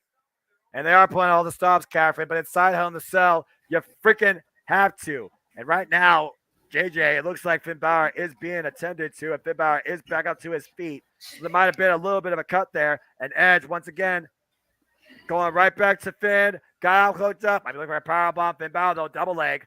Oh, double stomp. But Edge back up to his feet. Sort of a coup de grace there. Normally, Finn Balor does that coming off the top rope. Buff. Yeah, the reverse DDT, though, that always works. Looks like he's going to ascend the turnbuckle, maybe looking for one right now, Noah. As you say that, the last time the gargoyle was able to fly. Coup de grace misses. Oh, nope, but Edge goes for the spear. Oh! He spreads out the ladder. The roll-up. 2. No! Double clothesline, both men down. Good grief. And right now, both men have been stopped for a moment. This is a hell of a match brought to you by the Pulp Exorcist, apparently. Go stay tuned for that review on Renegade's reviews eventually on Cosmic 18 Studios. Yeah, I'm sure I'll get to it at some point. Yeah, exactly. This is WrestleMania. This is Hell in a Cell. This is the final judgment. Brood Edge versus the reincarnated demon Finn Balor. And right now, Edge just trying to get up to his feet. And both men collide with a double clothesline. I think Finn Balor was bleeding, but the medical officials were able to patch up that wound. A sling blade by the demon. Edge shoved to see the demon up. Big explosive. John Woo drop kick in the corner. Edge in the drop zone this time, JJ. You called for it earlier. Looking to end it. Coup de grace. Got all of it. Got all of it. That might do it. Cover for the win for final judgment. No. Edge kicks out. Kicked out at 2 again. Look at the height. Look at the flight. And look at the way he lands on Edge's chest tonight. Oh, God. But still not enough to put down Brood Edge tonight. And the Demon's got to wonder what it's going to take to put down the Brood Edge.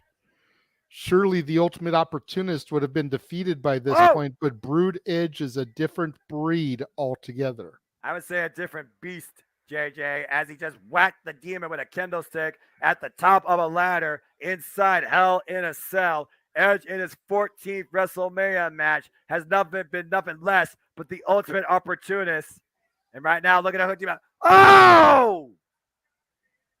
Avalanche DDT! Off the ladder to just the arm. No! I believe Edge used to call that the execution there, Noah.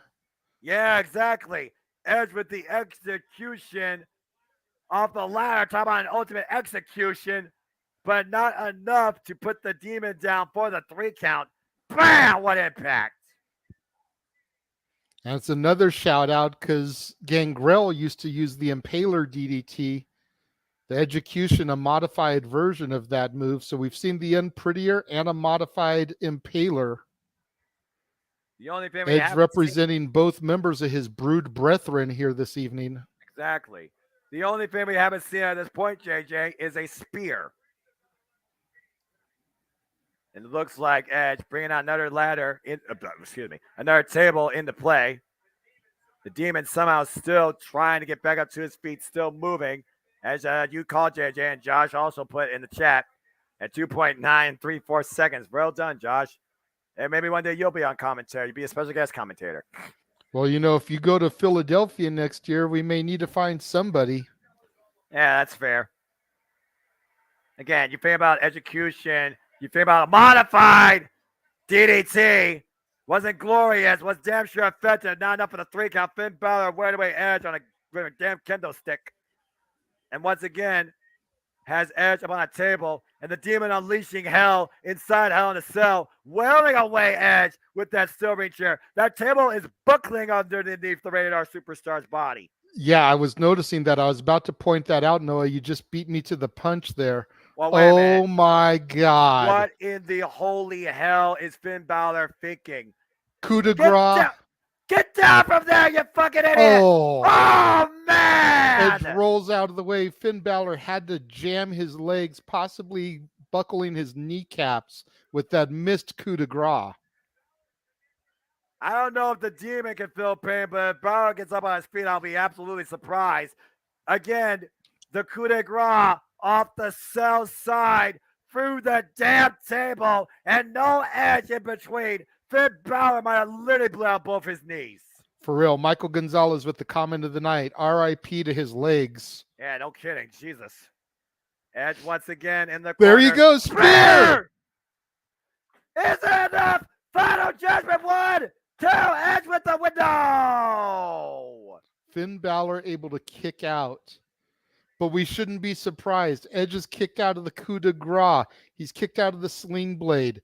Balor kicking out of the spear, kicking out of the execution, kicking out of the unprettier. It's going to take something on a whole other level to put either one of these gentlemen away here tonight, Noah. This is WrestleMania. And this is Hell in the Cell, and Edge is about to unleash hell on the demon with a kendo stick, just looking for anything he could use to render the demon dead. Oh, again, chair to the back, wailing away on Finn Balor. What a relentless assault. Edge has snapped. Again, and you know, Noah, I'm impressed there's been no Judgment Day involvement as of yet. Oh, no. Edge looking for the one-man concerto, it would seem. Dun, dun, dun, dun. He's remembering exactly what happened. It was June 6, 2022, and a concerto that ended Edge's reign as Judgment Day. Edge connecting with the concerto, looking to roll the demon over. That's gotta be it. Cover the man. Final judgment is at hand. Come on, 2. It is over. Brood Edge wins inside Hell in a Cell. The no Judgment Day involvement, Noah. Clean victory. Wow. I mean, as clean as you can get with it being a hardcore Cell match, but no outside interference, no shenanigans, no Damian Priest, no ex-con Dom, no mommy, nothing. Finn Balor took that defeat as a man, as a demon only could. kudos to Demon Balor for the excellent fight he put up tonight. That was fucking epic. Let's take a look at some of the replays here. That John Woo shotgun drop kick blasting Edge for that purple table, and then this ladder thrown straight into the forehead of the Demon Finn Balor, down and out and busted wide open, I assure you. And then Edge with the most vicious concerto I think I've ever seen a kid in my life. Over a year practically in the making. Final judgment with a gavel at the hands of a concerto. The Demon found guilty and exercised inside Hell in the Cell at WrestleMania tonight. Again, WrestleMania is all about exercising your demons tonight, as it's brought to you by the Post Exorcist. Stay tuned for that movie review on Cast 18 Studios at some point by the Renegade. But as far as tonight, the rated R superstar, Brood Edge, has finally put away what he created. Judgment Day falls tonight on the Demon, and the Demon faces final judgment at the original creator of the group. Edge victorious. Good grief. Absolutely. Well, again, folks, I hope you've been enjoying the ride. Oh, my goodness gracious. This has been WrestleMania Goes Hollywood Night 2. It has been a phenomenal two-day spectacle as we've been here with you across the JMN Network Multiverse of Media live watch-along events the entire way during WrestleMania week. I hope you enjoyed everything. I can't stress enough. Please like, subscribe, comment, tell a friend, support my friends. He's monetized now, so give your super chats to Cast 18 Studios, the Jeff Meacham Network. And if you want to steer the conversation, super chat, it's as simple as that. We appreciate all of you, and I share this is not left anytime soon. It's been a phenomenal two-day spectacle, and what I think will be definitely going down the record books, if not one of the greatest WrestleManias ever in the company's illustrious history. We have seen incredible moments. We have seen emotional turmoil. We have seen definitive story endings and absolute physical confrontations for the ages. And it all culminates with what still is to come tonight, as Night 2 is far from over, as we have yet to finish the story, JJ. We're going to find out soon enough if Cody Rhodes can do just that, Noah. Yeah, no doubt. And let's take a look here what you all are saying. Dory Lou, total respect for Balor for handling match without the judgment, as you alluded to. Again, it was pure one-on-one. There was absolutely no asterisks. The Demon lost. The Demon was exercised tonight at the hands of Brood Edge, and now Edge can finally move on and finish out the way he wants to. But again, we'll see what is soon to follow. Poor Demon, LOL. Okay, that was one of the coolest things I've ever seen in my whole life. Yeah, for a Hell in a Cell match, and the fact that it was completely contained inside. That's impressive on all fronts. The last time I remember that happening to this caliber was probably Shawn Michaels and Triple H. And that was bloody because it was bad blood. Let's see here. Moonlight, I've been wondering if Mommy and Dom end up taking part in SmackDown and the family feud could continue. Possibly as Backlash. Of course, the next time we will be back with you with WWE coverage on the JMN Multiverse of Media. As again, we got Backlash, we got King and Queen of the Ring, we got Money in the Bank, and we got SummerSlam. That's what's next on the WWE side of things. As we go backstage right now to Kayla Braxton. Whew. What moment? I know that you're happy about this one, JJ. Bianca Belair did it. Yes, she did. The EST still of the WWE. 3 years in a row, undefeated WrestleMania streak. Telling you, man, she's going to be the female Undertaker. She's already 3-0. The Undertaker's record was 21-0. She is going to be that generational superstar for the women that goes undefeated at WrestleMania, because I've said it before. I've said it every time this show comes on. You can't spell WrestleMania without EST. T. Damn it.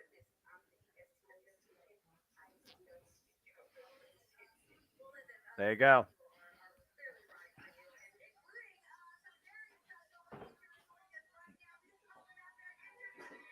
Oh, look at that. That's cute. All the girls that were part of the entrance for Bianca getting to celebrate with her. Well, WWE is all about the fans. WWE is all about the kids. WWE is all about inclusion. WWE is all about everybody. That right there goes to prove what I've been saying for months, if not an entire year, about her being the female John Cena. That right there should prove it. Well, again, we do talk about it all the time. And speaking of talking about stuff, you know, once WrestleMania is over, what comes to follow is Backlash. And for the first time in a long time, Backlash and WWE go to Puerto Rico, hosted by Bad Bunny. First time WWE is hosting a PPV PLE in San Juan, Puerto Rico since Elimination Chamber 2005. And we'll be with you covering that on May 6th, 8 p.m. Eastern Standard Time here on the JMN Multiverse of Media. From Los Angeles to Puerto Rico, two cities that are all about the bright lights and partying. From the Coliseo de Puerto Rico, Jose Miguel Arregalat. So, I don't know how I was able to say that. So stay tuned for more about that. San Juan, Puerto Rico, beautiful city. A lot of international tradition. A lot of wrestling heritage has come from there, too. I think about Diamante, for example, that works across the independent scene. 10 plus years in the game. One of my favorites. The Colones. Yeah, exactly. Carlos. Tasha Epico, Steels. Primo, Carlito. Carlito. Hopefully we'll get Carlito Caribbean Cool to make an appearance on that show. Because Noah, that would be cool.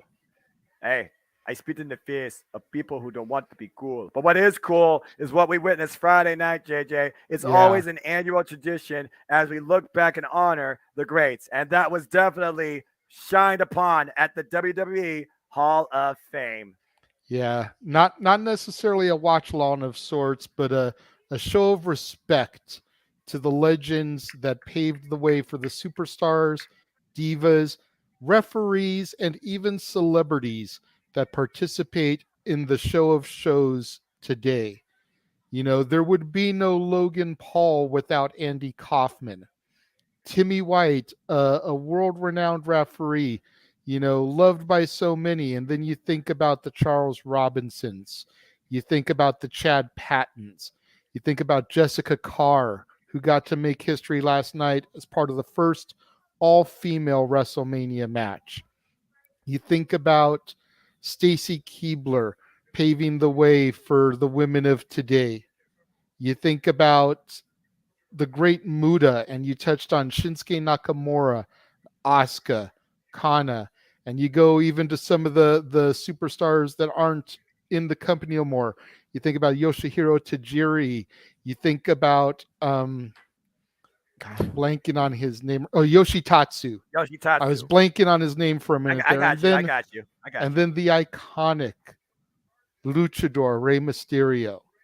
You know, you think about Santos Escobar and the Legado del Fantasma. You think about guys like Sin Cara who came through. You know, yes, El Santo, Mil Mascaras paved the way for Rey Mysterio. But without Rey Mysterio, 95% of wrestlers today that wear a lucha mask would not be wearing a lucha mask. And Conan, period. Conan made that poetically and emphatically known with his speech last night with Rey Mysterio, who put Latinos, who put lucha libre, who put wrestling out of this time-honored tradition on the map. The sensitive side of Rey Mysterio.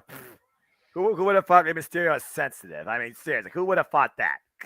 Torvik says, with an hour and a half left, what's next besides the Roman win?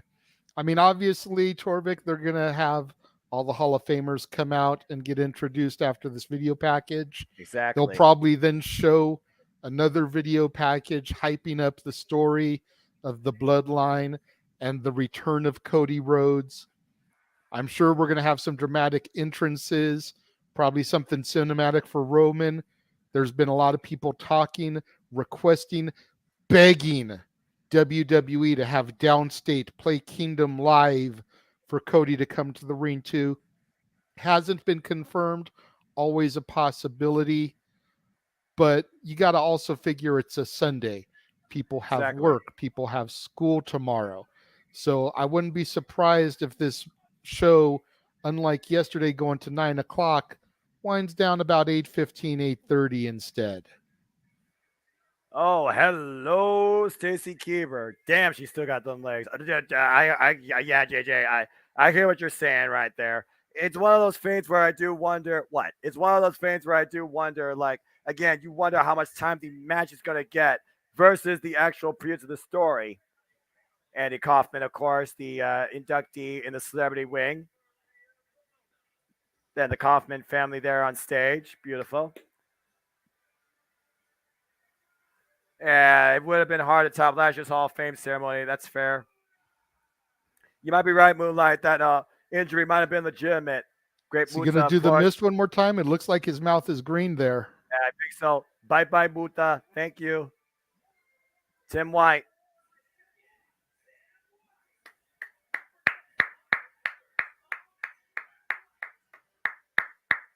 God rest that man's soul. And last but not least,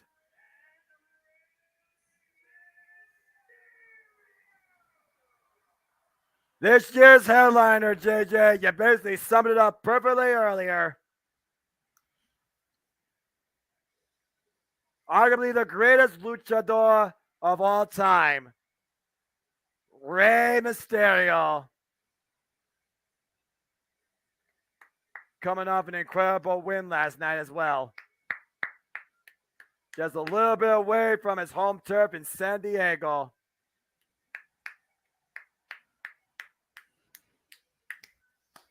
And yes, you're right, Matthew. I think that is another Muta mask. It feels like so much has gone wrong tonight, not counting the triple threat, which is goated. And Moonlight, again, Night 2 had a lot to live up to versus Night 1. So I kind of expected a little bit of it to be off. The Shane fan definitely threw me by surprise, and Shane was clearly not conditioned. So I had to imagine him being a man. That was his own behest. So again, I hope he's okay. And Finn Balor, yeah, that might have been too bold of a spot, but you know. That being Once said, again, did you notice the humbleness of Rey Mysterio going down the line, shaking all of the fellow inductees' hands and bowing to them out of respect?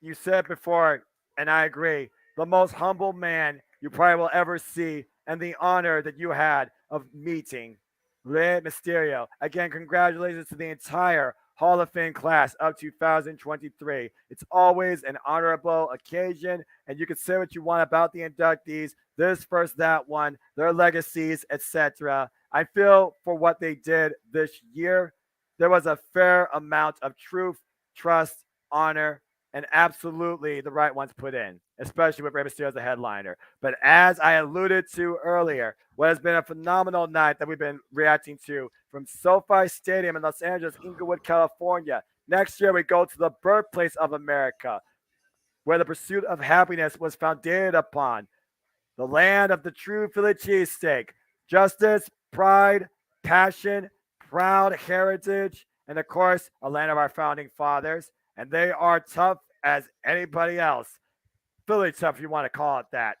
Because next year, folks, ring the Liberty Bell. Because next year, in April, this is the grand spectacle that reaches a milestone number as WrestleMania 40 comes from the Lincoln Financial Field in April 2024 in Philadelphia, Pennsylvania.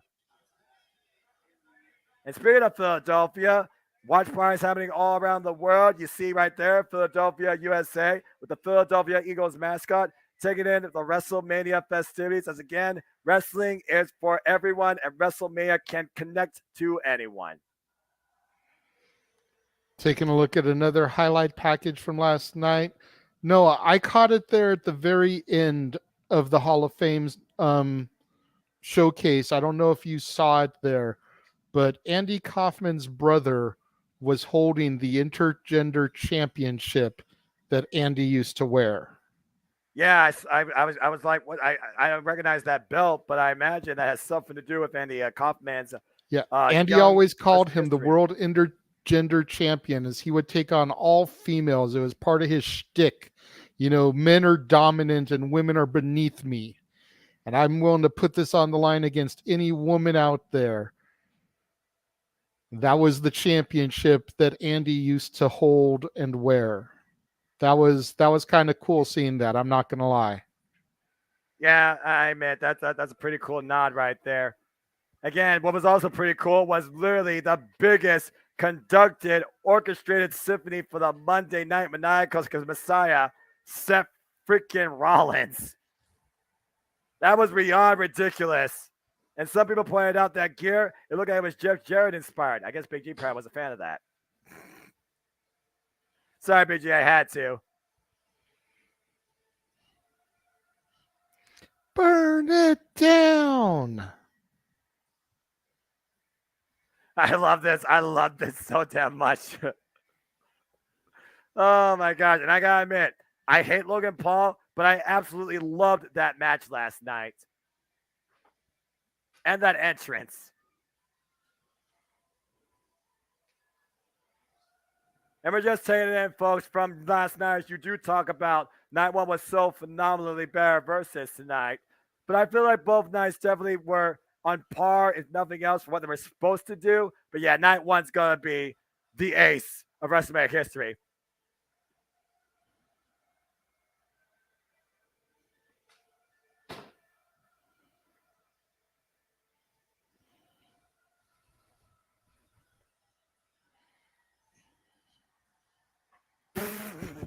I love it. I freaking love it. Logan Paul just in the corner there yawning like he is so unimpressed. Seriously, Colin needs to play a drum cover of that Seth freaking Rollins theme. Oh, gosh. Yeah, Cleaver, if you're out there listening, we request a drum cover from you of Seth's theme. Yeah. And then you could be your own conductor. You could have like your little girl do the whoa or start a live chat. They could do the whoa. And speaking of live chat, folks, stay tuned because after tonight, WrestleMania is over. We will be around for a short little open impromptu mic night to discuss the overall outlook and result of tonight's main event and WrestleMania as a whole. And then we'll be back with you tomorrow for another Championship Never Multiverse Media live watch along event when I will roll solo to bring you play-by-play coverage and reactions for the Raw after WrestleMania. That and so much more ahead on the Championship Never Multiverse Media. So stay tuned for more on that. As we are live back at SoFi Stadium, that has been a phenomenal 2-day showcase. This is WrestleMania Sunday. And again, over 161,000 people have gathered across the 2 days. Oh, man.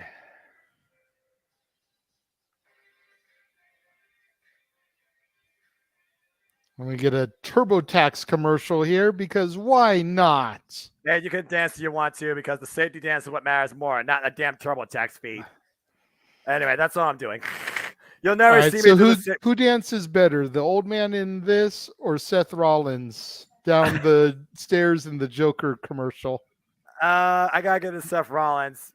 My daughter agrees. She says Seth Rollins too, and without hesitation.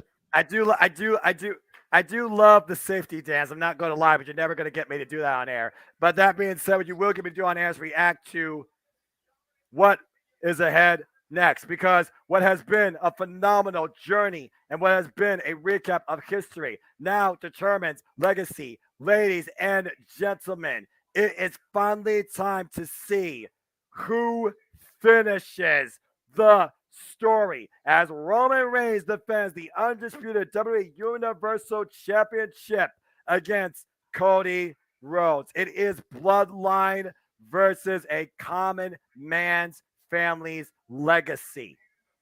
We've been asking the question since he won the Royal Rumble.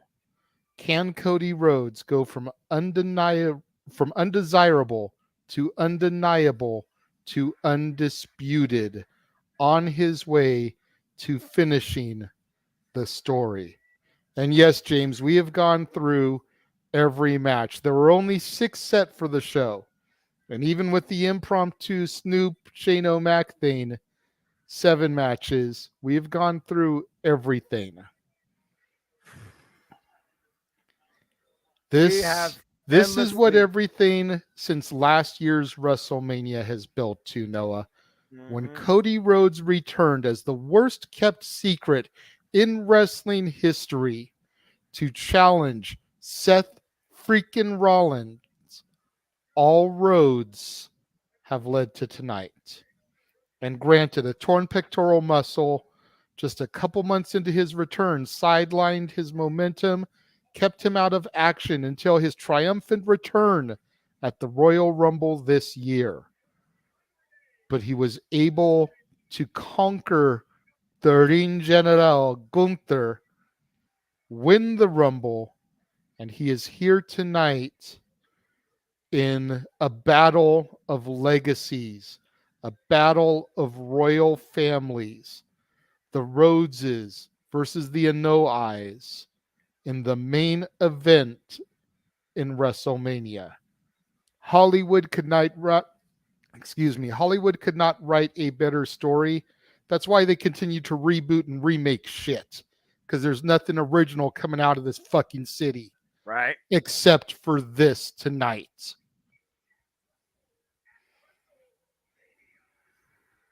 JJ, you, me, James, Jeff, the 115 in my WrestleMania Predictions League, the chat itself have never been more polarized on 2 different sides in WWE history than this match tonight. Again, the simple question that if the undesirable to undeniable can overcome the unstoppable is mere minutes away. This is Cody's legacy. This is Roman Reigns' legacy. This is the absolute greatest moment in each of these men's respective history. And only one of them will be ushered in to an ultimate era defined as immortality.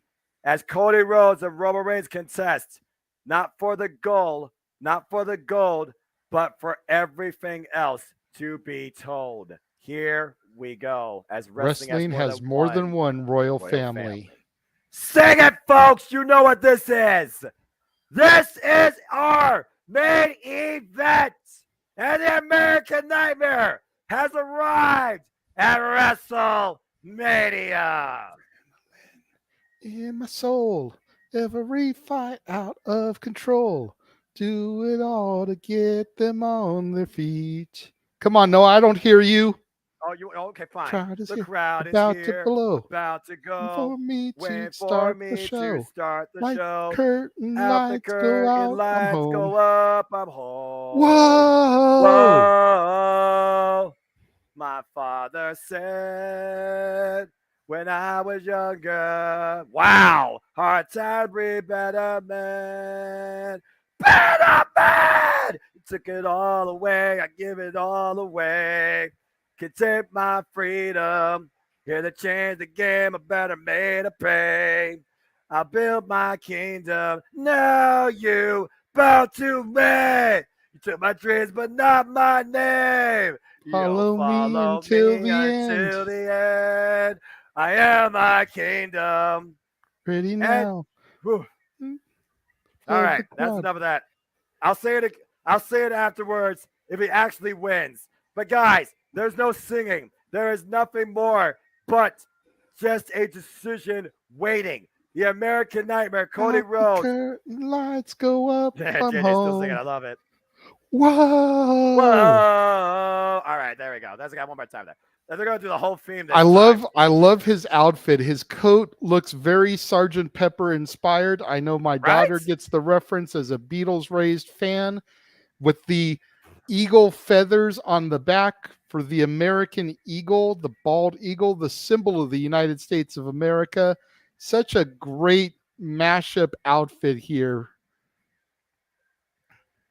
Oh, you can only imagine what is on the American Nightmare's mind right now, being in the main event of WrestleMania for the richest prizes in WWE history as his daughter and his wife and his mother are at ringside.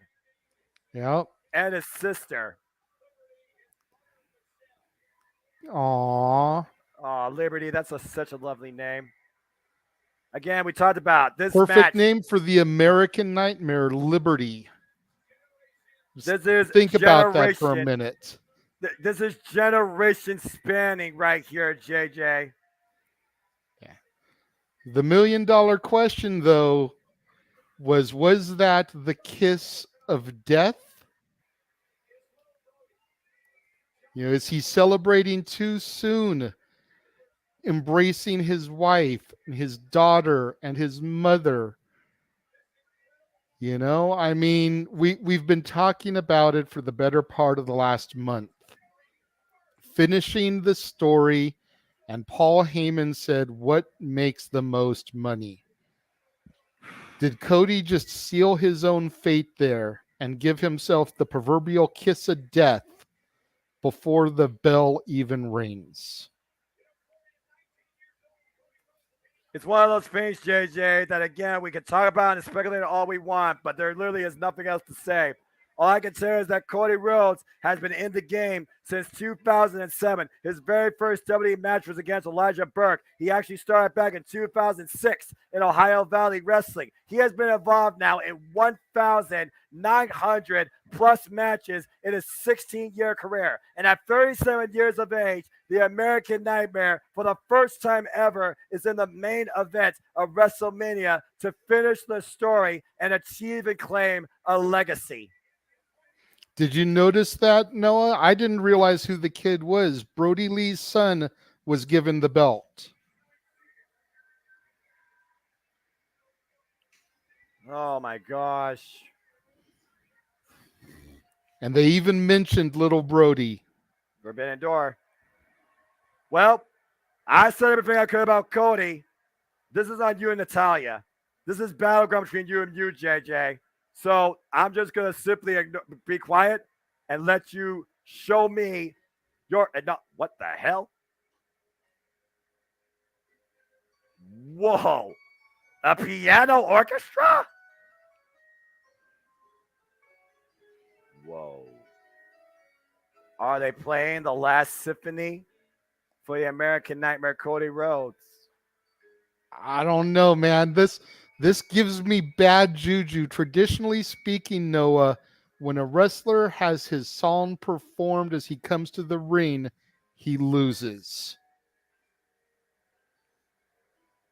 We said last night, JJ, Roman Reigns is the last stand for the bloodline, the last stand of the island of relevancy, the last stand between Cody Rhodes and finishing the story. Are you about to witness a tragedy? Or are you about to see the ultimate victory? Prepare, ladies and gentlemen, for WrestleMania's final symphony. And acknowledge your tribal chief.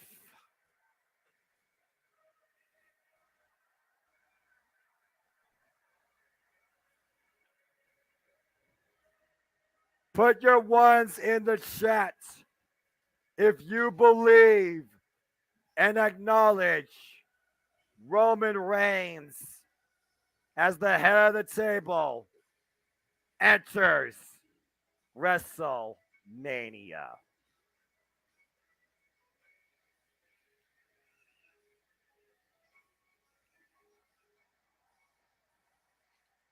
And here he comes, the head of the table, the tribal chief, flanked by Solo Sikoa, the street champ, and the wise man, the arguably the greatest professional wrestling manager in history, better than Bobby Heenan, better than Classy Freddie Blassie, better than all of the rest, the wise man himself, Paul Heyman.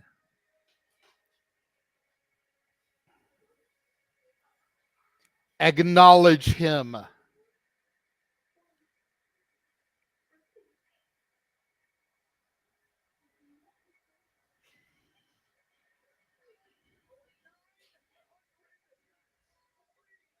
945 days Roman Reigns has been the man.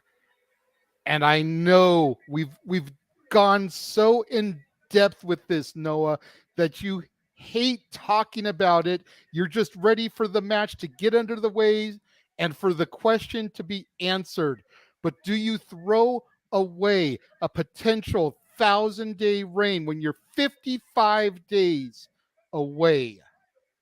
Or does the tribal chief remain on the island of relevancy with the bloodline and his wise man?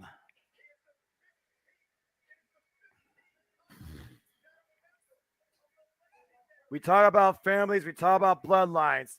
The 15th time a member of the Anai family finds themselves at the Mecca of the Showcase of the Immortals in the main event of WrestleMania.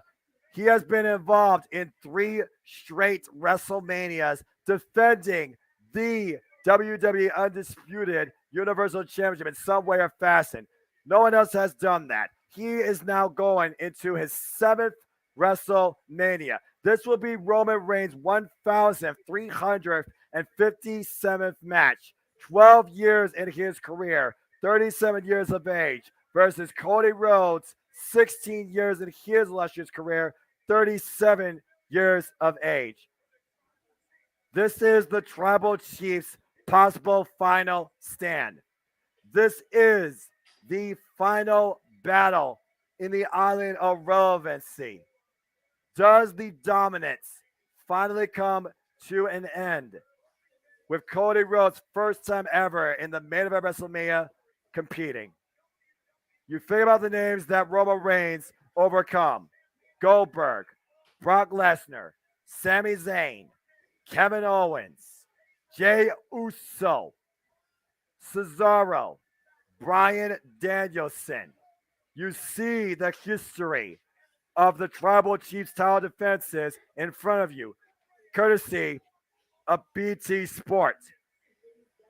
Roman Reigns walks to the ring with a greater sense of purpose than ever before. You call him greatness on another level. Is that greatness enough to surpass the story created by the American Nightmare, Cody Rhodes? And you see no Usos in tow except the Street Champ. And trending number 1 in the United States right now is WrestleMania. It's the people in the chat that are throwing out Bobby Heenan, Jimmy Hart. Who's the other one that's throwing out? Jim Cornette. Answer me this. Have any of them managed 3 consecutive back-to-back-to-back WWE champions? Or have any of them managed a champion to 945 days in a single run? If you can answer yes to either of those questions, then I will concede my argument about Paul Heyman. But if you can only answer no, then Paul Heyman is the GOAT when it comes to wrestling managers. Period. That's the tweet. That's not a prediction. That's a spoiler. Acknowledge the wise man and the tribal chief.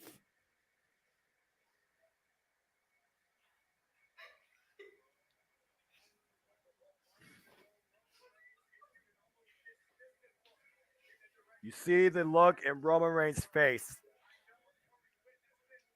Cody has to be aware of where he stands right now, because what he does tonight will forever define him in WWE history. Will he be the victor or just another victim? Let's go down to the introductions. Savannah Irvin.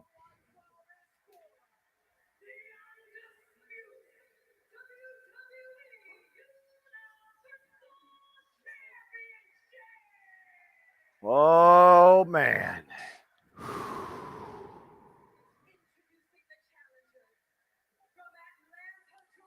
Atlanta, Georgia zone. Noah, it is the moment we have been waiting for an entire year. It is time for the main event of Wrestle fucking Mania. The Tribal Chief Roman Reigns, the American Nightmare Cody Rhodes.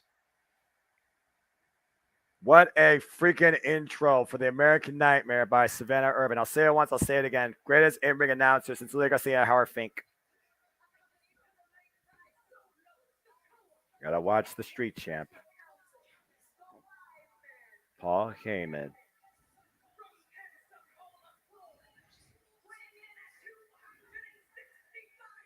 £265.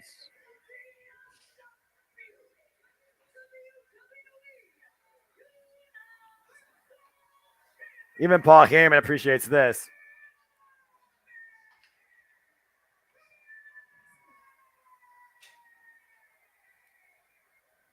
Phenomenal introductions by Savannah Irvin, acknowledged by the wise man himself. And honestly, it's a pretty torn crowd there, Noah. I do hear boos. The boos are definitely more audible for Roman, but you also see a lot of people cheering him, wanting to join the bloodline on the island of relevancy. Some of these people in Los Angeles could only wish and dream to be as relevant as the Tribal Chief. Paul Heyman's got a microphone, though. Is he actually going to say something, or are we actually going to get it on? I think right now they're taking it in. Wait a second. Hold the phone. Cody Rhodes. I think Roman is going to have a question for Los Angeles, California. You mean a question or a demand? That's fair. He's demanding the microphone from his wise man. I know at least two people in the living room are going to do as he requests.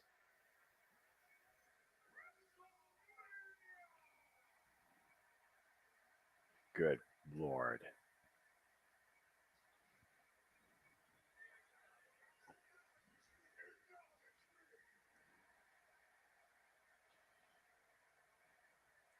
Thunderous ovation for the Tribal Chief, polarizing as ever. Finally, Roman Reigns, Cody Rhodes collide, come ahead for the WWE Undisputed Universal Championship. All roads lead to WrestleMania, and now the roads conclude at WrestleMania. In the words of your normal color man, James the He-Man Hebert. And here we go. This is it. The conclusion to possibly the longest reign in WWE history. And the finale to probably the greatest story ever told in sports entertainment industry. Roman Reigns, Cody Rhodes, face to face. The bell is rung, and this is for the WWE Undisputed Universal Championship.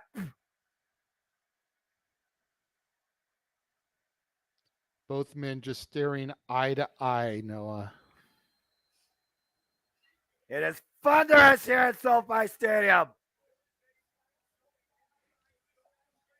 This might yield on the Richter scale as the biggest earthquake ever. And right now, Roman Reigns just trying to lure Cody in, but Cody so far not being brought in. I've got a Kano time to kick things off here. Test of strength. Trying to achieve the common ground. Show some dominance. Assert authority. And Roman Reigns finds his way to the ropes after the wrist lock. Roman saying, get off me. At this point, I gotta wonder whose psyche right now, whose mentality is more stirred, is more unprepared for this, is more worried. Yes, you see the confidence on the Tribal Chief, but again, his brothers failed to succeed in retaining the tag team championships last night. He has to realize that if he loses, that's the end of the bloodline. Absolutely. I mean, on the one hand, it's the end of the bloodline. On the other hand, you've got a royally pissed off Tribal Chief. Ooh, and that's nice even more dangerous, I think, than the cocky, arrogant head of the table we've seen for 945 days. And then on the other side of things, you look at Cody Rhodes, the fact that he decided to come back to WWE, to come home, to not be a coach, but establish himself as the player. He's done everything possible to get to this point for the first time ever. Is he ready to truly finish the story and achieve what he believes is not only a family legacy, but is a firm destiny? Oh, nice pop-up shot there. And Roman taking a bit of a reprieve, taking to the outside right now, taking a bit off, and surprised by that. Nah, he's expecting this type of stuff. Roman is trying to keep Cody from getting momentum and getting an advantage. It's phenomenal heel psychology. And Torvik with the point of the night, 1,000 days versus a single moment.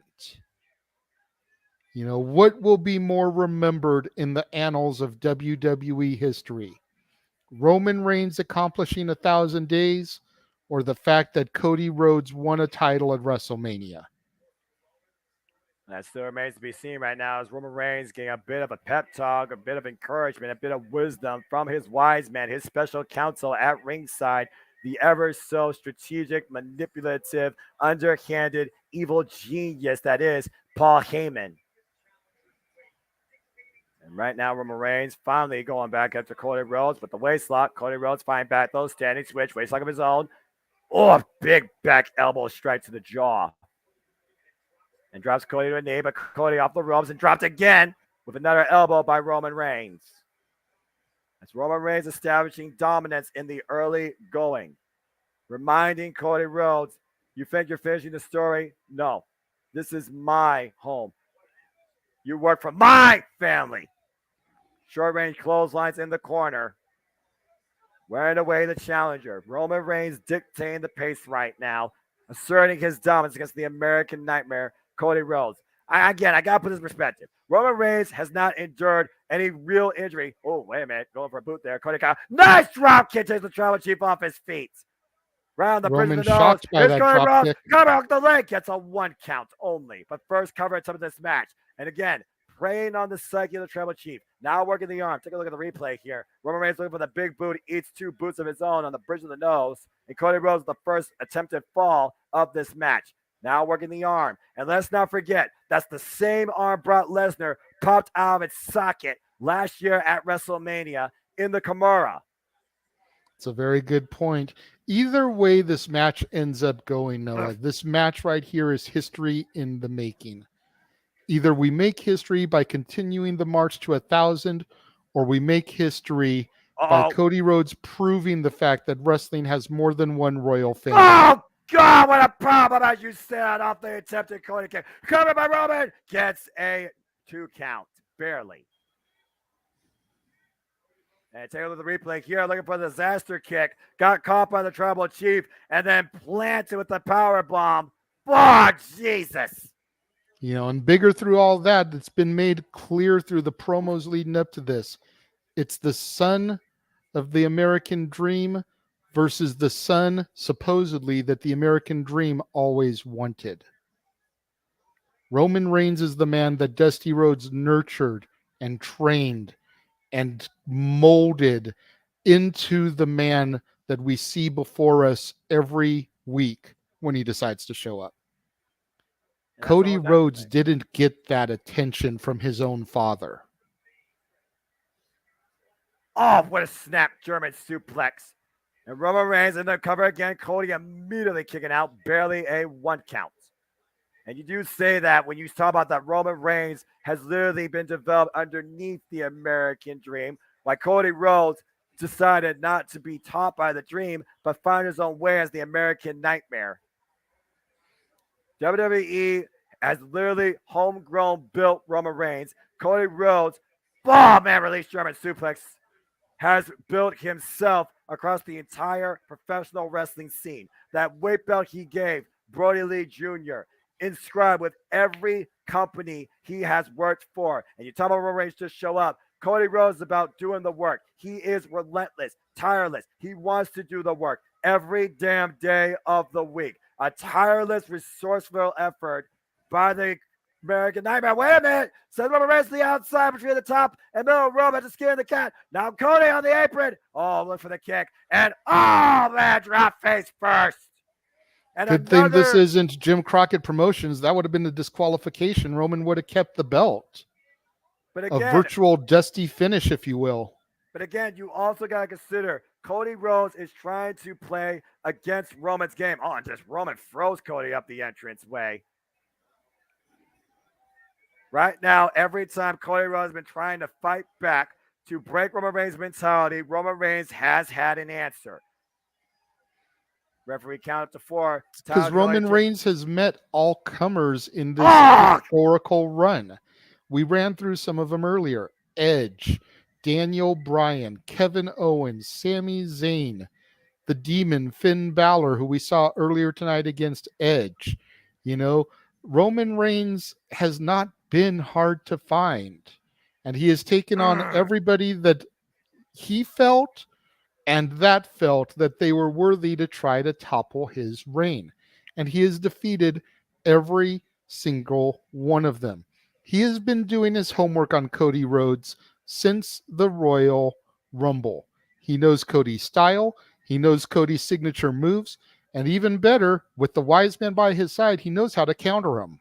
And Cody with the counter zone, scoop slam to the Tribal Chief on the rampway. And let's also keep this in mind, as Solo Sikoa is in the corner of Roman Reigns, literally tied to the hip of the Tribal Chief. It was Cody Rhodes that instigated Solo Sikoa saying, "You're not ready." Solo Sikoa playing the role that Cody did years ago as part of Legacy, underneath the learning tree of the Viper, Randy Orton. And he gave Solo Sikoa his first pinfall loss this week on Monday Night Raw. And that has to play a factor as well in Solo Sikoa's mind. You wonder what Solo Sikoa is thinking right now. And again, if Cody Rhodes gets disqualified, the Tribal Chief keeps the championship.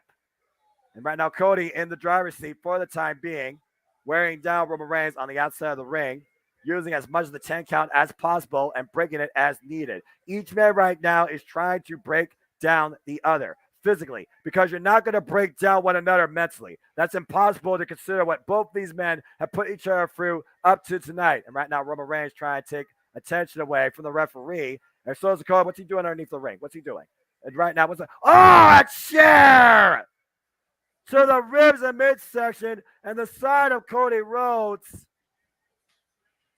That could literally bust and break and bruise a rib, and that will definitely compromise the breathing. Referee can't call what he didn't see, unfortunately.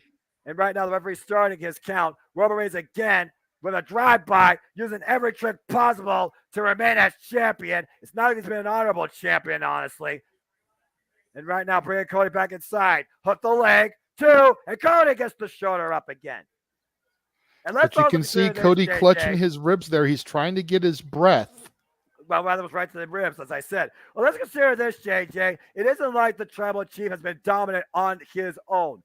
James Hebert, our Open Mind Night cohort analyst, he said perfectly, is the Tribal Chief running a family, or is this more so running a dictatorship? Is the Tribal Chief where he's at on his own? Truly, would he actually still be the champion if it wasn't for his bloodline? How many times have the Usos, and most definitely Solo Sikoa, played difference maker for the Tribal Chief in championship encounters? Again, Clash of the Castle, Solo Sikoa became part of the bloodline. And I very well say if Solo Sikoa did not show up, Drew McIntyre could have beat the man that night. That's a very valid point, no, but it's not. Roman Reigns is not the first person to have somebody run interference for him from his stable. Oh, that clothesline, come on, hooks the leg. Cody gets the show up at 2. Ric Flair had his fellow horsemen run interference during the Horseman era. Hollywood Hogan had his NWO brethren run interference for him during that era. Triple H had his Evolution brethren run interference for him during that era. This is not anything new in professional wrestling. Now you see that pick of the angle there by Heel's gonna heal. And big clothesline. Turn Cody Rhodes inside out. Hook up the near leg. Only yields a 2 count. And Roman right just laughing. He figures this is too easy right now. I do believe that he is overconfident, but I also think he's taking Cody Rhodes very lightly.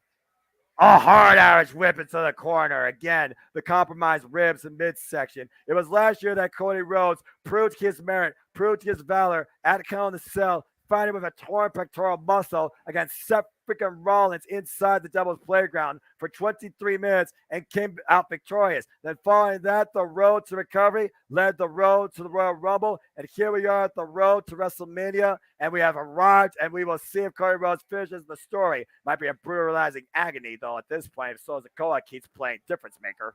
And we go back to the outside of the ring. Every step of the way possible, Roman Reigns has found a way to make sure he stays on top of the game. And now looking to use the announce table. We haven't, oh, come on, this is unnecessary. All right. Oh, boy. Now the Spanish announce table getting cleared off here. Well, I guess it wouldn't be WrestleMania or a WWE Championship match without the announce table spot being used. That's a fair point. You know, maybe the reason that Roman is laughing is because he feels for Cody what Cody feels about Solo Sikoa, and that he is just not ready. However, Cody Rhodes is no slouch. You know, he's former Ring of Honor champion, former NWA champion. He's held championships in every company he's ever been in. Correct. And Paul points out that if Cody wins tonight, he will only be the fourth man in history to hold the NWA and WWE titles, joining Buddy Rogers, Ric Flair, and the phenomenal one, AJ Styles. And what elite company is that, Noah? Yeah, that's a very elite company. That's like Mount Rushmore of professional wrestling. And right now, Roman Reigns looking for the power bomb. Cody trying to fight back, though. Might step, be modified to a power driver. Cody fighting back again. And that backdrop tipped. Oh, that backdrop for the announce table. For the damn table, Roman Reigns, crash and burn. But what did that Cody, take? You got a chance. You got to get back in the ring. You got to fight back if you want to achieve your dream. Paul Heyman right now in disbelief. But what did that take out of Cody Rhodes? Still clenching those ribs from the attack earlier. He can barely move to try to get Roman back in the ring and capitalize on it. He was lucky he got in there to break the count. Again, that just goes to show how Roman Reigns and Cody Rhodes somehow are both aware of the atmosphere. Big back body drop. Cody Rhodes is going to fall up immediately, and Roman eats him with a forearm. And Cody Rhodes follow up, though, and off the ropes, catches Roman, rocks him a little bit off the ropes, kicks him in section, pop-up, shot. Again, big right, Cody Rhodes, pick up momentum, Roman Reigns in the corner, eats the turnbuckles, Cody up and over the top. Nice scoop slam, power slam.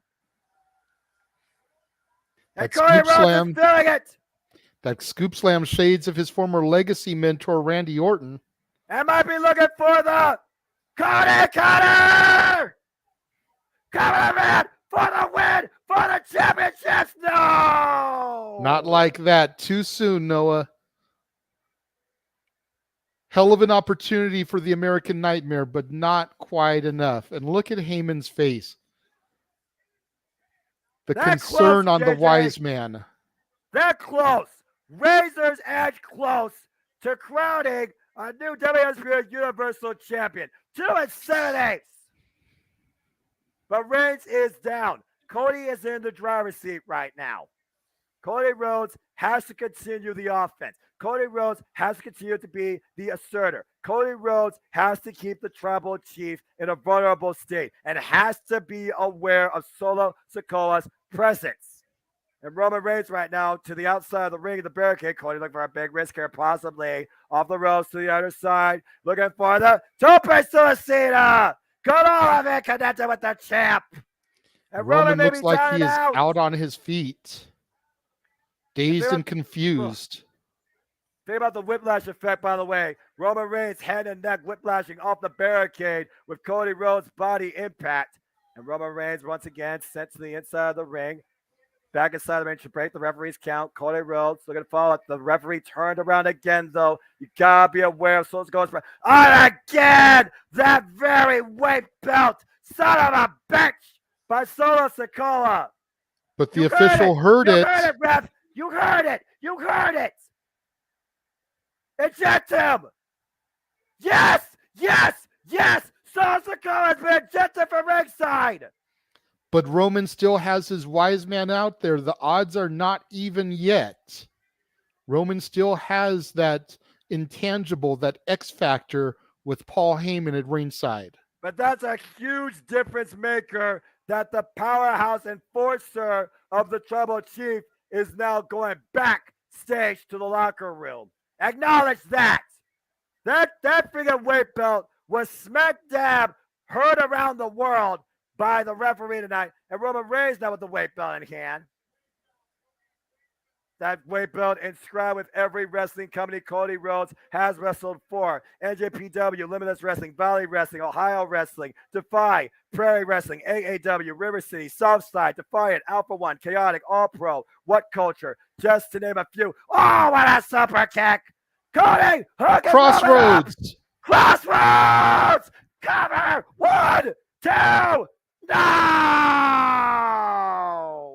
Paul Heyman still looking on in disbelief. Cody has got the momentum on his side.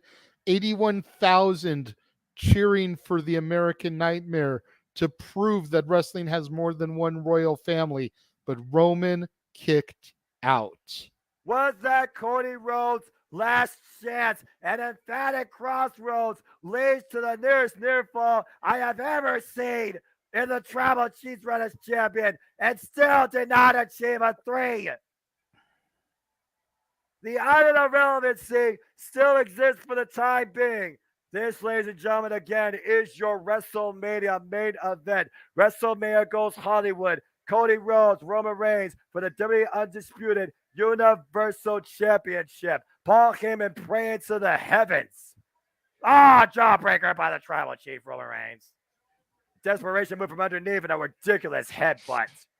And now Roman Reigns might unleash that savage Samoan nature, shades of Umaga, shades of Rikishi, shades of the Wild Samoans, fellow WWE Hall of Famers, Alpha and Sika.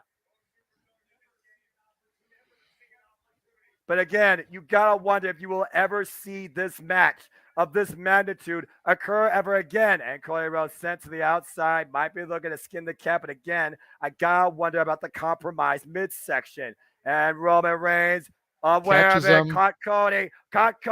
My God, Cody got caught up by the shoulder. Cody escapes out the back and tries rock to bottom. Rock bottom. Uranagi, cover to retain. No. Roman using his cousin's move against the American Nightmare. Look at this emphatic Uranagi into the mat. Rock bottom of a whole different level, and it still only yields 2.5. Cody Rhodes' dream is still alive in this match. Barely, but still alive. And right now, Roman Reigns might be trying to pump himself up here. Again, Cody Rhodes has been fighting for this his entire life. This has been a lifelong journey in the making. This is for legacy. This is for history. This is for family. This is for immortality. One of these two will go down the record books as the WWE Undisputed Universal Championship. Will the moment outweigh the attempted milestone by Roman Reigns? Fist cocked and loaded, in position. Superman punch counter. Cody Rhodes hooking Roman Reigns. Pedigree. Pedigree. Is the game over? Coming for the win. No. Roman Reigns kicks out again. The Tribal Chief just kicked out of the pedigree.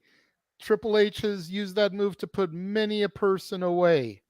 What a FU of sorts from Cody Rhodes. You think about how he destroyed Triple H's throne on AEW, and he just tried to put the head of the table away with the pedigree.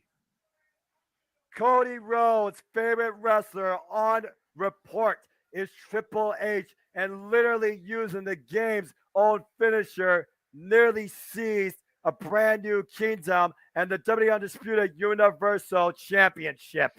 Cody is fired up now, though. Look at him. He's got the eye of the tiger flowing through him. Look at the people, JJ. They want to see a moment. They want to see change. They want to see a new face of the company. And Cody pushed off, ducks underneath the close up by Roman. Cody looking for a Superman punch out of midair. Cover to retain the title. Cody kicks out again. And Roman is beside himself. Look at him slithering back to the corner in disbelief. The wise man over there to try to impart some advice for his client. Take a look at this. Off the attempted disaster kick out of midair. Bang! Superman punch on the button. And Cody Rhodes still survives in this affair. And Paul Heyman thought that was it. Look at his face. He couldn't believe it. We all thought it was it, Noah, but it was not at this moment. Is doubt creeping in to the tribal chief? Is a suspension of disbelief finally becoming a reality for Roman Reigns? Is he been taken outside his element? Paul Heyman screaming Cody still on. holding his midsection. The war cry. Oh, Lord, looking for the spear. And Cody up and over. The flip, the cover. Turn to get the championship. Almost got him. Nearly stole it. And once again, picks the ankle. Might be looking for a figure for a leg lock. Can he trap it? He's Shades of the Nature Boy. The middle of the ring. The 16-time world champion. Will we see Roman Reigns tap at WrestleMania? A shout to a 16-time world champion. Countless accolades have been won by this very move. Can it continue? Can Roman endure? Shut us down. Ooh. How much more does Roman have left? How much further is Cody Rhodes willing to go? How much longer can each of these men try to finish the story? And Roman trying to shift the momentum, the body weight, roll him over to the stomach. Can he do it, though? Can he do it? Cody's he does. Fight back. And there pressure it is. reversed. Now your own patella is working against you. And Cody trying to crawl away and finally hits the ropes and forces the referee to make the break. Oh, Lordy.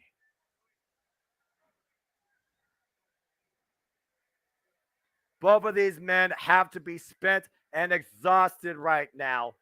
Without questioning. But now Cody is contending with possible rib damage and ligament damage in his legs and his kneecaps. What is going through the mind of either of these two men at the main event of WrestleMania? Well, the lights will never be brighter than tonight. What else can these two pull out that neither man has seen yet? How far are you willing to go? This is the moment for both Roman Reigns and Cody Rhodes. Cody on the apron, fighting back. Roman Reigns eats a shot. Roman Reigns answers back. And these two are just duking it out for the time being on wobbly legs. But Cody Rhodes is standing on the apron. Oh, a big haymaker by Roman Reigns. And a follow-up receipt by Cody. Oh, right to the midsection by Cody there with the right. Overhead shot. Roman Reigns rocked. Roman looking to fall in, though. Hover across the top rope. Cody Rhodes trying to take advantage. Goes to the top himself. Looking for a big move here. Big risk. Will it pay off? Roman Reigns looks to fall in. Misses. And Cody Rhodes comes in. Spear! The spear! The spear! No! Cover to retain! No! 81,000 plus in shock and disbelief, Noah. Cody Rhodes just kicked out of the spear. And Roman Reigns can't believe it, JJ. This match continues. Look at this. That was on point. Full on impact in the compromised midsection from earlier. And somehow Cody Rhodes survives. You have to see it to believe it. But it is real, folks. It is a kick out. This match, this emotional war, this last stand for the tribal chief on the island of relevancy to avoid a tragedy and affirm immortality continues here tonight at WrestleMania.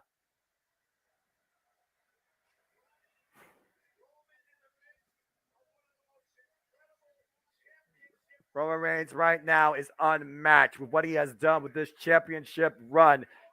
But will it be finally done in here tonight at Cody Rhodes? And Roman Reigns right now just wailing away at the American Nightmare, pounding him out on the mat, mounting him. Oh my gosh, savage nature being unleashed by the tribal chief here.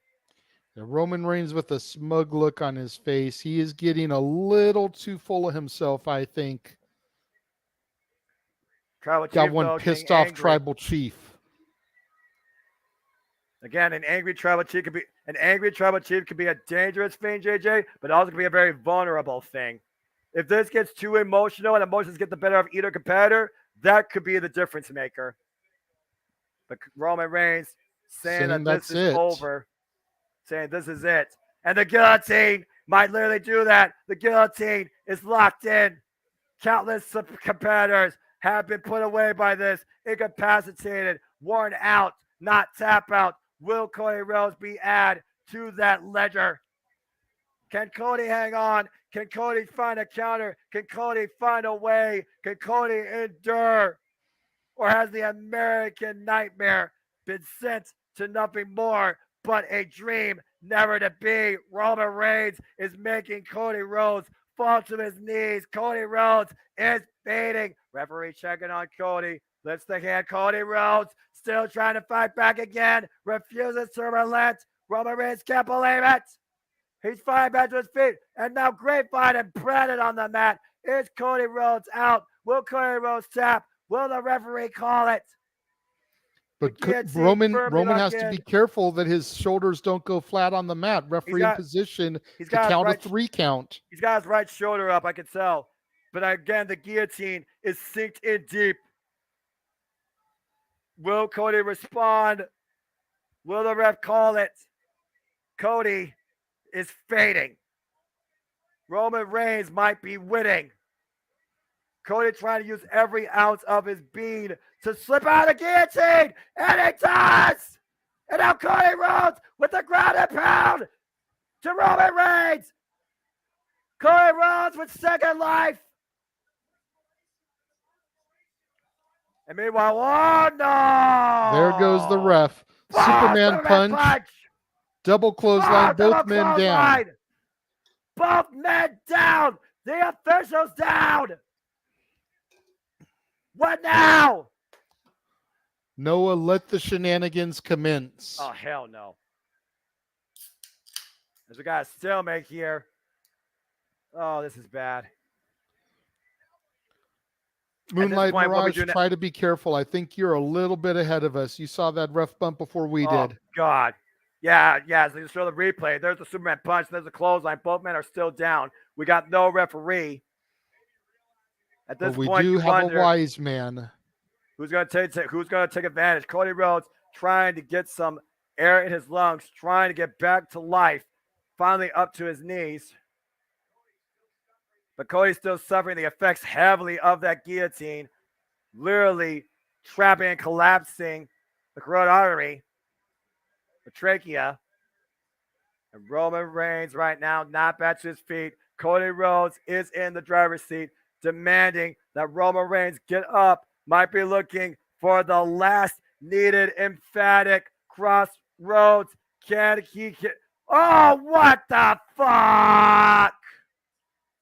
Are you seriously kidding me right now? Usos. The goddamn Usos, I'm not surprised.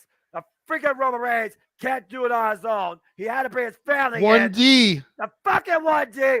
Absolute bullshit. Damn it, someone get out here.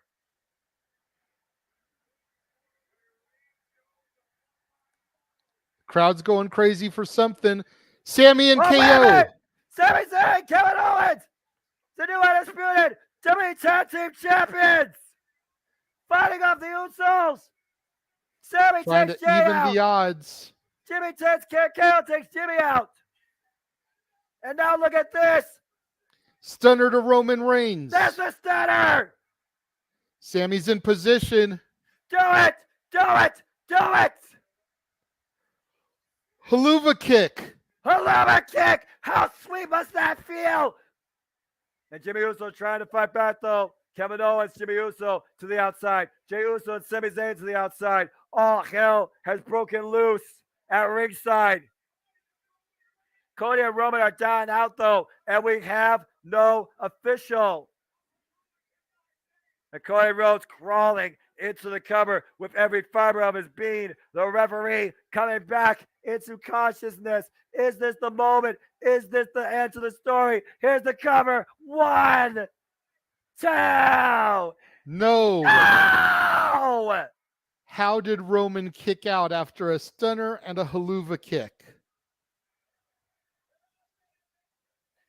And the main event continues here tonight at WrestleMania.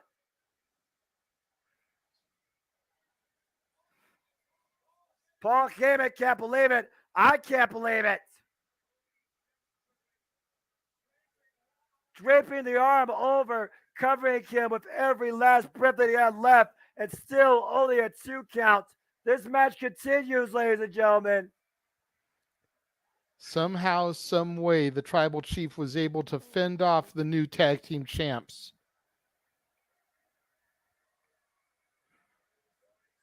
Cody right now just looking around, surveying the landscape,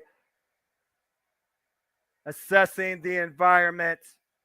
Roman Reigns, Cody Rhodes, both to their knees. Paul Heyman, again, the ultimate sense of disbelief. Cody grabs his midsection. Roman Reigns, big haymaker. Another follow-up shot there. Again, the will, the spirit, the drive, the emotion, the motivation to call yourself WWE Undisputed Universal Champion tonight at WrestleMania. Cody Rhodes, eats a boot right to the midsection. Big haymaker right by Cody. Big haymaker right by Roman. These two are throwing it all down. Big fall in by Roman. And Cody, another follow-up shot. These two exchanging big uppercuts. Both men playing a game of anything you can do, I can do better. Yeah, but who's will Roman's gets locked first? and loaded. Superman punch, counter, miss. The jab. Oh, a little jab. We know this, jab. Noah. Another jab. Another jab. Another jab. And a big old jab, if you will. Juking and jive. Dusty Rhodes style. Bionic elbow. Bionic elbow. And the Goldust style. Pop up uppercut. And once again, hooking Roman up. Cross roads. But he still has him hooked, Noah. He still has it held on. 2. One more time. Another crossroads. And he still has him hooked. Paul Heyman on the apron now. The story needs to be finished. Wait. Solo, no. Samoan Spike. No. God, no. Spear again. 1, 2, 3. 2. Fucking hell.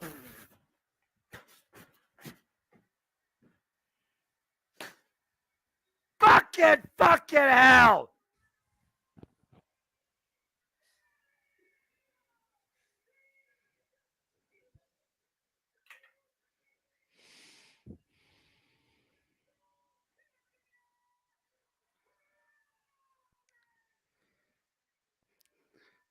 And still, your WWE Undisputed Universal Champion, the head of the table, the Tribal Chief, the founder of the Island of Relevancy, Roman Reigns.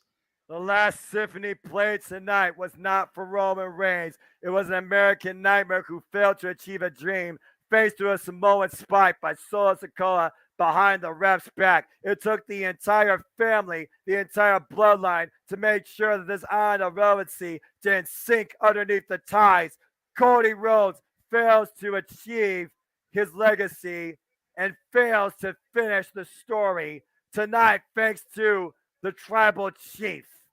Somehow, some way, Roman Reigns found another way, and it took everybody and everything possible to overcome the American nightmare, Cody Rhodes, for Roman Reigns to fucking retain. SoFi Stadium, if you didn't before, maybe now you will acknowledge him.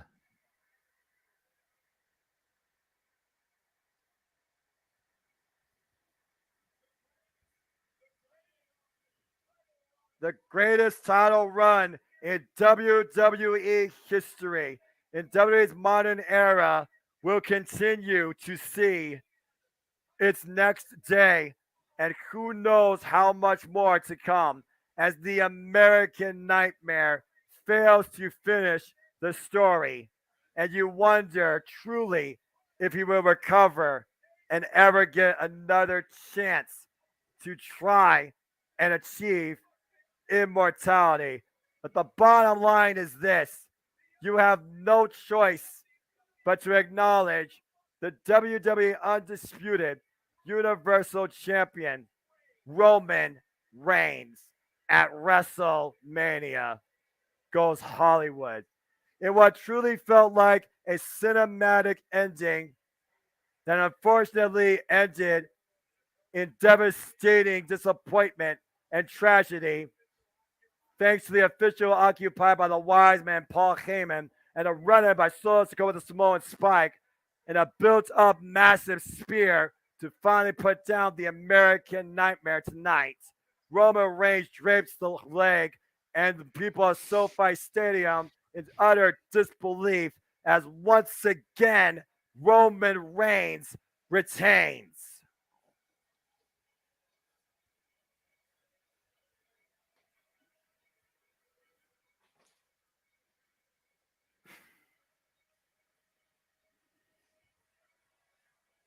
"946 days will become 947 come tomorrow night as we celebrate once again at the Showcase of the Immortals as Cody Rhodes simply sits in disappointment."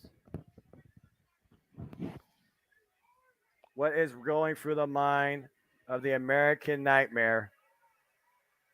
What dreams are possible still to achieve and believe in?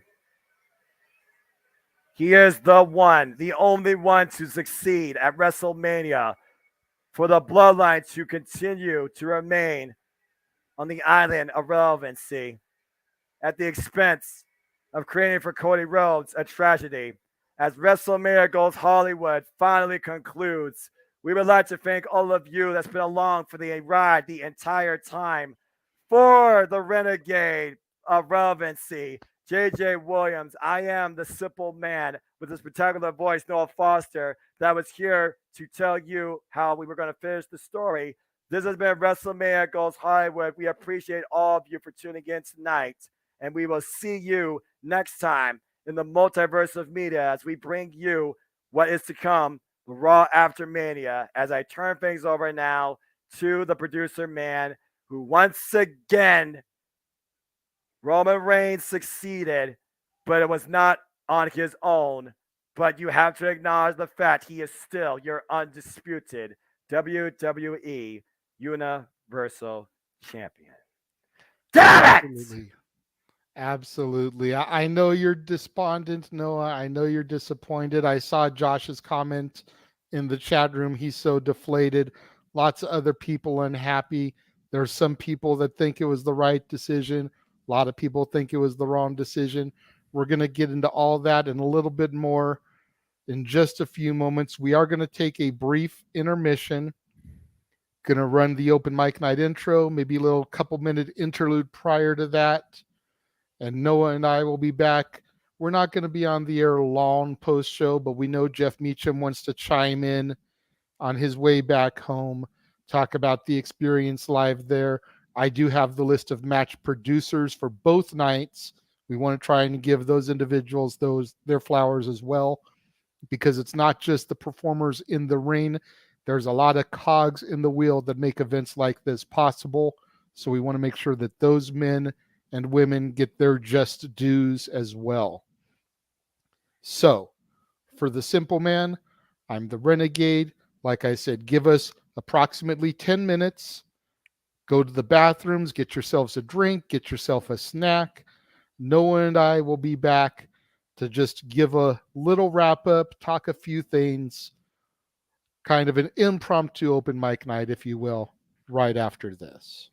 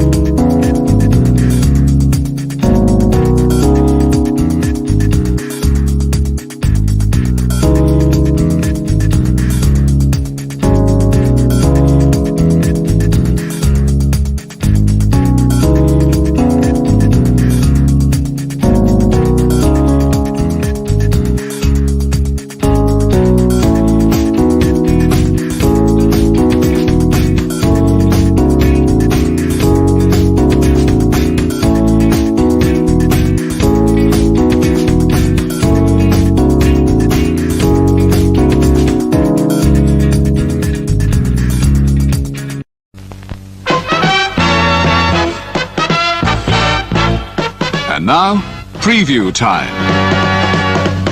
So let's take a look at what's coming your way.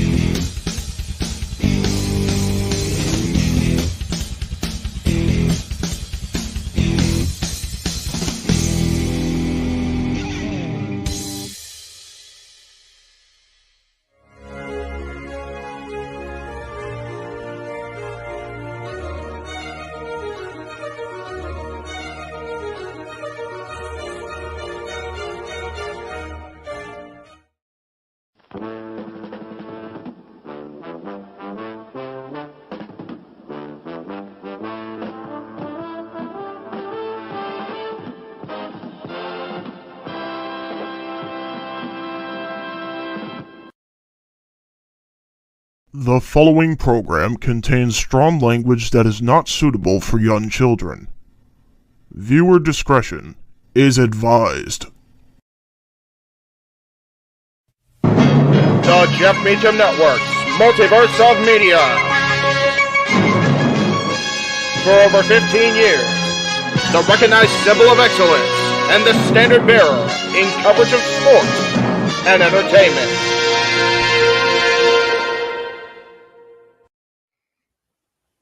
JJ, Jeff, you want to kick this thing off? Because I'm still trying to process everything here. Yeah, it's like, who wants to go first? Yeah, who wants to go first? Well, Come on in. It's open mic night with your host. You could maybe say there's really 4 topics, but it's split into 6. The Renegade, JJ Williams. The Sammy and Eddie Kingston thing, which one's the better smelling turd? And his panel of co-hosts. I am the founder. We'll call me that for today since we're going with the Jeff Jarrett love theme here this week, according to JJ. The West Coast Professor, Jeff Meacham. Karma is karma is karma. That's professional wrestling! Damn it! The Simple Man, Noah Foster. It's showtime! Yeah! How you doing, JJ? How you doing, Jeff? James. Yeah. And the He-Man, James Hebert. Imagine Bill Burr, Joe Rogan, Paul White, the Baldies! There you go! It sells itself! Get in there! Short his ass and shit the bed. He's not Amber Heard. Give it time, JJ, give it time. No, I'm sure Jeff has some stuff that... Dumb move. Just don't pull this bullshit again. You get one. Tony needs to stop caring about the ratings. Bradshaw said as long as the ads are in place, we're not going to lose that third hour. Real Honor does not have to be AEW Light. They don't necessarily have to coexist with each other. We kind of saw that tonight to a degree. Along with a panel of guests. He is no longer glorious. Don't you bring that up. You want me to rant about what my NXT used to... No, we are done here for the night. I swear, James. Because you never know who may show up for open mic night. I leave our company in the capable hands of an extraordinary group of superstars, employees, and executives. The first thing that came to my mind was, it's about damn time. Amen! I literally touched everybody in the state's trash. So it's horrible, you guys. Peyton's new thing is Dennis the Menace, but it's funny because she calls it Dentist the Medicine. And that's great. When Elliot Taylor came out and did Born for Greatness live, I was popping my pussy, having a great time. I didn't care. I was having so much fun. Sit back, relax, and enjoy the show. Fuck Bill Belichick.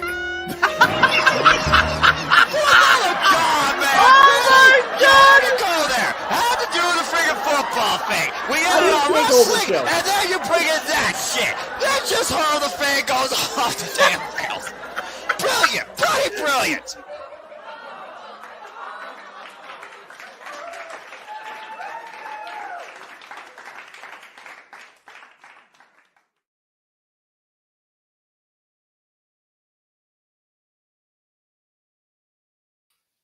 Welcome, ladies and gentlemen, and it looks like I'm now robotic. Great.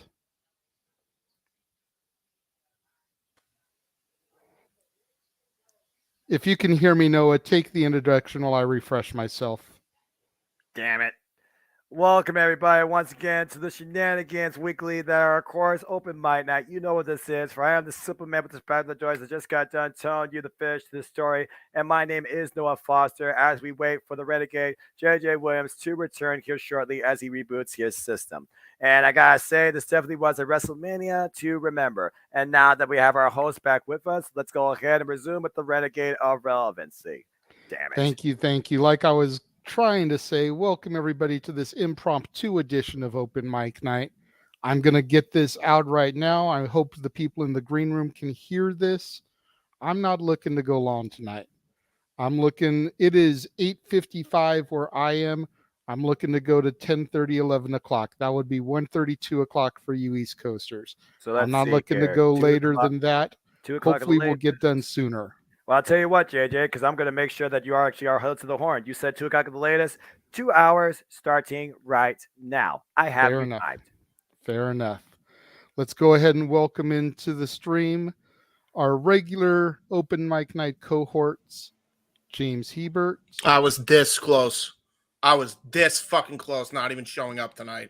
If I didn't see all the comments agreeing with what I've been fucking saying, I wouldn't have even fucking shown up tonight. That's how pissed off I am after that ending. That was some bullshit. Calm down a second, James. We will get there all in due time, my pretty, all in due time. Give us a few minutes. Let's also bring into the stream Stat Boy Mike. Hello, my internet fans. No, I am surprised that I am not ripping my studio apart right now. So Okay. Again, calm down. We'll get there. I'm We calm. will get there. And last but calm. not least, coming into the stream right now, we are still waiting for Jeff to get out of the arena and get to a place where he can log in and join us. But in the meantime, let us try to celebrate a joyous occasion, if you will, and bring in the birthday boy himself, Josh Mansfield, to join the festivities. The Meltzer of the multiverse, as he is known. Welcome, birthday boy. Thank you, thank you. Happy birthday again. Before we get into the heated conversation of Roman's victory, let's take a few moments. Let's try to lighten the mood a little bit. Let's talk about some fun stuff that happened tonight. Josh, I swear to God, I heard you squeal in excitement when the sounds of Naughty by Nature came across my screen and Shane O'Mac came out. Granted, he was in the ring about as long as his dad was for the Royal Rumble 05. You're right. But, just to hear that music after 14 months, 15 months, and having him come out on your birthday, you've gone on record stating one of your top 5 favorite wrestlers of all time. What did that mean to you tonight, sir? Let me put it this way. Jeff Meacham in SoFi Stadium, he couldn't hear any of those other 80,000 fans screaming. He was hearing in one ear Greg Cherry all the way from Pittsburgh and me in the other ear all the way from Cortland. That was me tonight. It was that was just, I was so happy. Tonight's just been, it was a crazy night of wrestling. Surely a roller coaster of emotions for you. Yeah, again, let's try not to talk about the main event too much just yet. But yeah, right, exactly. Let's make some fun here. Everyone's here. We got our nicknames. Noah, he finishes. So take notice of that, ladies. There you go.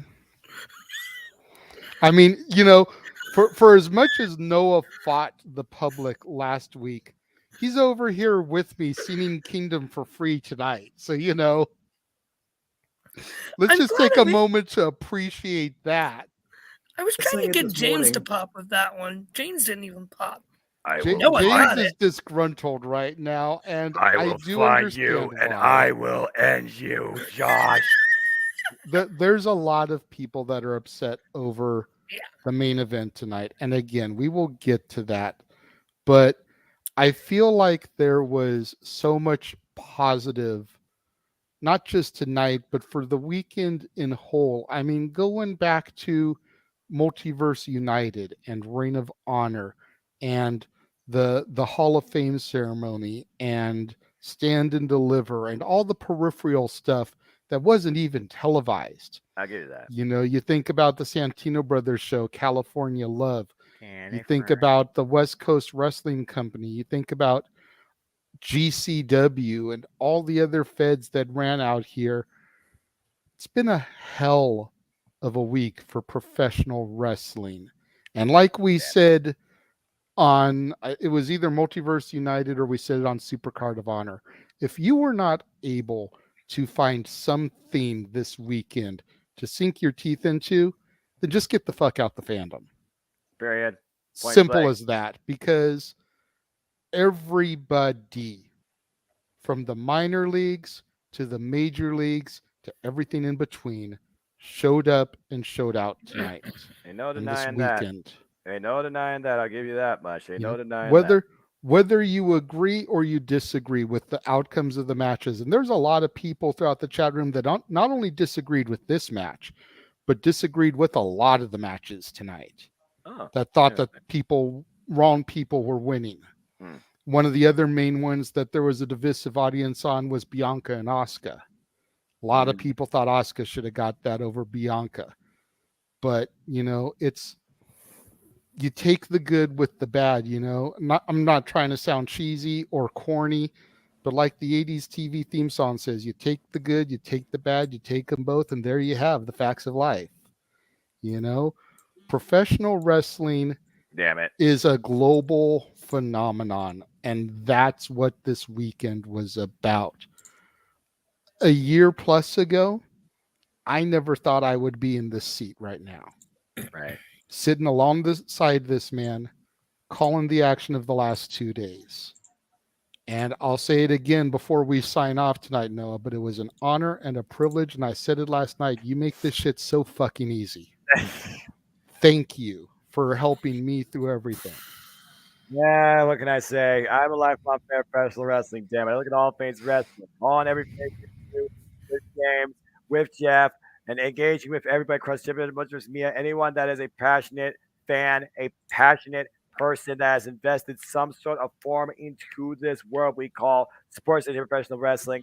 That's what it's all about at the end of the day. This has been the greatest week of my professional wrestling fandom life and my YouTube commentary career. I wouldn't take it for anything less. I wouldn't change virtually anything as far as what I did. This was absolutely incredible. 100%. Hello, Dory. Thank you for sticking around and watching us. Anthony hit the nail on the head. Everyone calm down. We all won as fans this weekend. WWE right. is growing and has so much talent. It brings us all together. Yep. Ken responded saying Roman's title is becoming stale. And I agree. Again, we're not going to dive deep just yet, but I agree that Roman's title reign is becoming stale. But history is being made. And once we get to Raw tomorrow, we're 54 days away from a monumental 1,000. And again, we'll get into that in a little bit. Emmanuel points out he was there live, as was Jeff. People were booing Bianca at a certain point. And there was a point in that match, Noah, when Bianca was kind of getting a little arrogant. She was kind of going like, come on, bring it. And I thought we were starting to see a tease of a heel Bianca there. I mean, again, I still think we talked about it. We talked about it before show, and how it's something that could very easily be coming down the pike here. Right. It's brewing. The question is, when does the trigger get pulled? I think it needs to get pulled sooner rather than later. And again, maybe your moment will happen. Maybe that's what does it. Because what waits now is the most crazy Raw of the year. The Raw of Mania. Who knows what the hell is going to happen or show up there. But again, something has to give in that women's division for sure on Monday Night Raw. SmackDown did it right. That's fair. Before I get into the show producers to start things off. Okay, I see you, Josh. I see your private chat. Go ahead and say what you got to say real quick so you can bounce out. Yeah, sorry, I got to bounce. My sister's already in bed, so I got to get quiet here so I'm not loud waking her up before she teaches Zumba tomorrow. Fair enough. The fact that it came out today that WWE is about to likely sell to the parent company that owns UFC, that set off a warning in my head that Reigns very well might likely retain. You think that they aren't going to want Roman as champion at the beginning of the sell? Think about it. I have thought about UFC. Yeah, that's the only reason I can see for Roman retaining is if they're about to announce the sell tomorrow. The other thing too, especially Shane.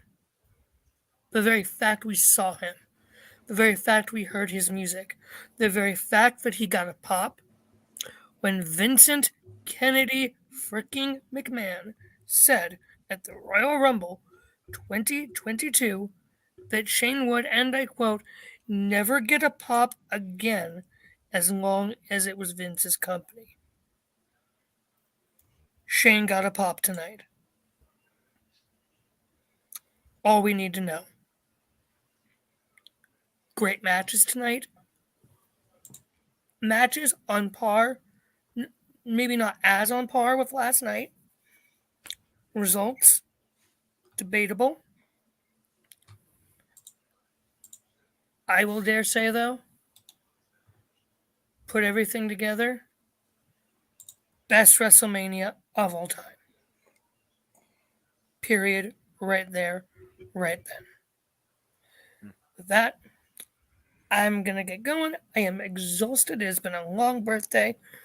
So, love each and every single one of you. Noah, buddy, old pal. Good, there's a smile.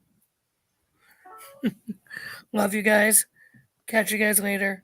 And fuck Bill Belichick. Night. Have a good night and happy birthday. All right, Josh. Enjoy the rest of your birthday, sir.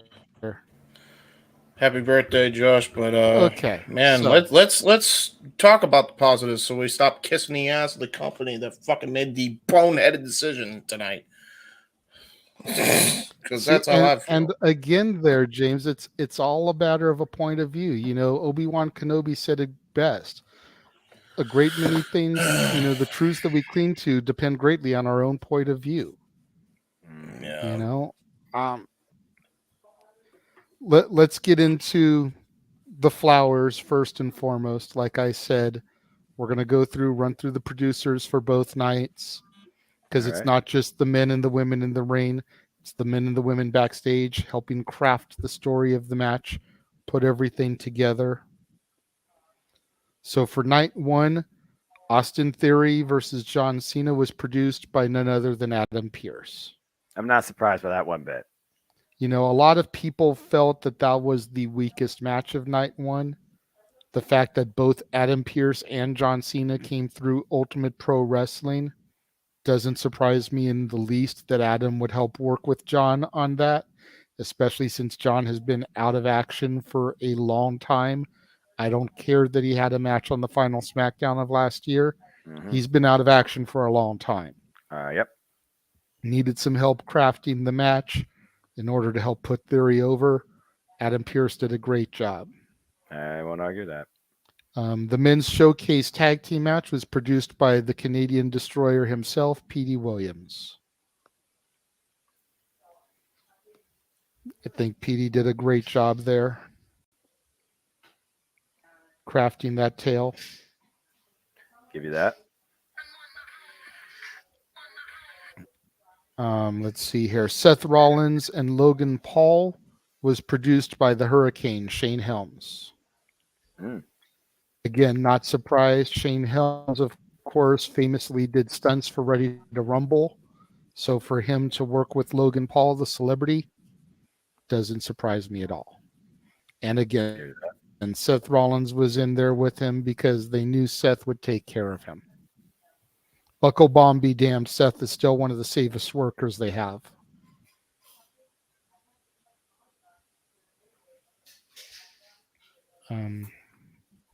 As you can I'm not getting any feedback from y'all, so I don't know if y'all are hearing me, if I'm getting botchy. We are. We were waiting for you to finish because we figured we would talk about our favorite matches afterwards. Fair enough. Fair enough. Okay. Yeah, we're hearing you. We're good, bro. You're good. Okay. Yep. Damage Control versus Becky Lynch, Lita, and Trish. Obviously, Tyson Kidd has his hands in that. We know how much Tyson's been involved with the women's division. Figure he's married to Natalia. Not a surprise there. I can't. Yeah. Ray and Dominic was produced by Jamie Nobleboy.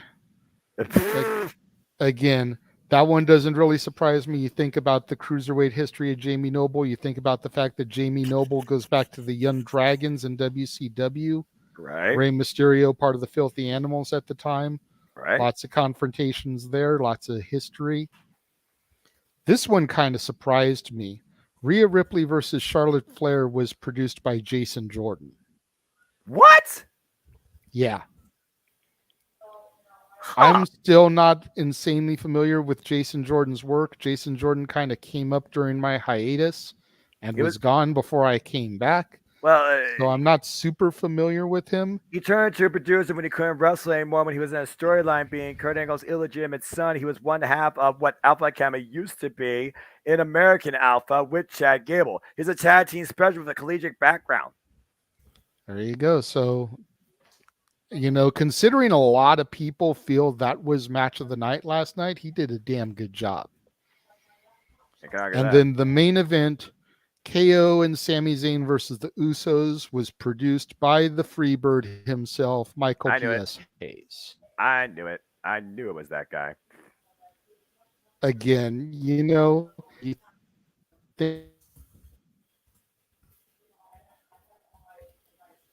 Uh-oh. We lose JJ? No, he's there. Yeah, okay. He's freezing for a moment. He's good. I'm okay, man. I'm okay, Robot. My voice will sound like Beetlejuice right now, but I'm okay. JJ, I think I don't know what's happening. So there's that. But you think about his tag team history, the Von Erichs, the Freebirds, that makes total sense. His tenure with the company would obviously garner him the main event spot. Right. Michael Hayes, great job with that match, told a hell of a story. Sami and KO versus the Bloodline. Moving on to night 2.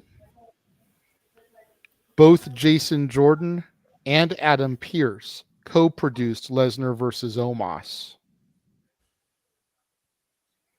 All right. I didn't see that match. You didn't really miss anything. It didn't last long, but I still say it was better than people thought it would be. Lesnar got the W, but Omos showed out. He rock on. Gotcha. The women showcase tag was PN. For the record, you're unfortunately glitching. You're going re-roll there for a moment. Technology at its finest, folks. Technical difficulties. All right. I think we got him, but it's okay. I'm just going to look at some stuff here. I said we're at him. All right. Main tonight deflated our spirits. Blah, blah, blah, blah. Trying to find something non-main thing. JJ, okay, you're conscious right now. Your schemes, so try and work again, brother. Can you hear me okay, or am I still glitchy? We can hear you. Right. You're good. You're not having a problem like a Verizon commercial. You're good for the moment. A Verizon commercial. Can you hear me now? Okay. Damn it. Hear me again. I'm going to try to refresh again. Okay, bro. We got this. It's happened again. What was that laugh? Was that Dory? Yeah, this is going to be a long that was Dory laughing all the way from downstairs. She's talking with her son, watching the show. I think she might be paying attention to the press conference if there is one. Oh, there is. I'm gonna watch both. I'm gonna watch both tomorrow ahead of my Sipple Take. Stay tuned, folks, for me and JJ recording a Sipple Take. I hope they don't bring Cody out for the press conference. That's gonna be depressing. It's all good. Dory, you're fine. I love that. I love hearing happiness. Okay, JJ, you're good. Try again. Let's continue. So Petey Williams did the women's tag showcase match. That don't surprise me. There's a name I haven't heard in a while. The Man of the Canadian Destroyer. The Intercontinental title match, Drew versus Sheamus versus Gunther. Oh my God. Abyss was the producer of that one. Wow. That doesn't surprise me. Abyss, hell of a brawler.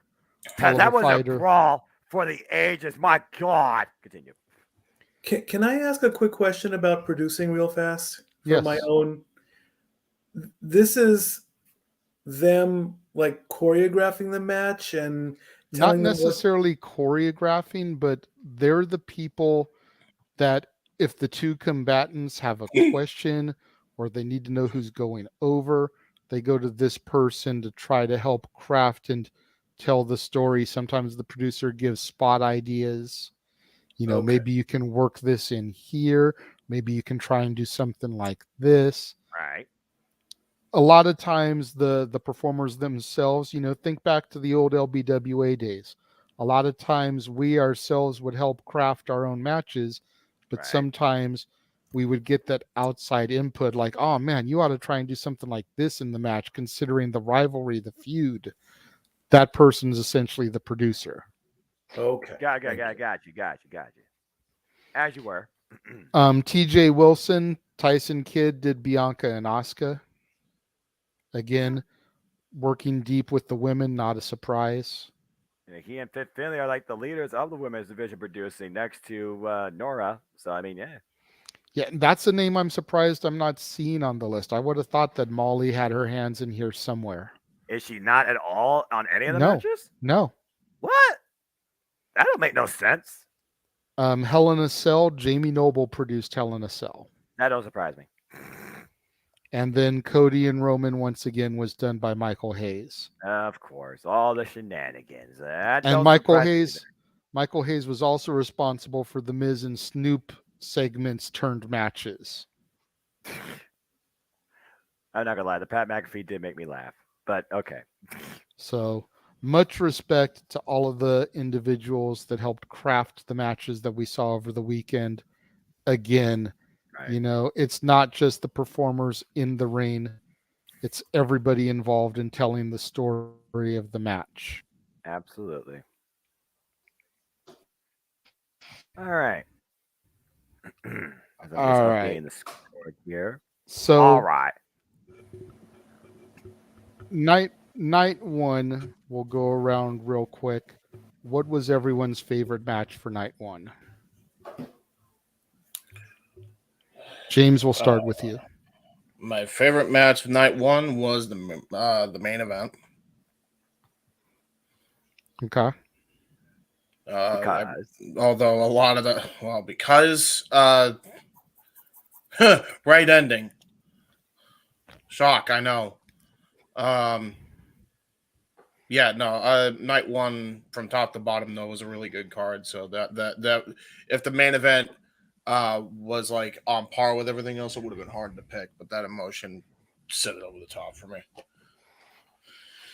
That's fair. Obviously, that was a hell of a moment for me too. Stat Boy, what was your favorite match for night one? I'll agree with James. I'll go with the main event. I said it on yesterday's show.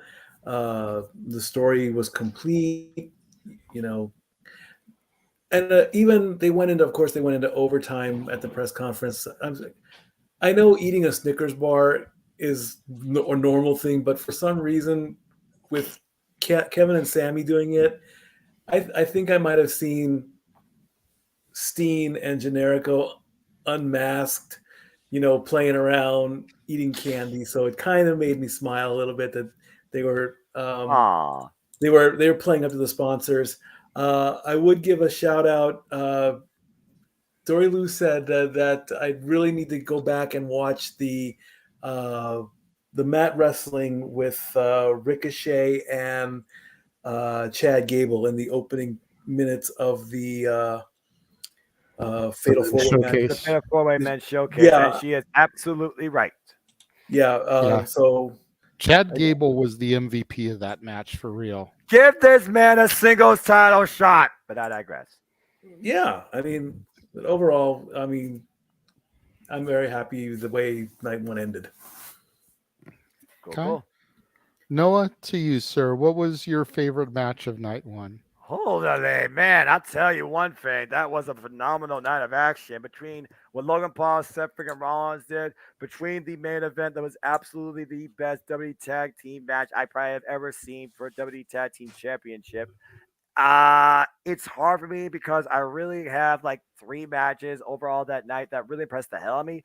But I think just because of the absolute fact that booking made the match seem so brah. The more I like, fuck you, I'm going to show you we are the main event, rightfully so. I got to give it to Charlotte Flair and Rhea Ripley. The spots they pulled out there, how far they took each other to the limit, and the absolute choice and passion to prove that you are the absolute best in a match that was 3 years in the making of redemption. I got to give it to the freaking women. For me, it's Rhea Ripley and Charlotte Flair, and I'm extremely happy that brutality humbled royalty. Bow down to the queen no more. Say hello to your new mommy on SmackDown, Rhea Ripley. Congratulations. It's that match for me. There we go. For those of you that are still in the chat room engaging with us, please make sure that you share your thoughts as well. Dory Lou says night 1 for her was the main event, followed by the Mysterios. It's a fair shout. For me, I think we all kind of hit the nail on the head. For me, it comes down to the women's title match, Charlotte and Rhea, and it comes down to the main event, KO and Sammy versus the Usos. By 9. They're the 6 individuals that I feel really went out there, and Rhea and Charlotte said, top that. Yeah, top that bleep.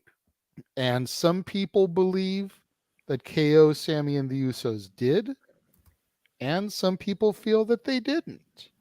So, it's definitely a tit for tat. What you like, Harvey Dent's coin flip, either way it goes, Michael Gonzalez says that for him, night 1, it was Rhea and Charlotte. Night 2, it was Balor and Edge. We will definitely get to night 2 in a moment there, Michael. But yeah, Mikey, I don't know if you saw any of the pre-show. I don't know if you were working or whatever, but I pointed out to both Noah and I pointed out to Meacham when he popped in. Just a little something to make the main event that much more special for us. 18 years ago, to the day yesterday, April 1st, 2005. Right. We first walked into that Jewish community center, 27 minutes from where SoFi Stadium sits, and saw Pro Wrestling Guerrilla. Yep. The main event that night, Super Dragon versus Kevin Steen versus El Generico. There you go. There you go. 18 years later, I'm sitting next to this man calling the action as they're getting crowned the undisputed tag team champions. You were left speechless. I was trying not to cry, damn it. I'm not afraid to say it. I love it. I love it.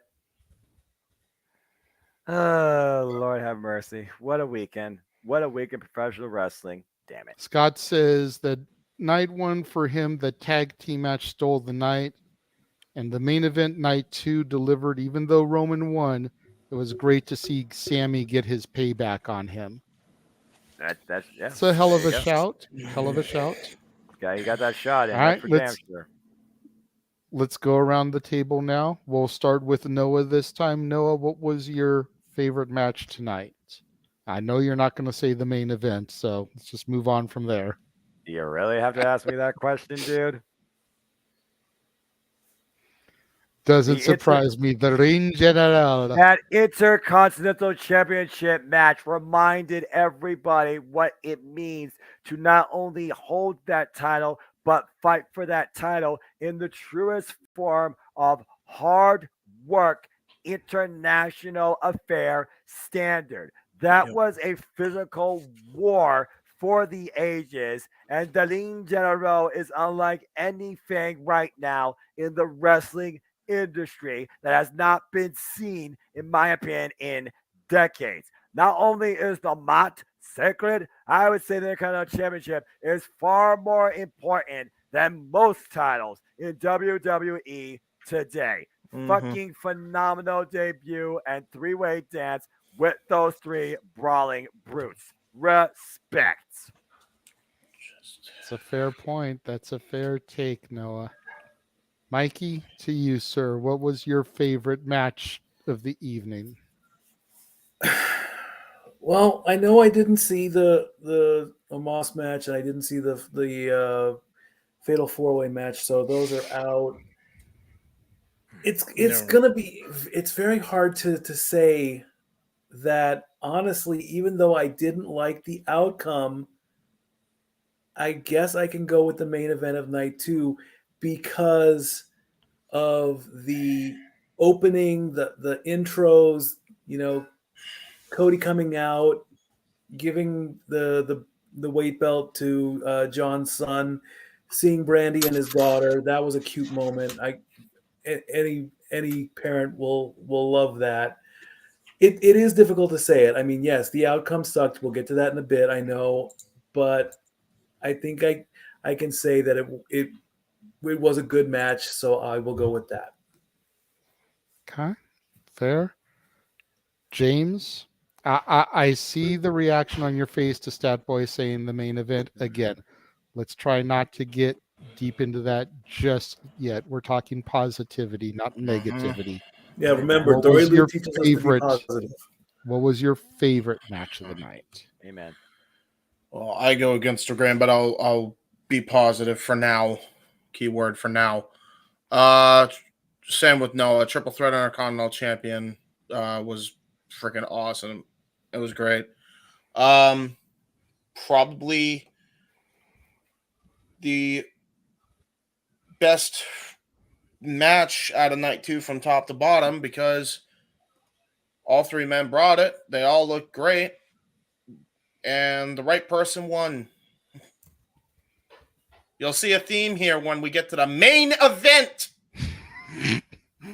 He's not going to let that go, folks. Fair enough, James. Fair enough. Calm down. Breathe. Hey, James. Tranquilo. Namaste. I'm far I don't from think he does that yoga. after this. All right. For me, and honestly, I was, as I was monitoring the chat room, right? Like I said, I saw a lot of people shitting on multiple matches tonight. Overall, people think night 1 was better than night 2. And while night 1, I don't think had a bad match, when you start off the show with Lesnar and Omos, you can only go uphill from there. Right. But I will say Lesnar and Omos delivered like I thought it was. It wasn't a 2-minute squash fest like everyone thought it would be. Granted, it went just shy of 5 minutes, 4:55 official time, #StatBoy approved. Agreed. But it wasn't as bad as people thought it was going to be. I honestly feel that there were a lot of high spots tonight. And, Gunther versus Sheamus versus Drew McIntyre. Yes. Definitely banger. Bianca Belair versus Asuka. Yes. Phenomenal. That one and the women's match from night 1 are honestly really neck and neck for me. As far as which one I thought was better. Both people I wanted won. Right. So I can't be like, James and be like, well, the wrong person won, the right person won. I'm happy I picked both of those. There you go. I understand people's feelings about Asuka, Kana, and why she should have taken it. Right. But I mean, Bianca Belair solidified her status of the female John Cena right now. 3-0 at WrestleMania. Right. She had all the kids with her looking adorable with their long braid extensions. That was cute. It was a hell of a moment. And the little girl coming up at the very end doing the flips. So adorable. People in the chat room were like, I see you, Mikey, just a second. People in the chat room were like, oh, she's got kids with her. That just guarantees her victory. Cena had Make-A-Wish kids last night. He lost. That don't mean shit. They really don't. It's a heck of a point, a talking point. But again, as I look at Triple H on my screen from the press conference, and granted, I can't hear what he's saying right now. Triple H is a man about lineage. He's a man of history. He's a man of legacies. He's a man of meaningful championship runs. Yeah. And that's going to play into the conversation later, but I feel that's why Gunther retained. Walter, long known for being a Triple H guy in your NXT. Damn it.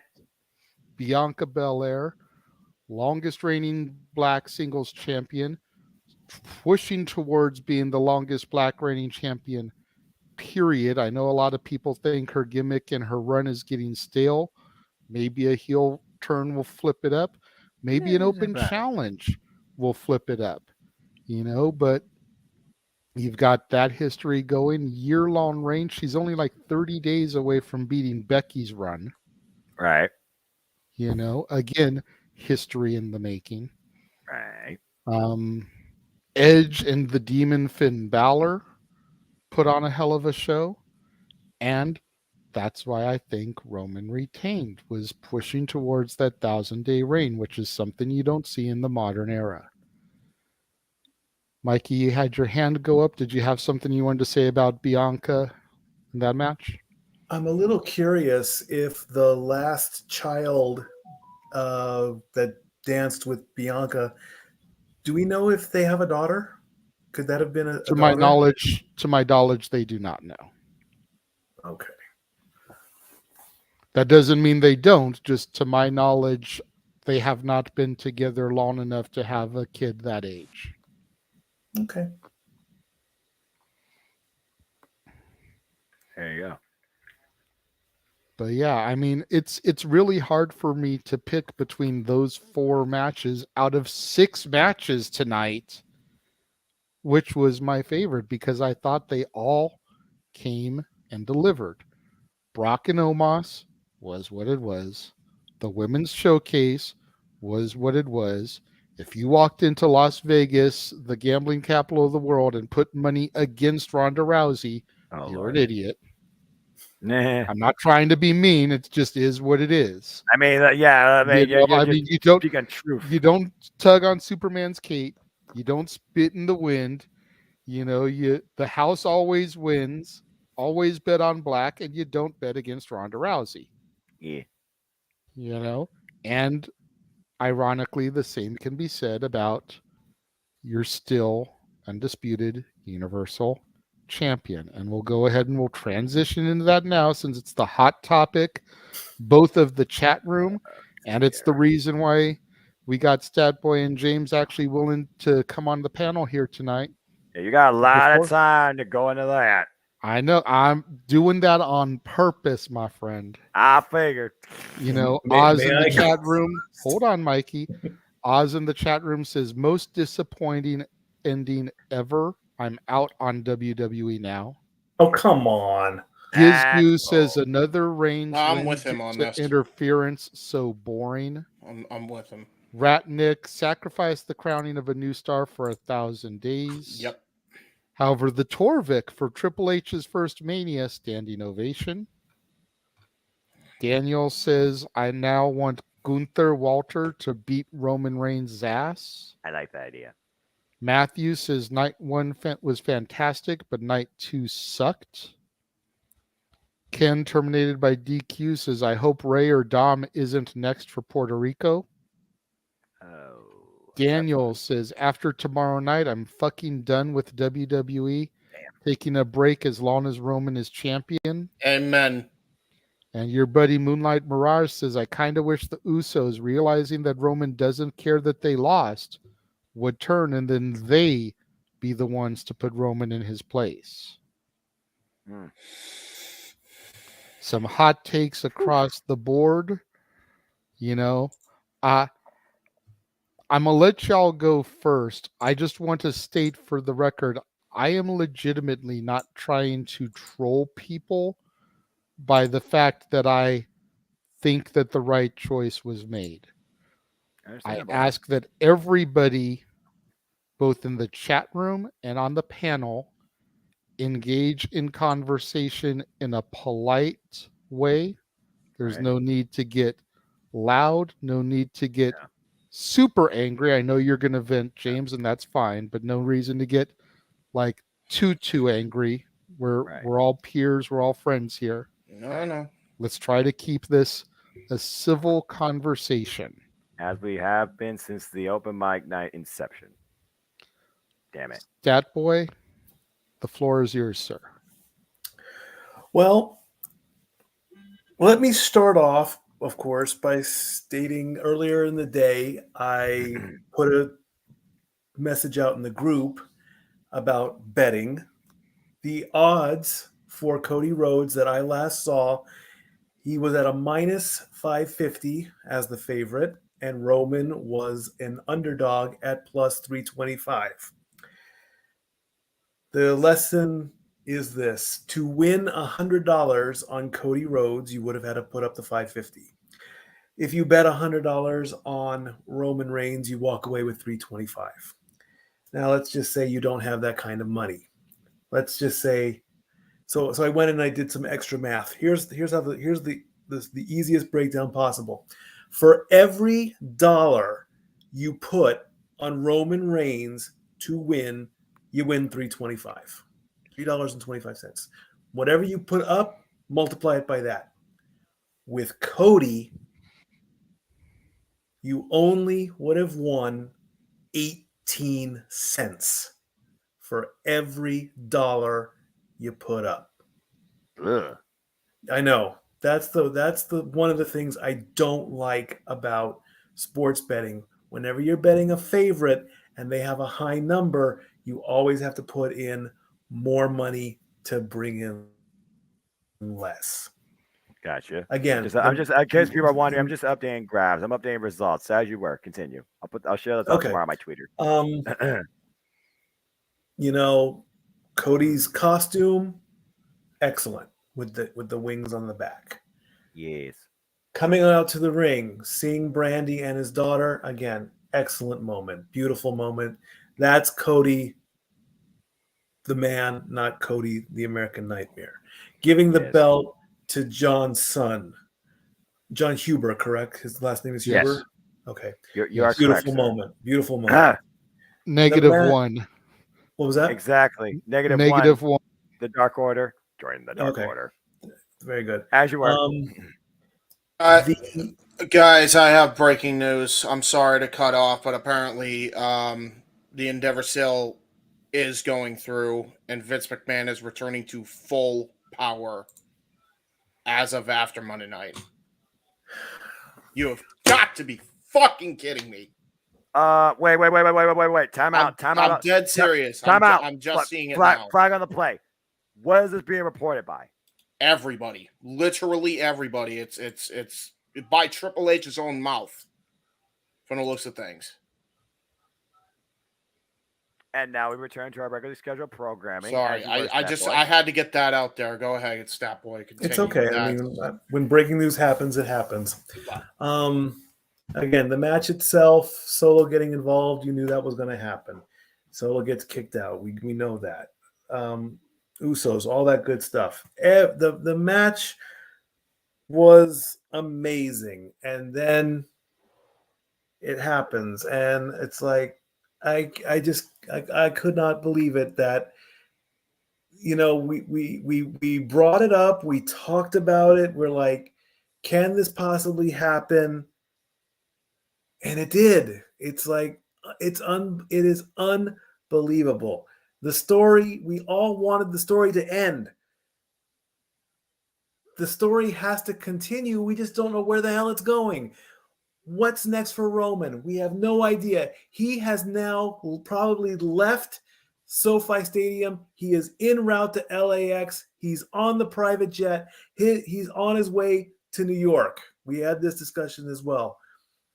You know, it's the 1,000-day reign is going to come in less than 60 days, unless by some miracle at WrestleMania Backlash in Puerto Rico.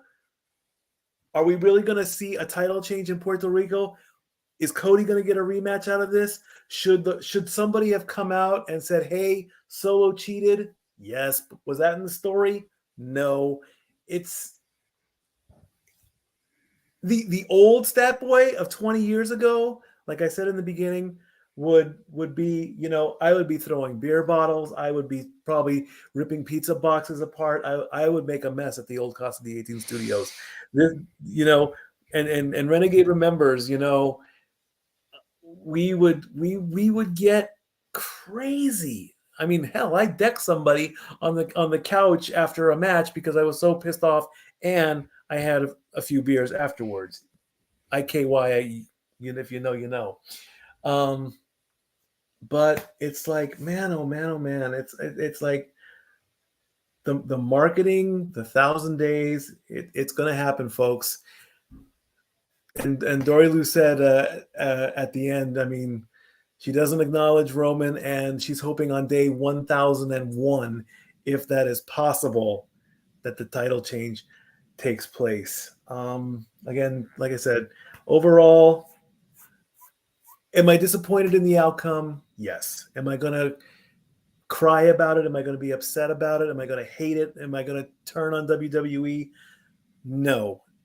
You know, if you want to take a break from WWE, that's fine. It really kind of hurts me a little bit that some fans, you know, they want to rip their TVs off and it's your choice, but I don't want to say I don't agree with it, but it's a little bit saddening. Cody is Cody. He is going to rebound from this. We just don't know where it's going to go. So, moving on, like I said, I'm very happy that the WrestleMania week is done. I will also say everybody did another great job. Everybody, you know, JJ and Noah, excellent job on commentary. Thank you. My voice. The only good thing that may have come out of Los Angeles tonight, the Kings are going to the Stanley Cup playoffs, and that's me being an arrogant little Stat Boy Sports Bar plug boy right about now. So I have to throw that. If Josh can say fuck Bill Belichick and bring in football, I'm going to bring in hockey and be an arrogant little bastard right about now. So that's and why the hell not? And why the hell not? Yes, I know. So I'll invite you all to again to come in on the sports bar on Tuesday, where we might touch on WrestleMania. I don't know. We probably will, and we'll just see where the story goes. Again, I'm very happy with the entire Multiverse of Media. I love you all. I'm going to take my leave. Stat Boy out. All right, Mikey, thank you very much for joining us this evening. We appreciate it. Hopefully we'll see you for open mic night next week. I'll send out the ladies' results graph also later on too. I do. I can also confirm that the story that a lot of people were going with was total bullshit. I'm not going to give the sources any credibility because I don't deserve the fucking privilege. What that's was fair, because as soon as you said it, I thought it was real because I saw it like from 5 different sources. But what it actually was to actually report on the proper fucking story, because Lord knows I need more fans pissing me the fuck off. Thanks. The reason Triple H was emotional was he confirmed the little girl, which Stepboy was referring to earlier, Amina, actually lost her mother this morning, which is why Triple H was really upset. That's the reason. And everybody took that shit out of fucking context. That's crazy. Fuck off. I don't even want to. I'm not even going to continue with what I actually want to say from that point, because then I'm. Oof. Scott's that made me more reporting that pissed than the Triple fucking main event, honestly. Scott's reporting that Triple H said that Shane tore his quad. Oh, damn. Yeah. Doesn't surprise me. Yeah. Some people in the chat were saying it might have been an ACL tear, but tearing his quad just like his old man did at the Rumble 05, baby. Shit. At least he didn't tear them both. Yeah, he wasn't sit down. He wasn't sit down in the middle of the ring, unable to move. God. So the big thing that this all comes down to is Noah said it so eloquently multiple times. The moment versus the 1,000 days. Yes. And you create moments at WrestleMania. Yes. You know, I mean, Noah, you and I have been debating on this for the better part of a month. Yes. James, clearly you are beyond pissed at the main event, and I'm definitely going to hand the microphone over to you here momentarily to say your piece. Oh, Lord. That's more dangerous than CM Punk with a pipe bomb. Trust and believe, I know, but I figure if I give the mic to James now, he can get it all out and we can still kind of curb the conversation so we don't go overtime. Fair enough. But at the end of the day, we all have to remember, her feelings aside, this is business. Right. Roman Reigns is in the midst of something monumental and historic. And yeah, maybe other feds recently have had 1,000-day reigns. The WWE has not had anything like this, dare I say, since the Hogan era. And it likely will never happen again. Right. Roman Reigns is the first person in history to walk into 3 consecutive WrestleManias and successfully defend his championship during the same reign. Exactly. Even Hogan couldn't do that. Yeah. If he had defended his title against WrestleMania 1, he would have. But he was in a tag team main event with Mr. T against Piper and Orndorff. Yeah, about to say because Mania 1, 2, and 3 would have all been the same reign. Right. But even the immortal Hulk Hogan couldn't do that. And we are now 54 days away from 1,000. Yeah. And I know Jeff just popped in. Just a minute, Jeff, before you start speaking. I promised James he could have the microphone, as he has a lot he wants to get off his chest about the main event. That's going to be good. Take your time. James, the floor is yours, good sir. Oh, boy. If I have something I want to counterpoint to you, I will raise my hand. I am not going to try to interrupt you. Feel free to get everything you need to say off your chest. Everyone buckle up. This is going to be Mr. Toad's real wild ride. Yeah, right? I want to just say this right now before everybody thinks I'm going... Because a lot of people can't separate the fucking characters from the in real life people. I am not in any way going to insult Roman, the person, or even Roman, the character. I am strictly going after the person booking, or the people booking, and the people agenting this match. Period, point blank. Alrighty. That is full stop what I'm going to do. Okay. Let him talk to you. I will never waver on my stance that the 1,000 days was not worth sacrificing Cody when you had the next babyface of your company. Never, ever going to be okay with that. Never, ever going to be fine with that. I don't care if they even build them up to challenge Roman Reigns next year. They had their moment. They blew it. Nobody's going to buy it now. And even if they did and it happened, guess what you did? You pissed a lot of people off that would have been invested tonight, and you would have made lifelong fans, probably more so. They had it tonight with that match. That match was great, and then the ending happened the way it did. And the most insulting part of all of it is that it's not even something original. The only fucking exception I would have had for Cody losing tonight is if Jay White came into the middle of that fucking ring and interfered and dropped him on his ass with the switchblade. That is the only way I see Cody losing that belt for any reason whatsoever.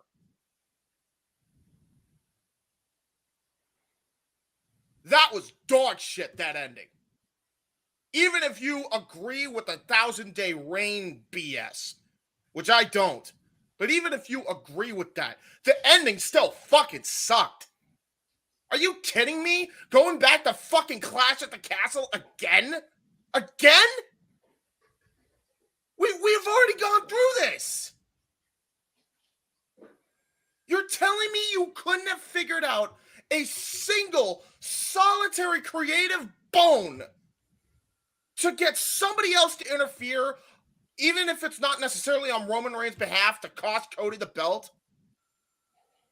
Would have still been a bitter pill to swallow, but at least it would have freaking made sense if it was Jay White, AJ Styles, Somebody from fucking Bullet Club.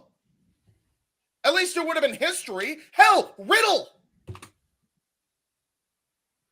Solo again? That's what I'm pissed off about.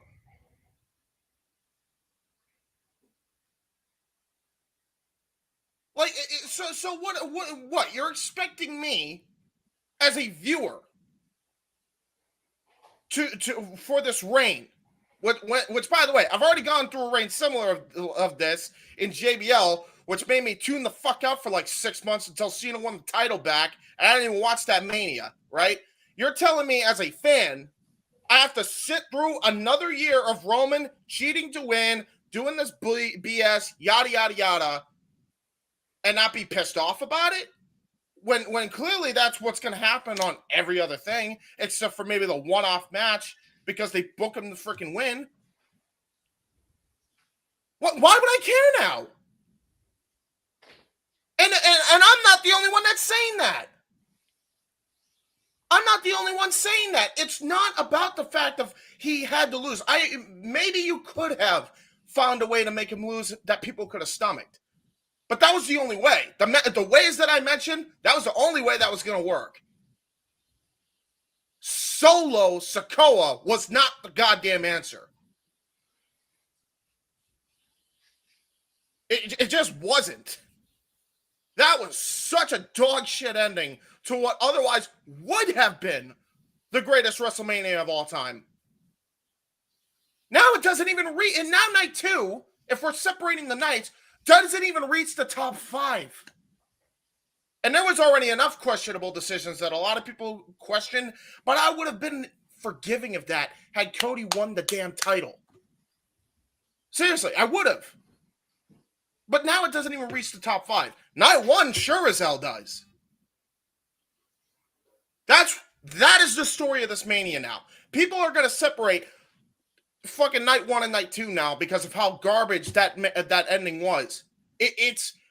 And that sucks because it's not the athlete's fault. I feel like a broken record at this point. It's not the athlete's fault. It's not Cody's fault. It's not Roman's fault. It's not everybody else's fault that was on that card tonight. It's not their fault.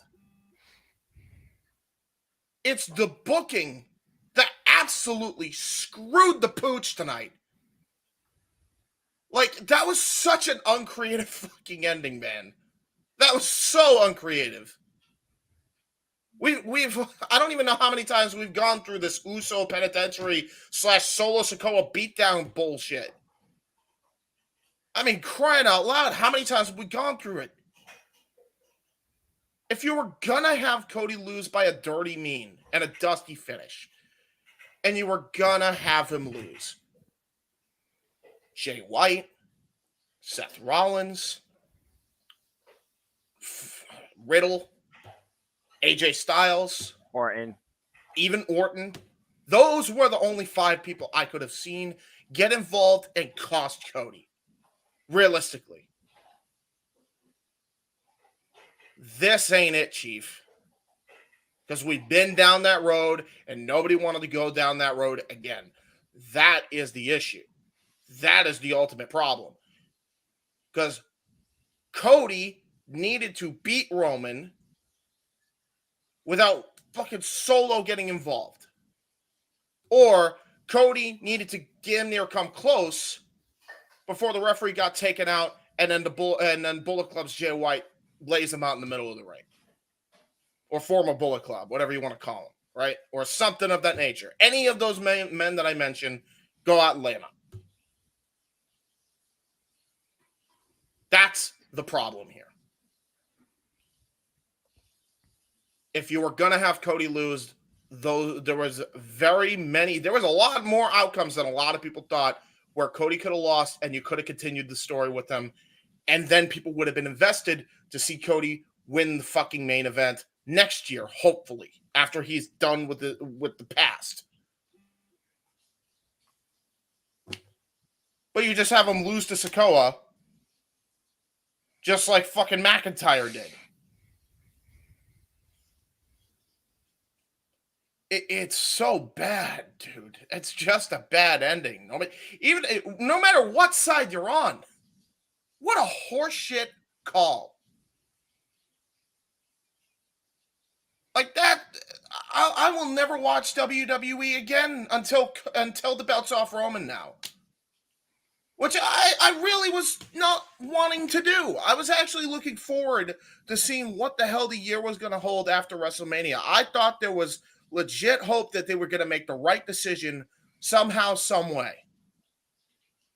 And boy, did they not. They were right there, and then they dropped the fucking football and fumbled right at the damn 1 yard line. Holy shit, what an awful finish.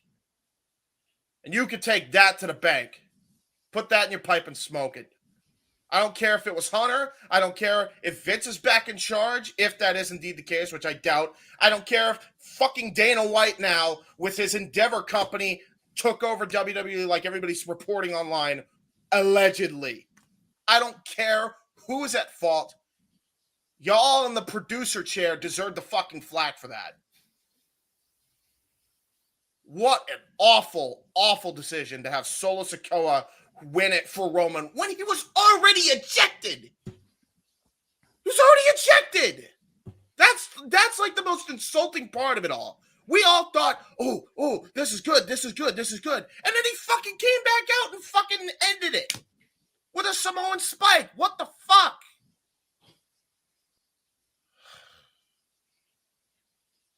That's what I have a problem with. Now we get honestly, way to cheapen your fucking sale for the 1,000-day shirt, by the way. That's all I gotta say. I'm done. Okay. There's my rant. Damn. I mean, it's a fair rant. You make some valid points. Think about it like this. The Real Wyatt brings up a valid point in the chat saying it's Hollywood, bro. This is a movie. Think about this for a minute, okay? I know it's hard to imagine right now because you're so caught up in the moment and you're so pissed at what you saw. But if you'll just allow me this, close your eyes for a second, James. Think of this as a 3-act story, just like you would see in a traditional movie. Act 1, you had Cody's return last year, his dramatic chase to the title. He faces Roman at the main event. He loses. He's now dejected. What do I do? Now we go over what's the next major pay-per-view that's going to come our way. King, Queen of the Ring. There's always a quarter, semi, and final match. Solo, Jimmy, Jay on his way to winning the King of the Ring, because wrestling has more than one royal family. Cody is crowned King of the Ring.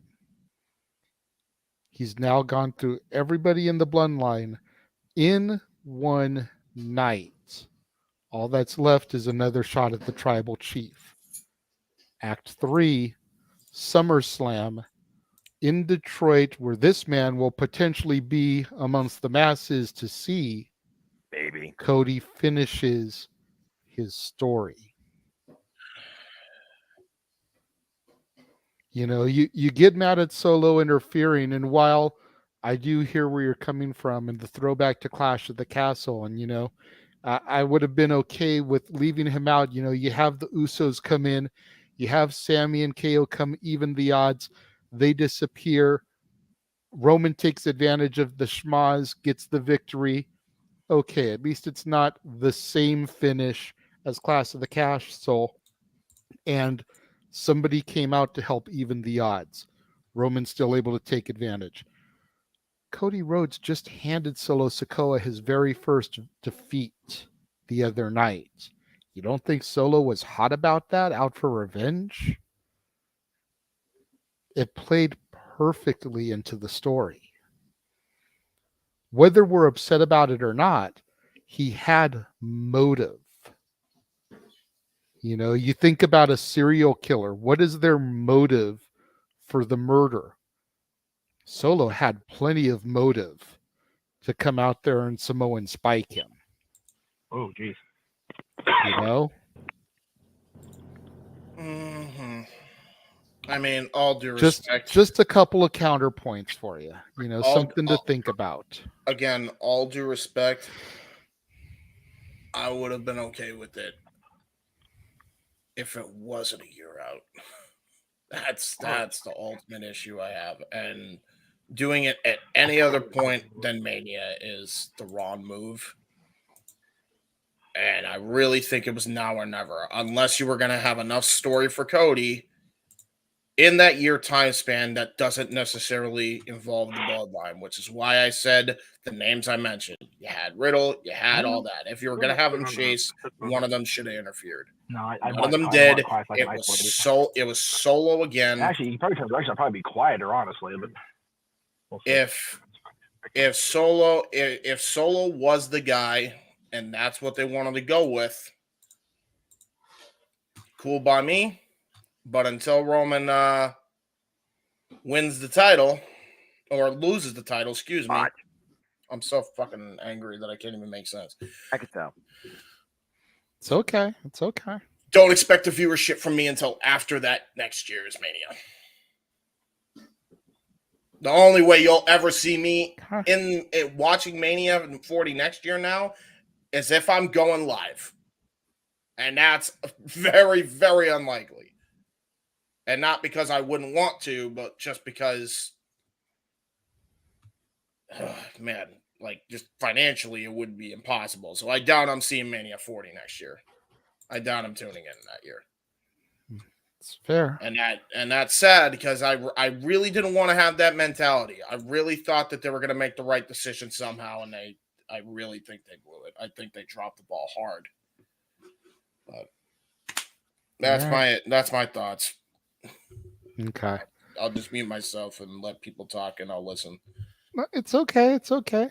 Jeff, welcome back to the impromptu open mic night. Just so you know, since you're joining us late, Noah actually has a stopwatch going. We are going until 11 o'clock our time, 2 o'clock their time. We are not trying to go later than that. We have 52 minutes and 10 seconds, according to his count. 58 minutes by my count. It only says 10:02 on my watch, but oh yeah, that's right. Because I only said flat for 2, and you weren't starting at the top of the hour. I fix. That's fine. But you know, at least the 52 gives us like a 5-minute warning. Just look at it like that, Noah. Yeah, let's just keep it like that. That way, I could be like 5-minute warning after it's up. Continue. So Jeff, aside from being he who missed hell in the cell, which I'm sure is a shenanigan-filled story that you're going to want to get off your chest. What was the atmosphere like amongst 81,000 when the tribal chief retained over the American Nightmare? Okay. Before I get into the Cody Roman match and the aftermath and all of that, I owe the viewers an apology for my comment that I left saying I would have a ginger snap moment during this segment of the show, because I was handled very nicely by SoFi Stadium security after you guys saw me be ushered off the air earlier. Everybody did their job politely, calmly. My bitch was the only damn guest relations booth, stand, whatever you want to call it this week. Certainly not Disney setup. I'm glad where the hell I work, because if I worked at SoFi, I'd have lost my fucking nut tonight. Damn. Was okay. I don't know if they ever got a crowd shot of it at all, but the big SoFi Stadium logo directly across the stadium from the stage. If that ever popped up on screen, you guys know what I'm trying to reference. By the time I settled into where I was sitting, I was stage right in like 215, 216. I had to walk more than half of the circumference of the stadium just to check in 2 tripods that I walked in a cleared bag at 3 o'clock this afternoon. Damn. And I got glimpses of the cell lowering, which, was cool. I got this little upper heart rate. Missed every bit of Edge's entrance, which not happy, obviously. And I caught enough of Balor's music and the ambiance where I was like, all right, I can fuck with this. That's fine. But I missed Edge's everything. So Travis got it on recording where he was in 440. And by the way, this man is a superstar of the night as well. We got to the car safe and sound, and we are on our way to fucking Denny's because I need to eat something to get that shit out of get that taste out of my mouth from missing that cell match. Well, there was no Gangrel or Christian, so right. Yeah, I was going to say you didn't miss anything major, which I'm not mad at because I was never promised Gangrel and Christian. I was just told Gangrel was going to be at the stadium. Didn't mean he was going to fucking put the fangs on, get the white shirt on, do the shit. So whatever. Yeah, but do the thing. It would have been nice to see David because I haven't seen him in a minute. It would have been cool, but it is what it is. All right, as far as the main event. Yes. So I recorded everything, the hype video, and then my thing blipped briefly, so I may have missed Cody saying wrestling in the Wrestling's World One Royal Family or whatever, but I got everything from that until Samantha Irvin said Reigns and the bell rang. So I got some good shit on film. Nice. I then filmed, I want to say it was 10 minutes total, the last thing I recorded on video, and it was everything, if you're going backwards in time, from Roman's last pyro all the way up, so 10 minutes before that, roughly. I had one hand on, and by the way, once I came back from guest services during the cell fiasco, I ended up right behind the staging, but like off right so I could get a long shot of the stadium. I am grateful I brought my concussion earmuffs because pyro was right here. Like basically, if I threw my elbow at Travis right now, I could hit the pyro where I was standing. Damn. So yeah, I was like, all right, I'm back in my 20s doing the Roo shows where I have no fucking hearing. Yay! So thank God for the concussion muffs. But man, so I'm recording the end of the match, and he hits that last spear. Solo does what he does. He hits the last spear. I'm like, we're good. I'm filming. I had my right hand on my camera like this, and I don't have a recollection of making myself do this, but I ended up. And I'm thinking, oh, fuck, they did it. They actually had Roman retain, and you could hear that place deflate. It wasn't Bruno dropping the title to Koloff, and you could hear a pin drop, because the Garden didn't have 80,000 fucking people in it when that happened. But it was one of those, like, right. I predicted it officially on the sheet with Noah, so thank you, Roman, for that point. But it was very surprising. And I find myself surprised that I was surprised because it's like, JJ, you and I have been saying, I've been putting it out there and it's kind of been adopted by a lot of people. There's money in 1,000 days. And I heard what James had to say. I was off camera because I was walking so fast. I was, doing this shit. So I didn't want to give everybody, motion sickness walking to the car. Right. But I heard everything that was said when I came on. And JJ, you will understand this because you are a Kings fan, as am I. When we came out of pandemic and we were rebuilding the team, what was the famous 3-word phrase that we heard from GM Rob Blake, from The Office, from fellow fans about the rebuilding? Trust the process. Exactly. Trust the process. I am not disagreeing with James that the moment was here, because this place was ready to pop louder than I popped last night. And trust and believe, if you watched on Peacock, if you're there with us at 80,000 people, that place fucking popped last night. Oh, I bet. I friggin' bet. It was like I still have reserved tear ducts that have not been activated just in case I lose it watching that match again back in a couple days. Yeah, fair. But Kat is making great points, and I appreciate you putting it up, Jay. Cody has said he needs to finish the story. Who, at any point, Paul, Roman, Solo, the Usos, Triple H, Vince, Cody himself ever said the story has to end at WrestleMania? Yes. They say the things to get the buy rates, to get the subscriptions, to get the people into the building. Nathan, I disagree. Go back. I want that one with Nathan up there because this is what I referenced when I watched AHR Weeks a couple weeks ago. There is an end in sight. Trust the process. This has been going for just over 2 years. And I understand that a lot of people believe that we're going to have an NWO peter out ending of this story. And I vehemently disagree with it, but I understand the thought because I lived through the NWO. I lived through Bret Hart and a goddamn silver NWO logo. Okay? I'm just throwing that. I lived through Jeff Jarrett leading the NWO. Do not at me about the bloodline going too goddamn long. He was also a horseman. I don't know if you knew that or not. Oh, for the love of God, we have to really talk about that right now. You know what? Mikey T's not here, damn it. We're sticking to the shtick. Like damn Walter. it. That's right. That's right. Hashtag Feel Merchy. Buy the stuff on ProWrestlingTees/Jeff Meacham. Thank you. Jeff Meacham Network. Appreciate you. Cheap plug. There you go. Very. I don't know. What a cheap plug. We spent a fuck ton of money this weekend. Anyway. I bet. Disney's going to be very grateful. I'm going to be very grateful for Disney for paychecks coming back. I've been off work for a while. But yeah, trust the process. I'm going to keep saying it because I firmly believe it. I told you guys yesterday, choosing that option I chose for the finale of this weekend was the hardest prediction choice I've made in years. Right. But I chose Roman because I believe the process can be trusted. I believe that we will get what was being mentioned in the comments. We will get Cody Rhodes as King of the Ring. Or we will get Cody Rhodes as Mr. Money in the Bank.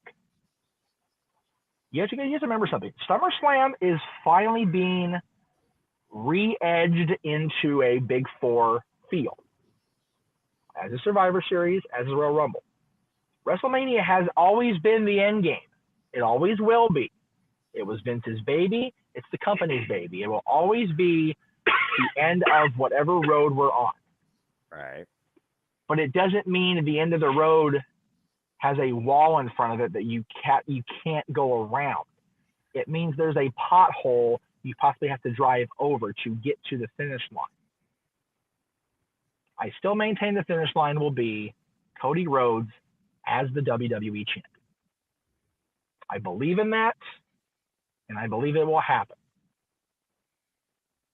And I still, God, Lord of the IWC, forgive me, but I agree 100% with Virtue's statements. It is a business at the end of the day. We are very likely going to wake up in the morning, especially those on the West Coast, because I'm sleeping my ass in tomorrow if I can help it. I don't get that luxury. I've got to take kids to school. To the biggest announcement in the history of the business. Well, probably since WWF bought WCW, at least. At least. And I will say to say all this company is bigger. I believe that. Because we've been saying never say never isn't a thing for over a year now, but fuck me. The company being sold is unfathomable a year and a half ago. So, again, you guys know how much I love the Rhodes family. I've not been quiet about that. I have known the Rhodes family since I was 20 years old. Same with the Fatus. So this main event was harder on me than I let myself admit until it was far too late in the process. Okay, but I'm still a little fucked up about it right now. But the company being sold is the reason Roman Reigns' time as the WWE champion continues. That is the true bottom line here. Not They screwed the pooch. I'm not trying to dig on your phrasing, James. I like how it's said. So I'm fucking running with it because the stem is so good. Because nobody uses that phrase anymore, and damn it, it's beautiful. I love that shit. So the reason that Roman Reigns walked out of this city and back to his hotel, and he's not going on his jet because we're going to be at Staples tomorrow, but back to his hotel room, as with both those titles, is because they're going to announce the sale tomorrow or Tuesday. It's going to be a thing. And I would stake my career on that if I had the actual opportunity. I don't, because nobody gives a fuck if I'm right about that or not. I'm stating my opinion. So that's why that happened. Now, as far as the names that James mentioned, I firmly believe we get Jay White tomorrow. Randy was mentioned. Randy is more fucked up than we were letting ourselves think. I'll leave that there. Riddle's still coming back from it. Bro. I completely agree with James that having Solo be the deciding factor was not okay. Nope. That was the wrong way to go. And I understand the anger behind it. So please don't misinterpret what I'm saying is that James is fucking wrong and fuck James, because I'm not. There is a method to this seeming madness. When you sell a company, when you prepare for something of this magnitude, especially a company that has been either in private hands or at least in control of private hands for its entire existence, you have to maintain some or a majority of the status quo of the presentation you're giving to your audience. Roman Reigns has been the most profitable, revenue-generating, audience-increasing champion since before, since Austin. Numbers don't lie. Not Jinder Mahal? No, definitely not fucking Jinder Mahal. Don't bring up that freaking 2017 Black Note. Don't talk bring that about up. him. I don't know if I'd go back that far, Jeff. I would say maybe since Cena. I was thinking Cena because Cena was such a consistent constant. But Jay, if you go strictly by numbers and stats and audience viewership, yes, ratings aren't what they are, but James and I have both agreed on this. We pontificated on it. The ratings are not measured near as accurately as they once were in 1998, 99. So right, I will concede that part. But everything else across the board, nobody has come fucking close since Steve Austin. And before that, it was Hogan. Yes, Cena was a very polarizing WWE champion and face of the company, and he grants more wishes than anybody, and I love that man to fucking pieces. But there wasn't money on the table to just go, wee, and play Mr. Monopoly with it like there is right now. It's fair. So that, at the end of the day, is why Roman Reigns is still the man. And I will say this before I get out of the car, because we're going to go eat because we are starving and I'm just done with the day for the now. And that stadium food was expensive. And the stadium food was expensive as fuck, and it didn't hit near a spot like I hoped. I bet. Yesterday was better, I'm not going to lie, but I think I was less emotional when I ate. Today I'm going to be more emotional, so it is what it is. I will agree with James that if the Cody trigger is not pulled at SummerSlam, as long as there's a really, and I mean it's got to be a fucking story for me to latch onto with every bit of my fandom, if he doesn't win it after another story like that, I will gladly come on here and go, fuck that mess we just saw in Detroit. Because, like I said, they're trying to build the big four up together, and even King and Queen of the Ring, if they make it a big five, they're trying to make those shows mean something again. That's how you do it. You have the world title change either at Money in the Bank, in a country that's never seen a pay-per-view WWE world title change, or you do it in Detroit, where you had one of your biggest WrestleManias revenue-wise ever. And I will say this before I bounce out of the studio. Thank you all so very much for tuning in all weekend. all week, really. 14 straight days, and we're not done yet, for the record. But I had a therapeutic weekend, to say the very least. I threw that picture up very briefly earlier of myself with Noah Donish, who I had not seen in person in years. Our old ODQ friend Brett Buchanan facilitated it. Gilberto / Puke Boy was also there in that area, in that picture. We were able to make peace, Noah Donish and I didn't think that would ever happen. But time does indeed heal at least most wounds. Yeah, and if I can make nice with Noah Donish again after all these years and all this trauma and bullshit, we can make there it is, man. If I can make peace with these three people and have Aaron pop forward in a response text, if that can happen, then we can believe that the process will play out and we will have an American Nightmare Reset American Dream before the end of 2023. Noah, James, JJ, I love you all. JJ, I'll probably see you sooner than either one of these two yahoos. So it depends on how quick Denny's is and how fast we can get up the freeway without speeding and killing people. Oh, jeez. But again, I love you all. Thank you so much for carrying this day because I wasn't allowed to. I will see you guys tomorrow for whatever the WWE leaves us our last dinner in LA with. Good night. Sounds good. Godspeed. See you, brother. Jeff, thank you very much for everything. Thank you for popping in. Thank you for allowing me to host things across the multiverse of media here and specifically being logged into your StreamYard. I greatly appreciate you putting the trust in me as well as the Simple Man to hold down the fort in your absence.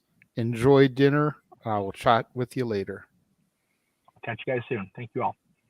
Thank you. All right. I still really think that was a dumb move that they didn't do that finish tonight. Because if it happens at SummerSlam, nobody's gonna be all right. Like the time to do a finish with the Bullet Club was here. Bullet Club interference or something. Because like I don't know how. Like if you do it any other pay-per-view, nobody is going to tune in nearly as much as they were going to tonight. And, people are impatient. Let's just call it what it is. I completely agree with you. People are just impatient.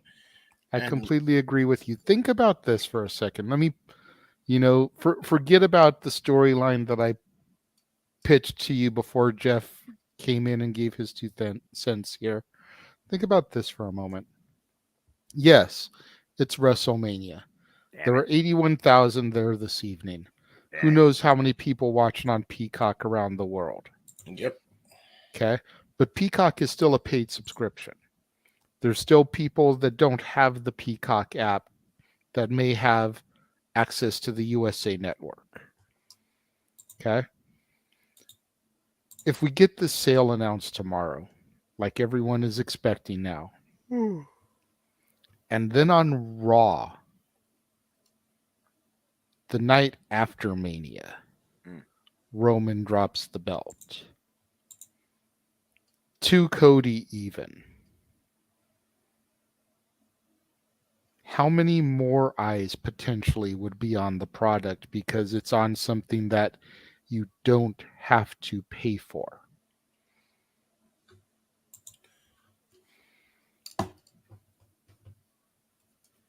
If Cody wins the WWE Championship and split the fucking titles, fine. I'll fucking bite. But that ain't happening. That ain't happening. I bet if I could bet on it realistically and wouldn't lose a lot in the process, I bet my house that it wouldn't fucking happen. That's fair. But you know what else I would bet wouldn't happen? WWE being sold. Yeah. Vince McMahon being relieved of duties. Yeah. Just saying. I agree. Not trying to 24 make hours light. is- Not trying to make light of your sentiment there, but I never thought I'd see those days either. I agree. I just don't. I don't see it happening. That would be. And that would maybe be very short maybe Cody makes the challenge, but they say, well, you know what? You don't deserve to be undisputed. We're only going to put one title on the line. I really hope that's what they do. Again, that's like the only way I can forgive this nonsense tonight. It seriously is that's the only forgivable way I will be okay with this. But I don't know.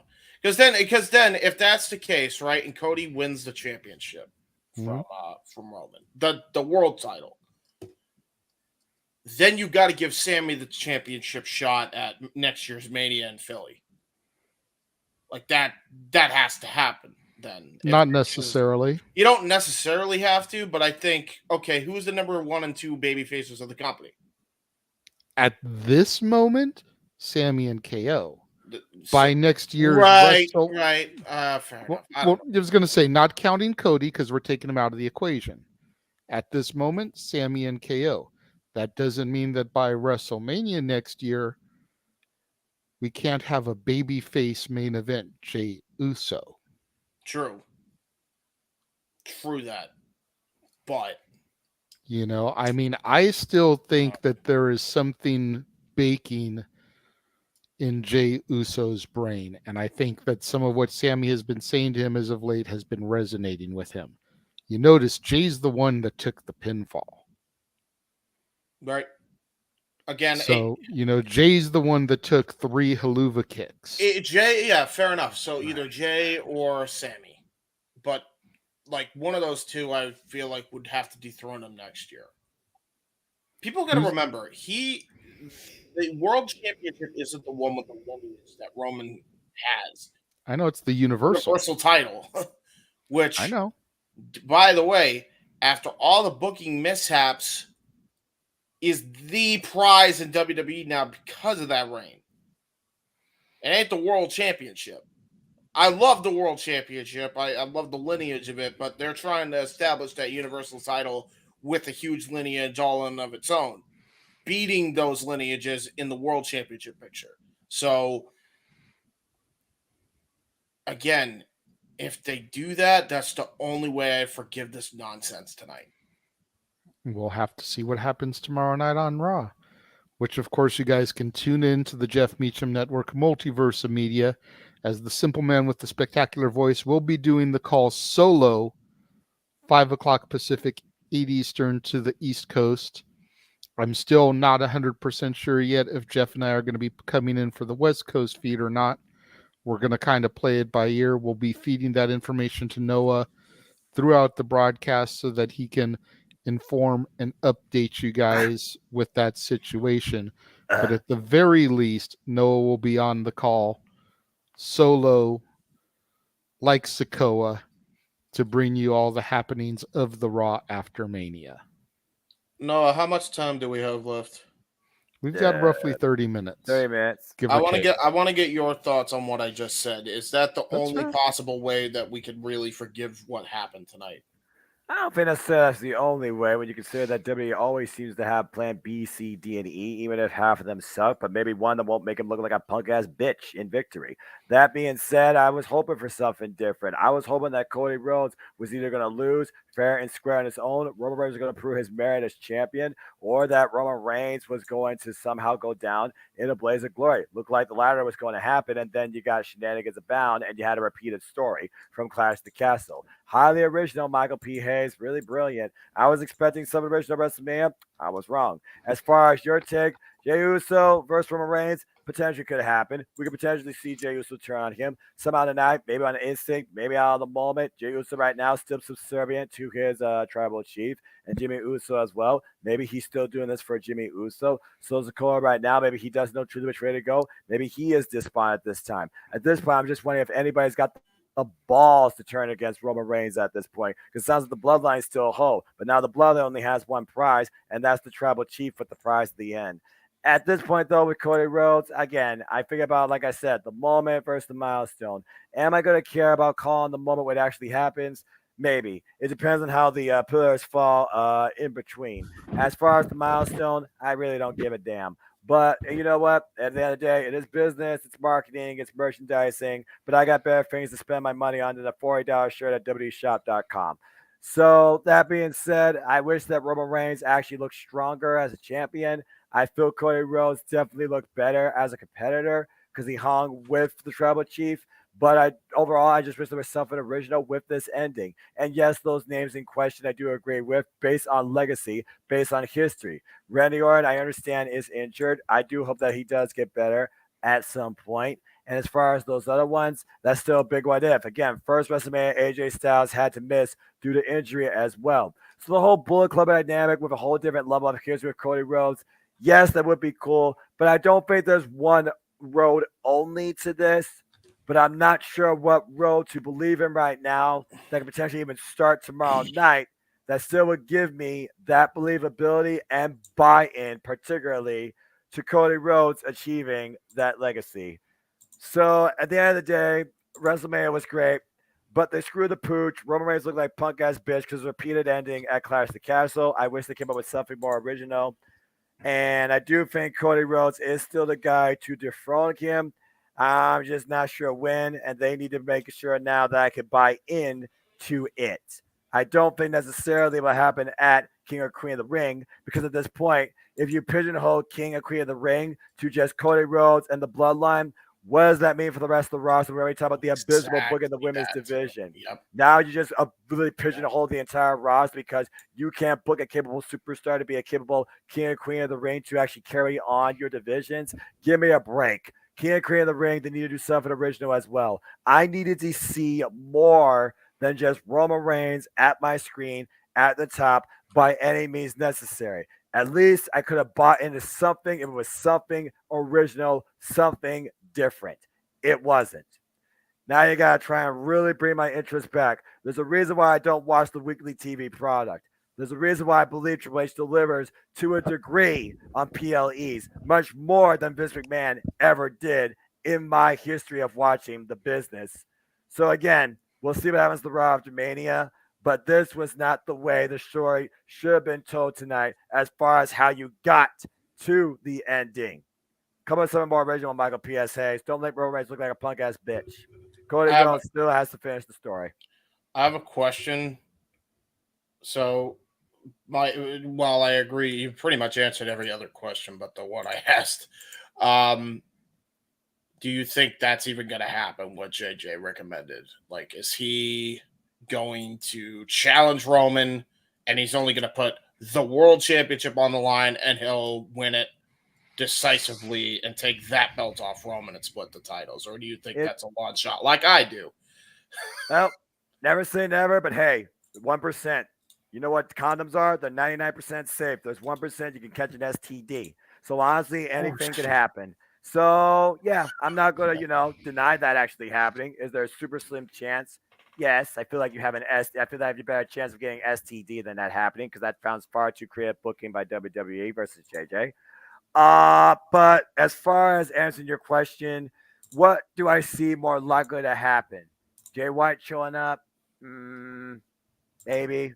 Because I don't see him going to NXT like AJ Styles based on his pedigree. And Cody Rhodes clearly is hell-bent and focused on getting the WWE Championship. You talk about an impending draft. You talk about an impending business sale. I simply say brand split, LOL, because Raw still is without a captain of the ship. The captain in case is the actual prize, the top prize on Monday Night Raw. What is Monday Night Raw at this point but SmackDown soft without Roman Reigns on it? Yep. Again, what needs to happen first? Does Roman need to lose the title? Does Roman need to lose the titles? At this point, they need to find a way to make Roman Reigns have a believable opponent that can beat him for the titles after what you did tonight. So at this point, I'll say 1%, if that. I won't deny it, But in the immortal words of one Aaron Riff, highly unlikely in all likelihood, they better make this Raw after Mania something memorable to really reset a new story after what they did tonight. That's fair. And I'm looking forward to seeing what they do tomorrow. I'm not. I'll be real with you. I'm not after tonight. I understand that, I understand James. what you're saying. Unless they announce Cody Roman World Championship in the main event of Raw tomorrow night, I ain't tuning in. Fair enough. No shot.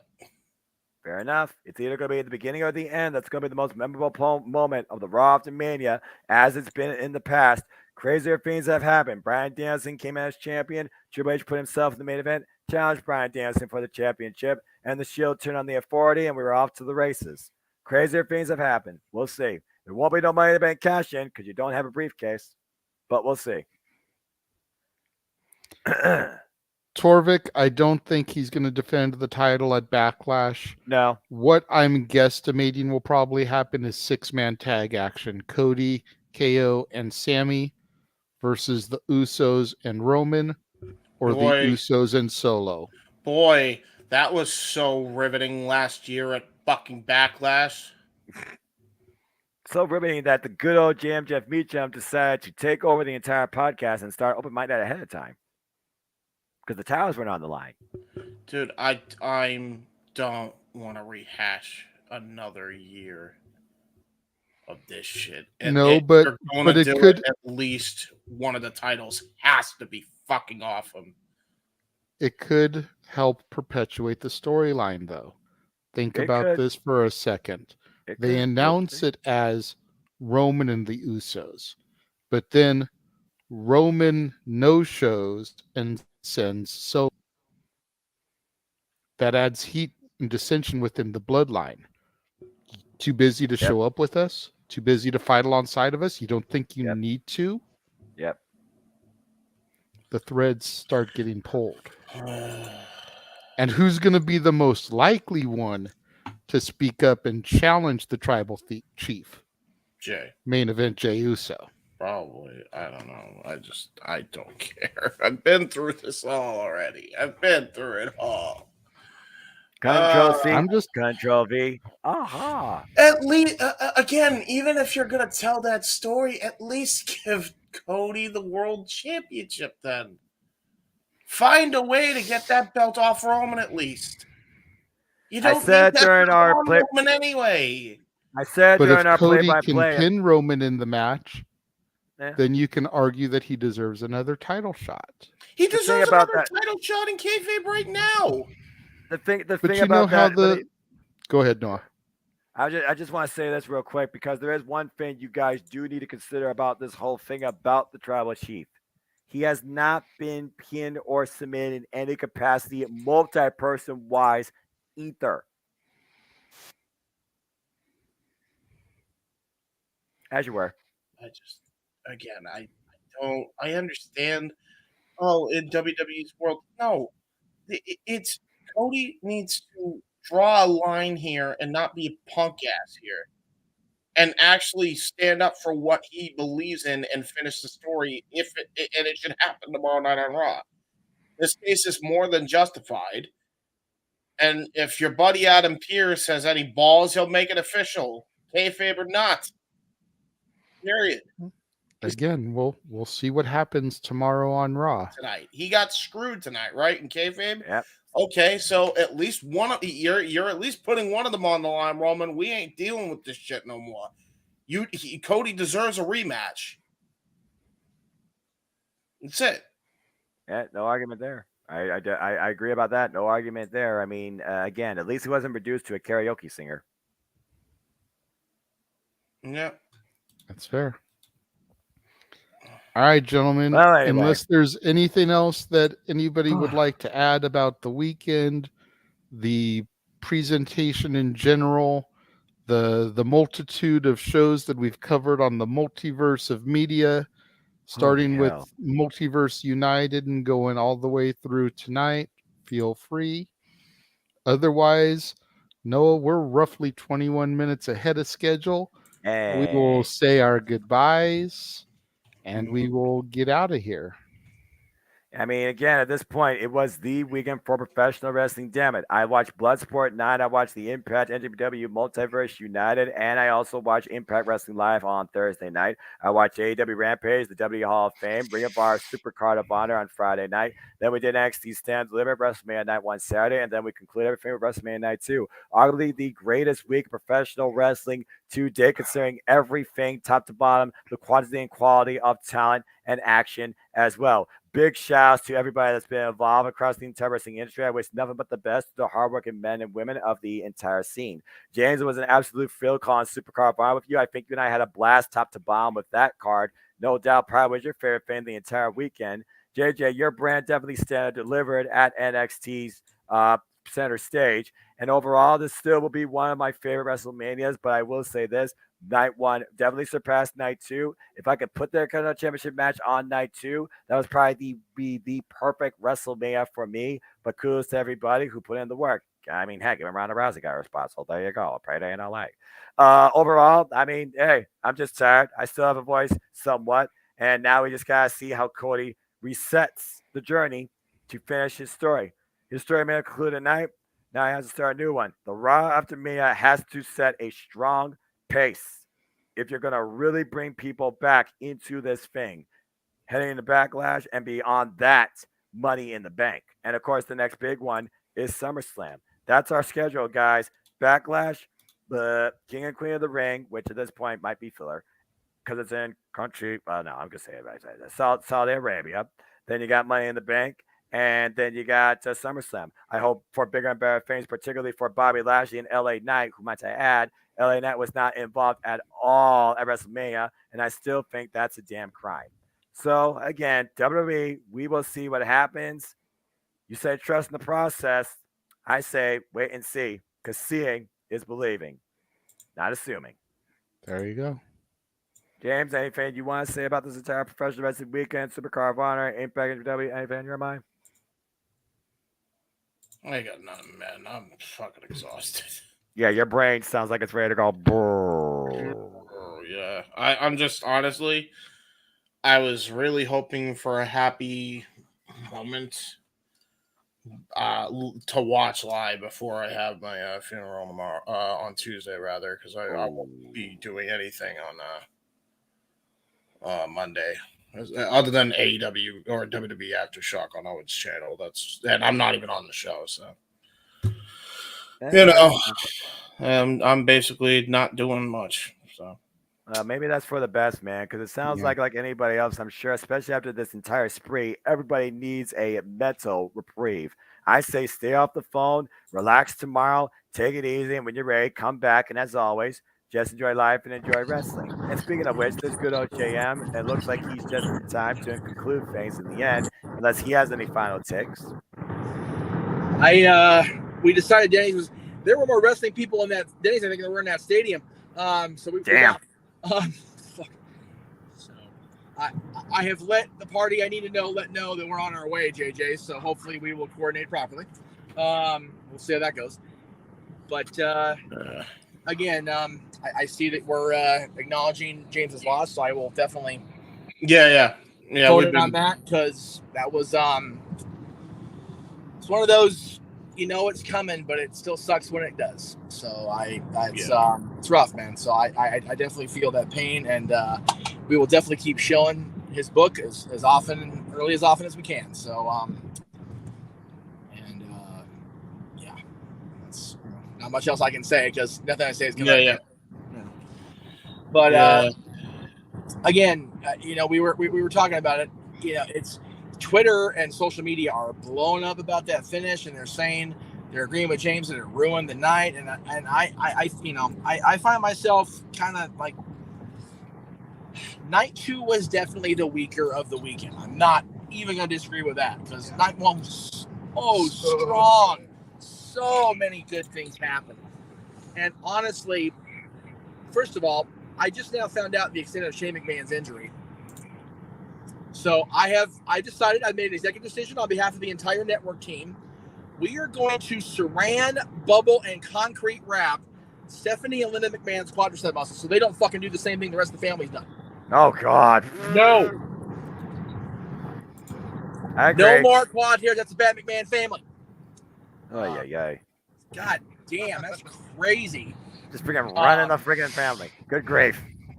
It's just absurd that, and again, how long has Shane not been actively going out there every week? A lot, and that's why it happened. Right. How often Vince not going out there every week? A lot, and that's why it happened. Right. Hunter was just a freak thing both times. That was, I mean, he was running hard for so long both times. It was just fait accompli.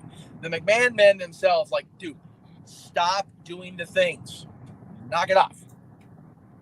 And of course, Shane only tore one because God forbid he upstaged the old man the day before the sale, because we don't want to get that kind of heat on the kid. Right. Good grief. And yes, props to Snoop for, I saw a tweet that just made my day. If Snoop Dogg can call shit on the fly, so the rest of you workers can, goddammit. No. I love it. But, just, again, I said it because I thought I was going to be gone for the night, but there goes the text. Okay. So thank you guys again. Damn it, all the help. Stop texting me. You know who you are that I'm trying not to yell at on the air because I'll get told when I get there. Thank you guys again. JJ, you have been the anchor carrying this through the week, getting everything set up, getting everything moving when I couldn't. I do want to, in case tomorrow night goes sideways, or not sideways, we don't have a chance to talk about the week because Raw's going to be no doubt crazy. All right. Thank you to everybody at the Comedy Store on what was the at the Comedy Store? Wednesday. Thank you, Jesus. Thank you everybody at the Comedy Store. Thank you to Sam Roberts, Sean Waltman, Dolph Ziggler, Kathy Kelly, Mike Rome, Will Sasso. Funny, great seeing him. Kristen Malit, great seeing him. I'm sorry. Thank you, Santos Escobar, Joaquin Wilde, who popped big when I mentioned his TNA time because everybody was like, "You was in TNA?" And Killian Travis, I'm like, "Yeah." Zeba Ion, they're like, "No shit!" Like, "Yeah, DJ Z, baby." And he even did that to me. I was like, "Damn, that was funny." That's Throwback to Impact Wrestling. Oh yeah. So, thank you to everybody that was in the chat room for all the watch-alongs, for Multiverse United, for Supercard of Honor, for NXT, for WrestleMania tonight, for the both of the Mike nights. Thank you to Fighterman Sports for, once you got your shit together, a great meet and greet. Thank you to The Undertaker. My God, it made my dad's day. It made having to drive all the way to the stadium because tires are shredded on these freeways a much easier thing for my dad because he was in such a goddamn, look at that shit, right? That's awesome. I mean, damn, man. JN Senior. I don't even mind not having met Ric Flair when he was in town this week because if he goes, he goes, and it sucks, but it was him and Taker, the last two on my must-meet bucket list, and I made the right decision. I really did. That's what matters. And getting him to pop over the picture of Dylan and Percy, like, that beats any adrenaline high I got last night off Sammy and Kevin, and any adrenaline low I got sucked out of me with that, wow, that finish happened tonight. So thank you to him, and thank you to everybody at SoFi Stadium and the Convention Center and again the Comedy Store and everybody in between. So thank you all very, very much. Thank you to the team in here. James, I know it was a difficult process for you the last couple of weeks, so thank you for trooping through and being here for us, even in that damn Buccaneers hat. Damn you. I just wear it so I don't look like I'm balding because I'm actually not. It's just this fucking ring light causes it to look like it. James, your hair is still probably better than John Cena's. Yeah, that's for sure. Yes, and thank you to John Cena for not letting me have the worst hair in the stadium. I love you, John. Thank you so much, man. I'm gonna get shit for that in the morning. Here's what it is. Thank you to Noah again, my play-by-play man par excellence. You are the fucking man. You really are. And anybody that tries to dispel or dissipate your positivity, you have my permission to go unpositive for a second and kick him right in the dick. Because no way. JJ, what can I say, man? 12 years doing this shit officially. I'm wearing a cup everywhere I go now. Thanks, Jeff. Damn. I said I'm wearing a cup everywhere I go now. Thanks, Jeff. Thanks. Okay, I don't understand what that means. Because you just gave Noah permission you gave to Noah, go you gave Noah unpositive free and kick rein. someone in the nuts. I got kick him in the dick. So sorry. The brain just did not even go there because. Wow. Okay, that was good. That would have been a lot better if I actually picked up on it. It is what. Yeah, it is. you're fine. You're fine. It's been a long night for everybody. Ain't that the truth? But I'll say it because, damn it, James, you freaking idiot. There it is. But JJ, again, thank you so much for producer manning it for me because I know it was a challenge. Shout out to my niece, your daughter, because she got her way at the end of the night. Even nobody else in the Tweeterverse did. Now they got her way tonight. So it kind of is what it is for me. All the people sitting around here were cheering for him. Yeah, I had a good mix of people. I'm not going to lie. All throughout the night, there was debate all night between the two men. And where I was sitting during the entrances, on my right, people were hands up in the air, fingers up in the air. On my left, they were, whoa! I'm in the middle going, I don't know what to do, so I'll do both and try not to get killed. Nickel! Here I am, stuck in the middle with these crazy people. Here I am. Not copyright. Not copyright. No, because I mixed it and I sung it horribly, so he can't pay me. But yes, guys, thank you again. Did Noah do his closeout with the positivity? Did I miss that? Not yet. Woohoo! I'm gonna stay around. Well, I guess there's nothing more to say than simple as that. Again, Torvik, thank you for the kind words. I promise you, as long as the professional wrestling passion in my heart, I will commentate anything that Jeff Meacham and JJ and James would like me to try and do too, as long as time allows me to. But if people want to know more about me, know this, for I am just a simple man and a lifelong fan. Now, let me see if I can still do this with my voice. Professional wrestling! Damn it! Jesus, I sound like Brock Lesnar. But I digress.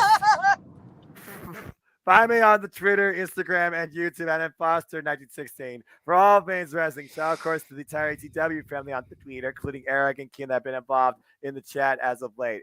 Again, I will be back here with you all across the multiverse of media to provide you playback coverage, hopefully with a better voice than good old JR after WrestleMania 23 on Monday Night Raw for the Raw after WrestleMania. How fitting, right? I really have the JR in me. And then following that, we'll be taking a short reprieve, believe it or not. But stay tuned later in the week for a premiere of the Simple Take with me and JJ as we discuss more about WrestleMania and maybe what we hear on the press conferences too. Stay tuned for me working with James Hebert. I never stop working, it seems. I always do the work. Hi, Cody. As I will be working with James Hebert again on AEW Spark. I'm working with some different projects with my ATW fam. Stay tuned for more on that. And then I'll be back here with you all on Friday night with another live watch event for AEW Rampage and Battle of the Belt 6. And then we'll take a short reprieve before the City Predicting resumes with Impact Wrestling's Rebellion. But as always, I like to conclude. There are no winners. There are no losers. There are no betters. There are just fans with opinions for this passion we all share. Boy, was that definitive this last week especially. At the end of the day, folks, support one another, respect each other, protect your mentality too. Seriously, turn off your damn device, stay off the friggin' Twitter especially. And treasure your families. And as we leave y'all here tonight, as always, just enjoy life and enjoy professional wrestling. It's as simple as that. There you go. Indeed it is, my friend. There's really nothing more for me to say because everything I was going to say before Noah did his closeout, Jeff said. So, sorry. It is what it is. Thank you, everybody that has joined us on this long and winding road of insanity that began at Multiverse United and that concludes for the time being tomorrow with Raw After Mania. For the Heeb Man, for the West Coast Professor, for the simple man with the spectacular voice, I am the renegade of relevancy tonight. And we acknowledge the multiverse of media. We acknowledge you, our fans. And whether you like it or not, you need to acknowledge your tribal chief. We will see you guys next time. Have a good night. Right now. Nah, too dark.